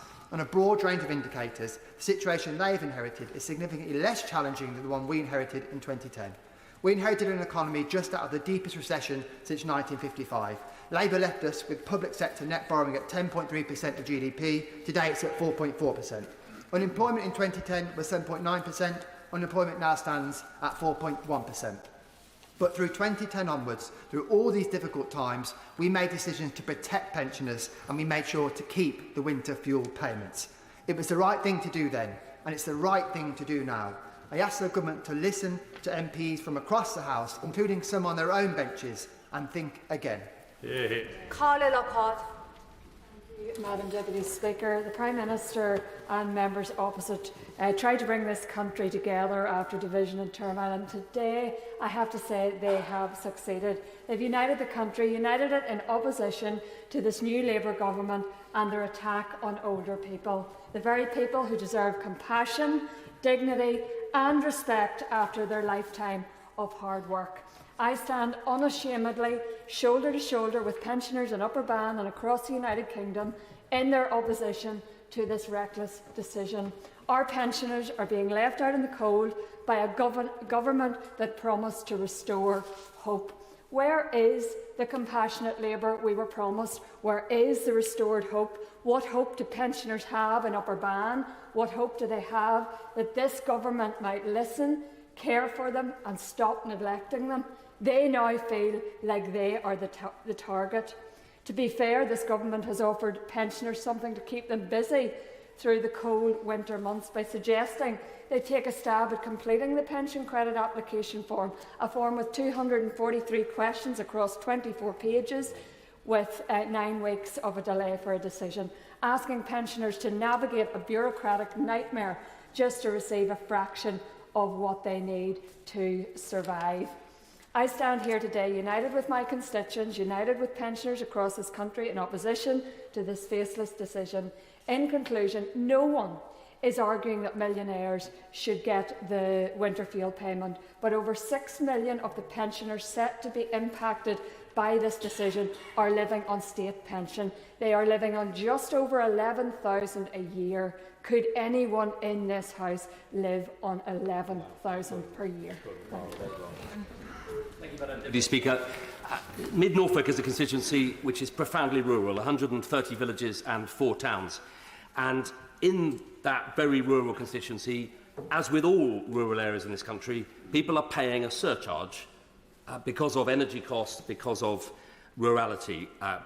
Colder weather, many of my houses are not on the gas grid. Rural areas traditionally have lower incomes. We have an elderly population. And the Treasury, very helpfully, it's a shame ministers didn't read it, last year did a piece of work to look at the risks of rural poverty and the higher risk of rural areas falling into rural poverty. And the Treasury's own figures showed that the average household at risk of poverty in rural areas needs an extra £800, or in layman's terms, it's a 2.5 times, 250% higher risk of rural houses falling into rural poverty. So I find it completely extraordinary that this Labour government that professes to care about poverty, professes and has berated this party when in government about the risks of rural poverty and the risks of pensioner poverty, decides as its first act to punish people in rural areas. And it's because of those rural risks that I and a number of colleagues earlier this year set up the Fair Funding Alliance, supported by ACRE, the Countryside Alliance and rural bodies. Higher fuel and energy prices are hitting rural areas, and we would have hoped this government might have listened. I'm proud that the Conservative Party in government upgraded the pensions, protected triple locks, took 200,000 pensioners out of poverty, and it is, I'll happily give way. The former member for Thornbury and Yate introduced the triple lock, and this was actually a Liberal Democrat policy. Would the honourable member care to correct the record on that point?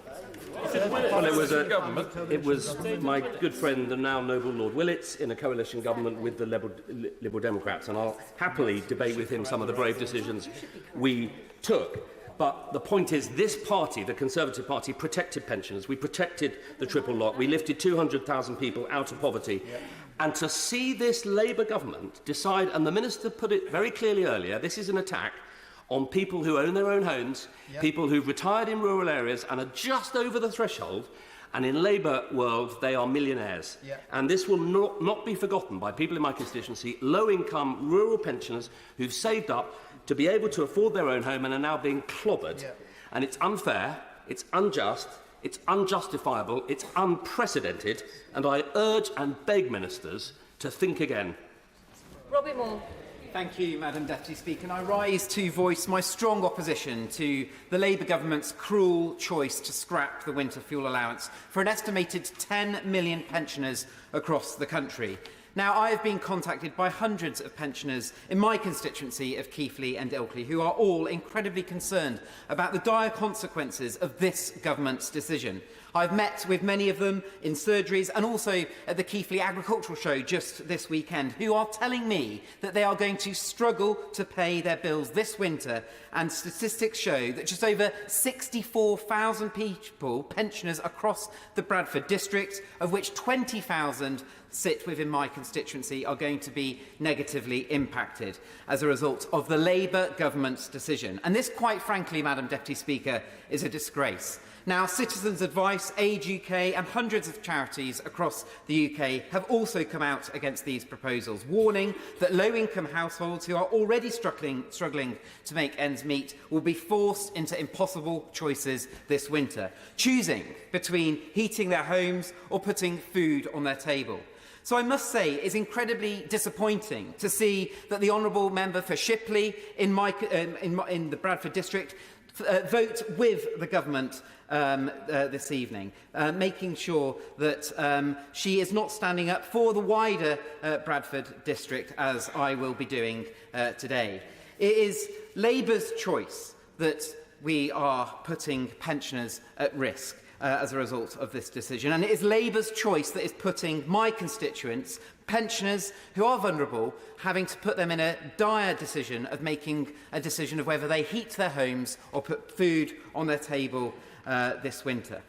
And, Madam Deputy Speaker, I only hope that there will be quick changes that are made to make sure that pensioners are looked after in the run-up to winter. Dave Dugan. Thank you, Madam Deputy Speaker. 19,500 pensioners in Angus and Perthshire Glens will be stripped of their winter fuel payment by this Labour government. I can't tell you how cold it gets in Angus and Perthshire Glens in the winter time, but if anyone on that front bench wants to come and sit in my garage on a January day, I'll turn the heating off in the whole property and you can see what it will be like for some pensioners in my constituency. I won't be voting for this, Madam Deputy Speaker, because it's incompetent. It's incompetent operationally because it doesn't take cognizance of comorbidities in already frail people. It doesn't take cognizance of what will happen to these people as they budget to try and accommodate this unnecessary cut to their income. It's fiscally incompetent because it doesn't take cognizance of the whole system costs when these people present at hospital, when they go into care prematurely because they can't stay at home because of what they do to try and make ends meet. It doesn't take account of the cost to the supposed saving of £1.5 billion once full pension credit is taken up, rendering the saving meaningless. And it's morally incompetent, Madam Deputy Speaker, because frankly, as we've heard from professionals in this chamber today, as a result of this decision, people will die. Moreover, it wasn't in the Labour Party's manifesto. That is reprehensible. And it ignores the cultural sensitivities of older people, who, for many of whom asking for help is anathema to them, and they will never do it no matter how entitled they are. And I very much hope that when the Minister comes to sum up, they can make an estimate of how many of the 209 extra Labour MPs are in this House would be here, including the 37 in Scotland. How many of them would be here if you had cutting the winter fuel payment on the face of their manifesto? Very many fewer. Sir Ashley Fox. Madam Deputy Speaker, I speak today on behalf of the 19,300 pensioners in my constituency of Bridgewater who are now set to lose their winter fuel allowance. 23% of constituents are aged 65 or over, which is well above the national average. Many retired people in my constituency have done the right thing. They've worked all their lives. They've paid their national insurance stamp and now have a small private pension and modest savings. And because they've done the right thing, many of these pensions are not eligible to claim pension credit. This government is choosing to punish them for their prudent and conscientious choices made through their working lives by withdrawing this important means of support. Labour justify their decision to cut the winter fuel allowance by talking about their alleged poor economic inheritance. Let's take a moment to clear up some facts. In 2010, the budget deficit was about 11% of GDP, £157 billion. Today, it's about 4% of GDP. In 2010, unemployment was about 8%. Today, it's halved, it's about 4%. And in May 2010, inflation was 3.4%. Today, it's 2%. This isn't the worst economic inheritance since the war. Yes, of course. I'm sure he agrees with me when I say that the economic inheritance that the government received is actually quite incredible, considering we put up with both, or we had to deal with both the COVID pandemic crisis as well as the Russian invasion of Ukraine, which puts huge pressure on our economy. My honourable friend makes an important point, and it just emphasises that when the Chancellor stands up and says that it's a tough decision that has to be made, she is actually making a political choice. She has chosen to pay train drivers earning £60,000 a year a pay rise of 15%, and she has chosen to cut the income of retired people with a pension of £15,000 a year. That was her choice, and the British people will judge her and the Labour Party on it. Timothy. Thank you, Madam Deputy Speaker. Let's be absolutely clear about what's happened today. Every single Labour MP who voted to cut the winter fuel allowance has broken their promise to the country. Pensioners know that before the election, Labour denied that they were going to do this. But they might not know that the Chancellor has been planning to do this for 10 years. In 2014, she said, "We should cut the winter fuel allowance for the richest pensioners and means test that benefit to save money." Are we supposed to believe that she changed her mind after that and then changed it back again shortly after the general election? I don't think so. Now, there may be a case for means testing, but the Chancellor isn't cutting it for the richest pensioners. She's cutting it for pensioners on very modest incomes. And she isn't making the case for it either. She's asking the Secretary of State for Work and Pensions to do her dirty work for her. And if winter fuel payments are to be means tested, surely the proceeds should go towards low-income pensioners and the cost of social care. But it's not. It's going on above inflation pay rises for the likes of Labour donors, ASLEF. Thank you, Madam Deputy Speaker. Last Friday, in Boston, I was stopped by a pensioner, a lovely lady, Elizabeth. She shook my hand and burst into tears. Uncontrollable tears of fear, genuine fear. And she represented over 22,200 other pensioners in Boston and Skegness who will lose out by this cruel policy. The fear of being cold this winter, not knowing how cold. The fear of what will happen to energy prices in October. How high will they go in January? and the unbelievable fear of not knowing whether she will see the end of winter. Because yes, Madam Speaker, that is the reality. Older, colder people die early. We've heard about choices today a lot. And it's true. This government has made a very calculated, deliberate, heartless, cruel choice to enrich your union paymasters, to enrich the public sector workers with no requirements for productivity, to enrich well-paid train drivers, and to impoverish pensioners. Let me tell this House, Madam Deputy Speaker, voters will not forget and they will not forgive. Harriet Cross. Yeah. Thank you, Madam Deputy Speaker. 17,047 pensioners in Gordon and Buchan will lose their winter fuel payment following today's vote by the Labour Party. But this decision for my constituents shows that they're being let down by both of their governments, at Holyrood and at Westminster. The Labour Party are choosing to let them down by cutting the winter fuel payment, and the SNP are choosing not to pass on the Barnett consequentials. In North East Scotland, winters are longer and harsher than in most of the country. Our temperatures often fall for a sustained period below -10, and it's not unusual in recent years to have had -20 in Aberdeenshire. For our pensioners, the winter fuel payment is not a luxury, it is a lifeline.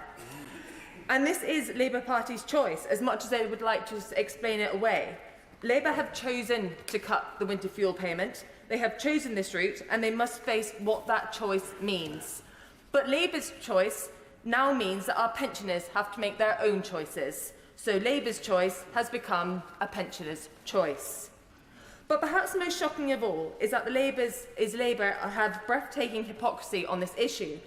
In 2017, they sat on these benches with their own research showing that cutting winter fuel payments could lead to almost 4,000 excess deaths.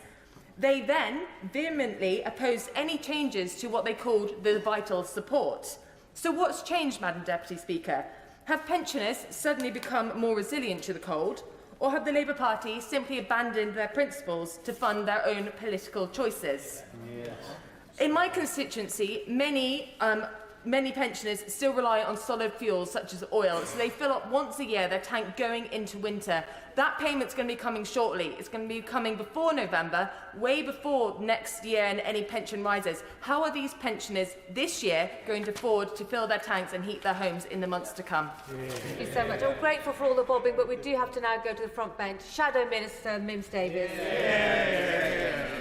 Thank you, Madam Deputy Speaker, and I welcome the honourable lady to her place on the front bench, and I do wish her well. And it is a pleasure to close this debate on behalf of His Majesty's official opposition.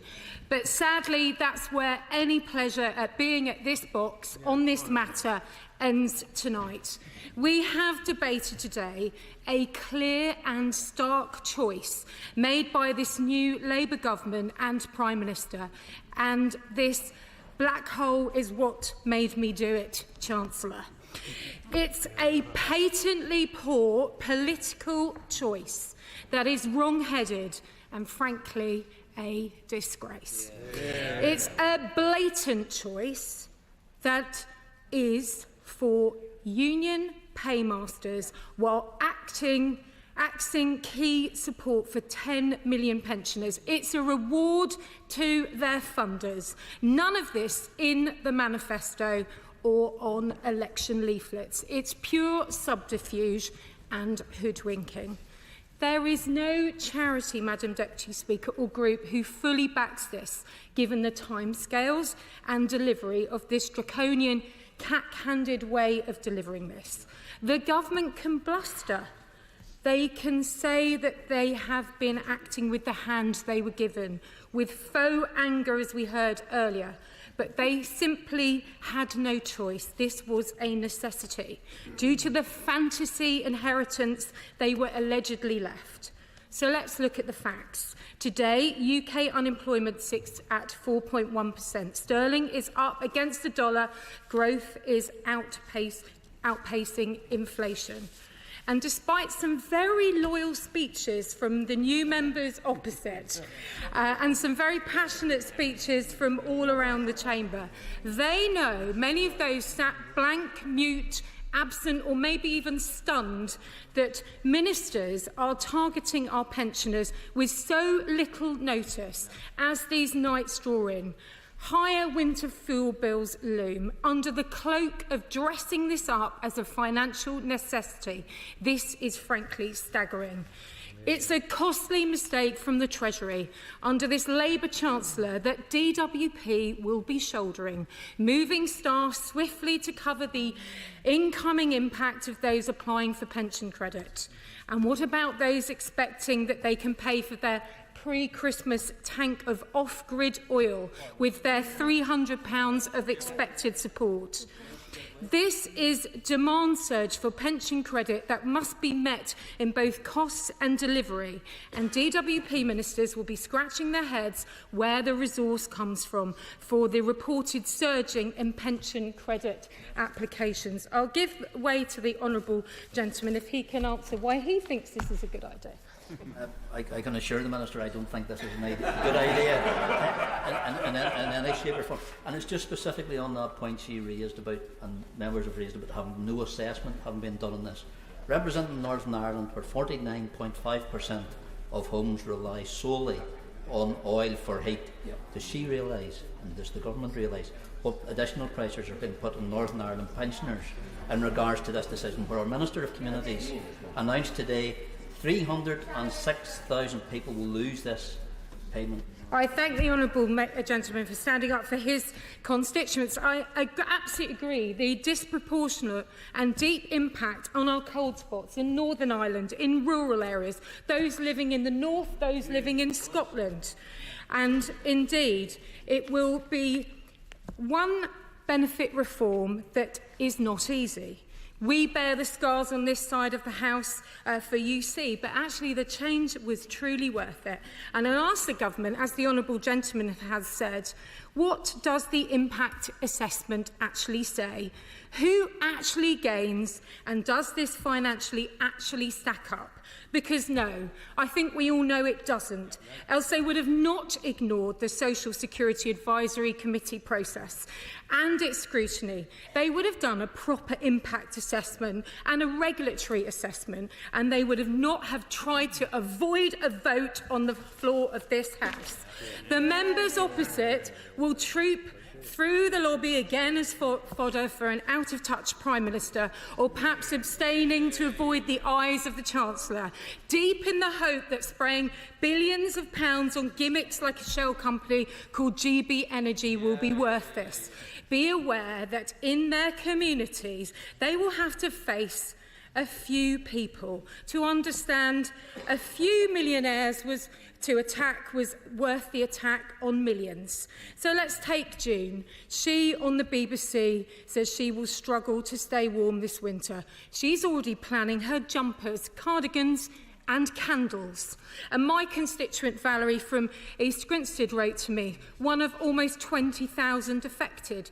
I'm 80 years old, I live on a state pension of less than £11,000, not on the £13,000 I keep reading about. I don't know who gets that much, but I certainly don't. She goes on to say, it will be a long, cold winter. Please do what you can do to get this dreadful decision reversed. Well, Labour members could join us in the lobby to back pensioners like Valerie. We, of course, welcome the Household Support Fund extension and the commitment to the Conservative triple lock. But we on this side of the House knew going into winter with energy bills going up, the right thing to do was to help with cost of living payments.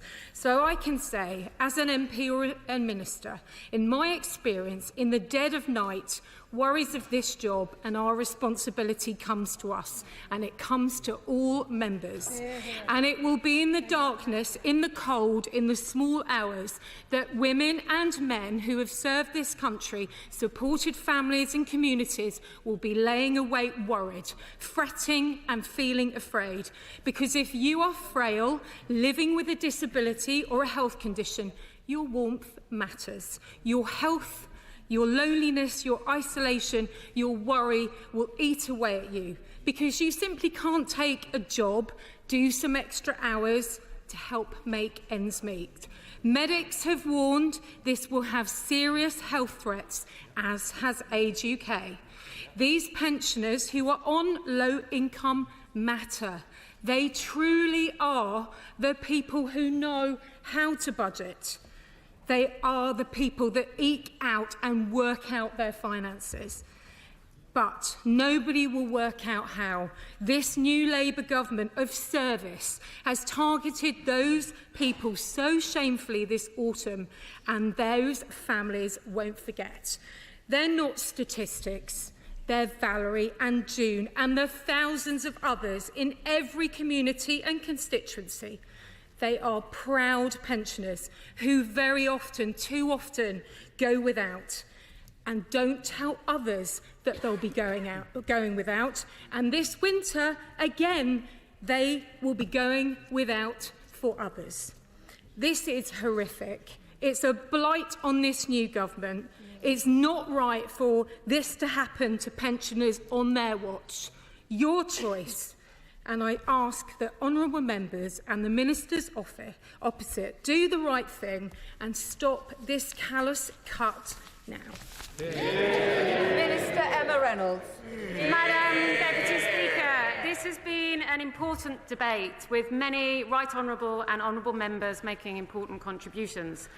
My honourable friends for Wirral West, Bracknell, Bishop Auckland, Edinburgh East and Musselburgh, Rugby and Makerfield rightly spoke about the importance of this government's action to restore economic stability so that we can rebuild our economy and our public services. And my right honourable friend for Birmingham Northfield rightly reminded us that a strong economy needs strong public services. And many honourable members, both on this side and I'm going to make a little bit of progress, on this side and on opposite bench, I said I will make some progress. Thank you. And many honourable members, including my honourable friend for Earley and Woodley, and indeed the honourable lady for Castlepoint, spoke about the work that they're doing to encourage pensioners in their own constituencies to apply for pension credit to get the support that they need. I want to start by saying some more about the principles that underlie the government's approach to means testing winter fuel payments. Firstly, that most help should be targeted to those who most need it. Secondly, that significant support for all pensioners will come around by the triple lock. And thirdly, that alongside that, extra help will be available to those on low incomes. But before I do that, I will in a minute. Before I do that, I wanted to say something about means testing. I have found, both in this debate today and the debate in Westminster Hall earlier, where there were no Conservative members present, that there is indeed a lot of support for means testing the winter fuel payment. We heard from the honourable gentleman for Herne Bay and Sandwich. He said in this debate that he supports means testing this benefit. We have heard that the right honourable lady for North West Essex, who is the Conservative leadership contest favourite, also supports means testing this benefit. I will give the right to the honourable lady has misrepresented me. She knows perfectly well. Well, I said I supported the principle. I abhor the way that she's going about it. Well, he indeed said he supported the principle, and indeed the Liberal Democrats in their manifesto of 2017 also said they supported means testing this benefit.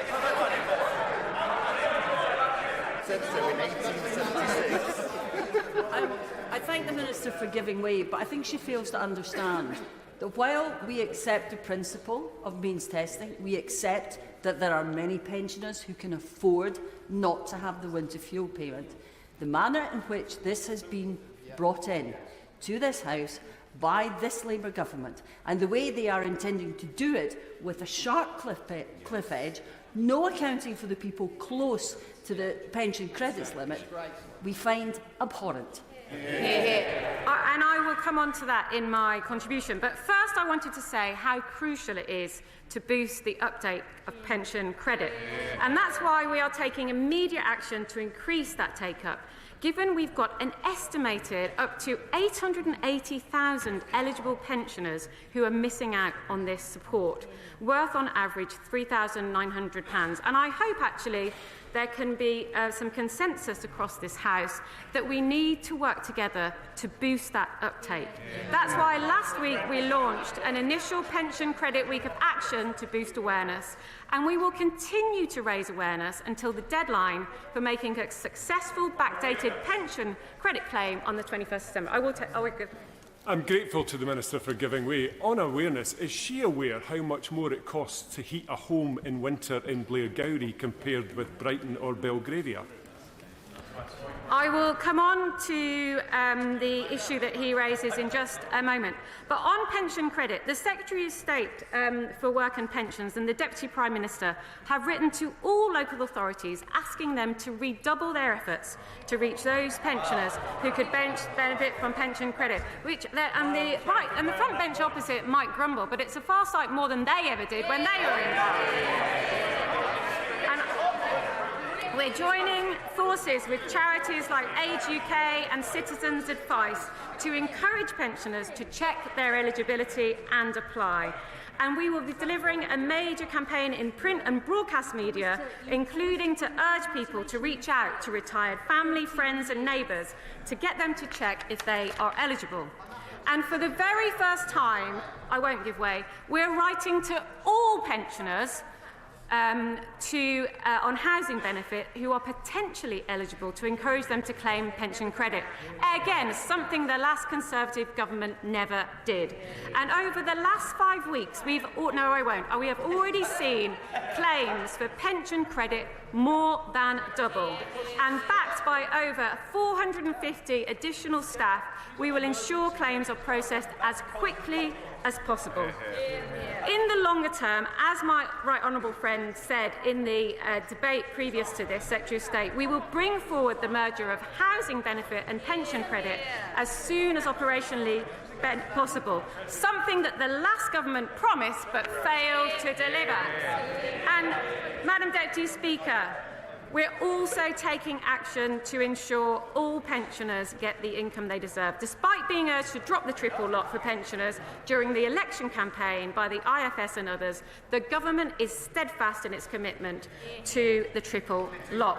This will mean that the triple lock has seen the state pension increase by £2,700 over the last 5 years, and it was increased by £900 this year and the previous year by £970. And according to the figures released today, which still need to be confirmed in October, we'll see an extra £460 a year from next April. I would also like to point out that the warm home discount of £150 will help low-income pension households this year. This is critically important because this isn't just for the lowest income pensioners on pension credit. This is for pensioners on low incomes who have high energy costs. And this will be open to application in October. I've said to the Honourable Lady I won't give way, and I won't give way, so she should sit down. And the government encourages honourable members to boost awareness and encourage people to apply for the warm homes discount. I will give way. I thank the Honourable Lady, but I would like her to explain why this government has failed to extract any concessions from the train drivers and their union paymasters. Because I haven't finished. You have your digital centre for government, who is all ready to use technology to improve public services. And yet, this complete failure of negotiation, that price is being paid by our pensioners. I honestly think the party officer have some brass neck. During their time in power, we lost on average of 3 million working days to strikes a year because of their failure to deal with industrial action. And we also lost 1.4 million NHS appointments which were cancelled, meaning pensioners and others were in pain for longer than they needed to be. We will not take lectures from the party opposite. We have had to take this difficult decision to means test the winter fuel payment due to the £22 billion black hole this year. They might not want to hear it, but they should apologise for leaving that black hole. This was created by repeated and reckless, unfunded spending. Minister, is the point of order directly relevant to these current proceedings? Just want guidance from you as to whether it could be appropriate for ministers and others on the benches opposite who have been directly funded by the trade unions not to declare that personal benefit before something like this, which hurting millions of pensioners. Members are guided to talk about any conflict before they speak on the floor of the House. I'm not sure this directly impacts the proceedings, but your point has been noted. Minister. Again and again, the Conservatives dividing working people against pensioners, and that is disgraceful. In conclusion, Madam Deputy Speaker, means testing the winter fuel payment is a difficult decision. I had no funding from ASLEF, and so the honourable member can withdraw his comment. But targeting support to the poorest pensioners, boosting the uptake of pension credit, maintaining the triple lock for pensioners, extending household support fund, the warm homes discount, in the longer term a warm homes plan to insulate people's homes. These are the right decisions to take. This government is determined to fix the foundations of our economy so that we can deliver the change that we were elected on, that this country and indeed our pensioners so desperately need, bringing down NHS waiting times. The question is that the question be now put. As many of their opinions say aye, of the contrary no. The ayes have it, the ayes have it. The question is, as on the order paper, as many of their opinions say aye. Of the contrary, no. No!